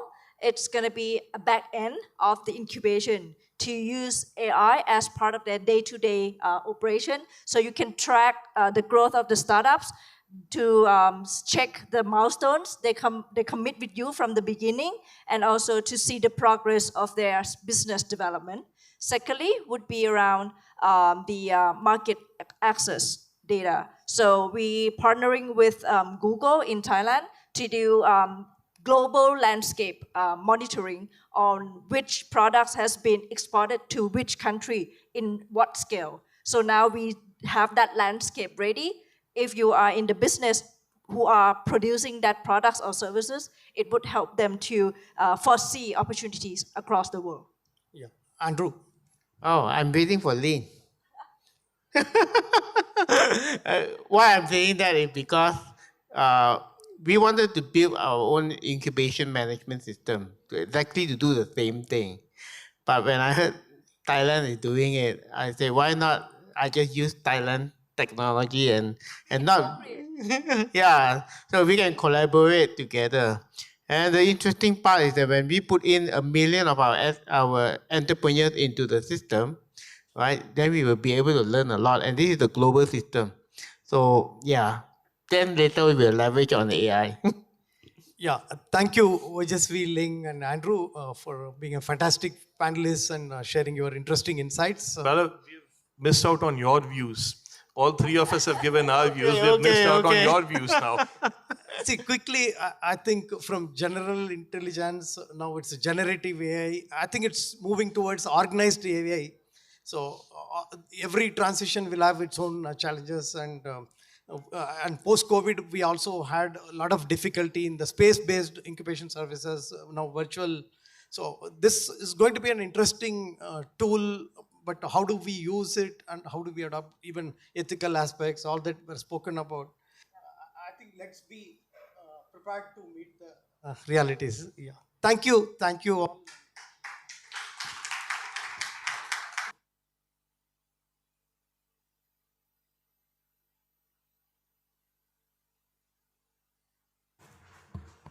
Thank you so much to all our panelists for sharing your views and for all the insights that you've actually shared with us. Thank you. I would now request all the ISBA GB members to please assemble on the stage for a quick photograph before we move towards the awards part of the night.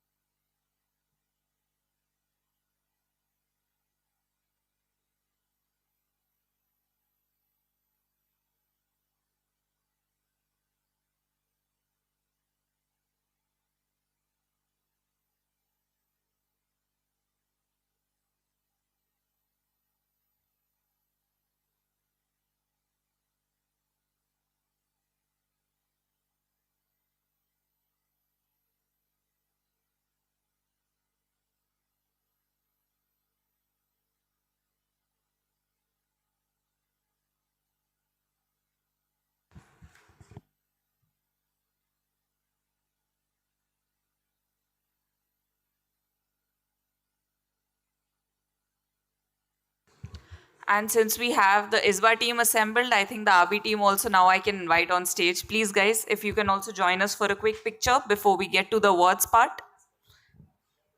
The AABI team members, please, can you assemble on the stage for a quick picture? GB members will be having photos separately, but this is a great occasion where you all should join with us as well. I mean, the AABI members, please, yeah.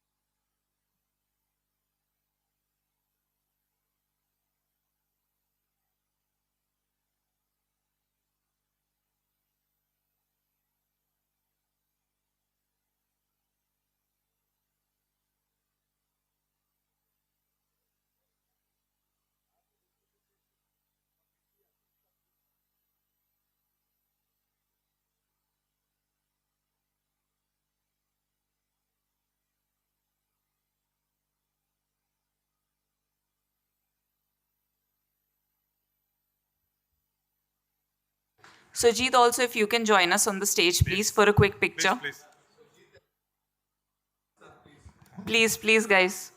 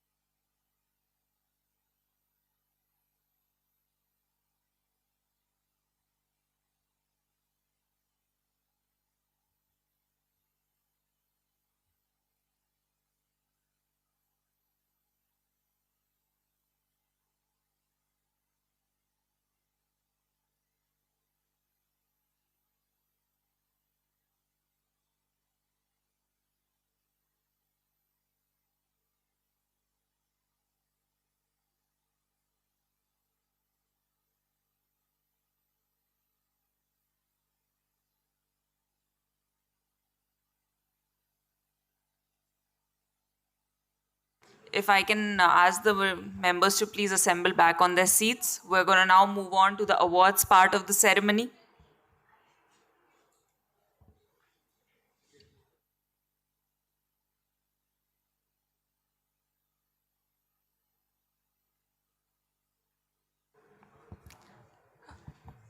Professor James, can I ask you to step up on the stage to just quickly give us a few opening remarks before I announce the winners? Yeah, there are many things to do as a president. This is not the opening remark. This is kind of the reporting remark. Before that, all of you already understand the AABI, but for your understanding, AABI, I will introduce AABI very briefly. AABI, right now, consisting of the 19 countries, and total BI number, could you guess? Yeah, over 5,000 BIs in our member. And also, thanks. If the one BI has the 10 startup, then total over 50,000 startups are there. Actually, the more and more.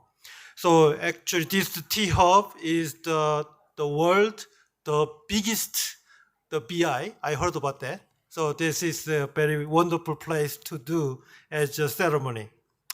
On the AABI framework, each year we will giving out two main type of the award.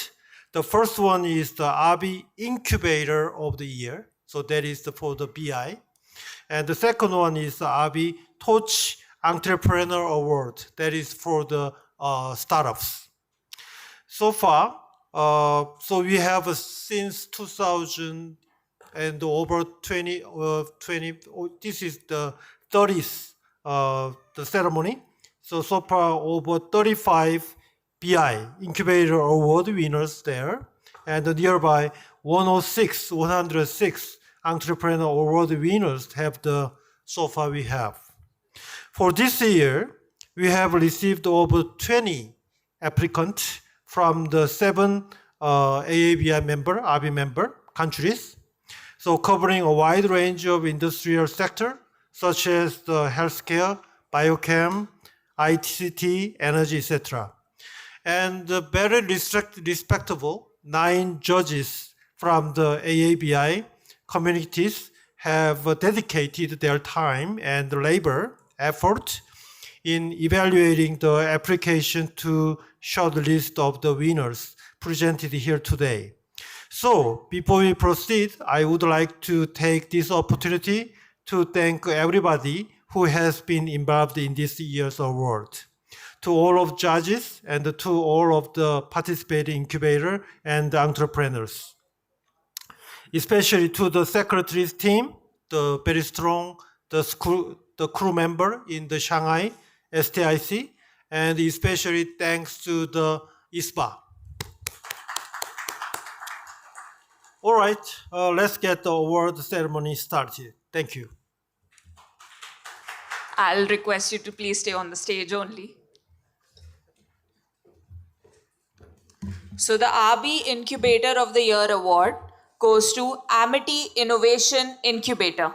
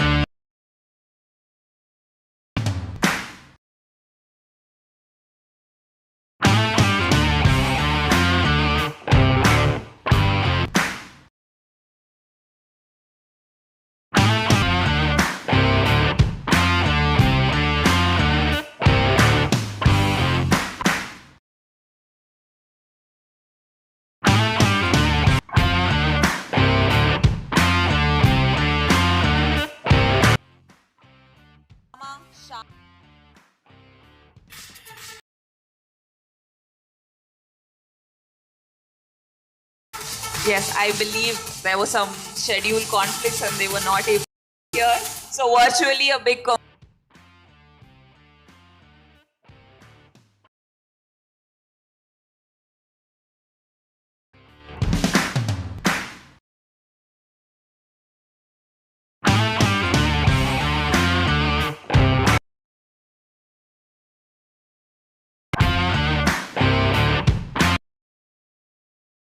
well. As we draw the evening to a close, let us hear Miss Marks with us, please. Miss Selina? Is Miss Selina here?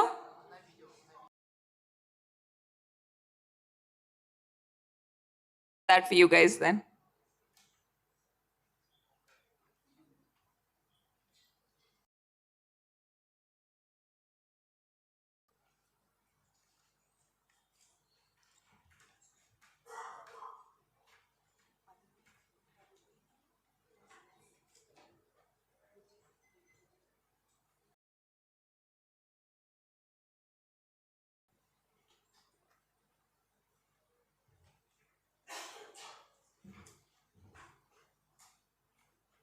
Dear President James, colleagues and friends from AABI community, ladies and gentlemen, good evening.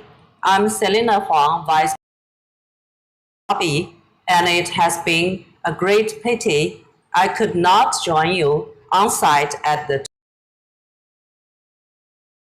award ceremony held in this vibrant city, Hyderabad, India. On behalf of AABI and STIC, I would like to extend greetings and sincere thanks to you all for your enthusiasm and support throughout this enriching evening. At today's event, we have a group of professionals, incubators from our communities, and the discussions we shed light on AABI's future developments as we enter into the AI era and embrace AI in our incubation efforts. And with no doubt, the highlight of this evening was the 2024 AABI Awards ceremony. Again, congratulations to all AABI Awards winners, and it was so inspiring to see our outstanding incubators, entrepreneurs from AABI member countries and regions, and to recognize the exceptional achievements they have accomplished. I wish I could be there with you. Lastly, as we conclude this event, I would like this new journey in this AI era. The challenges we face may be significant, but more importantly, they are also opportunities for us to forge growth and collaborations. And I believe through our joint efforts, we could not only benefit the startups and entrepreneurs we support, but also make our network more vibrant and resilient. Let's continue to work together to innovate and collaborate and bring about another momentum for AABI's development journey. Thank you again. I look forward to seeing you all in person soon at future AABI events. Bye for now.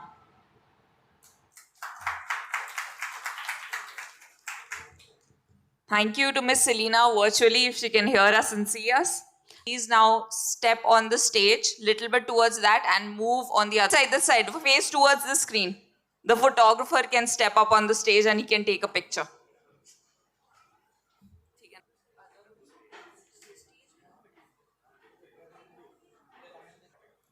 I think this is fine because there are a lot of people we want to accommodate everyone in the picture.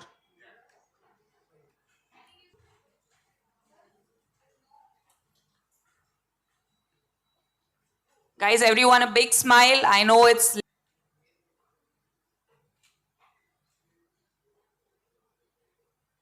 everyone.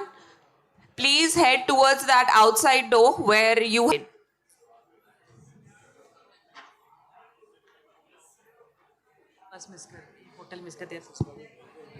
So bus number 1 is CSIR guest, CCMB guest house, IICT guest house, and NGRI.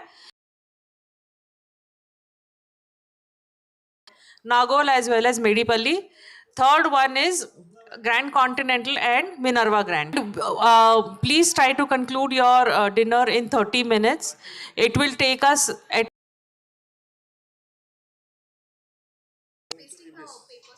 okay. To identify your buses, you will see the. For any queries, you can contact me and my team. Thank you.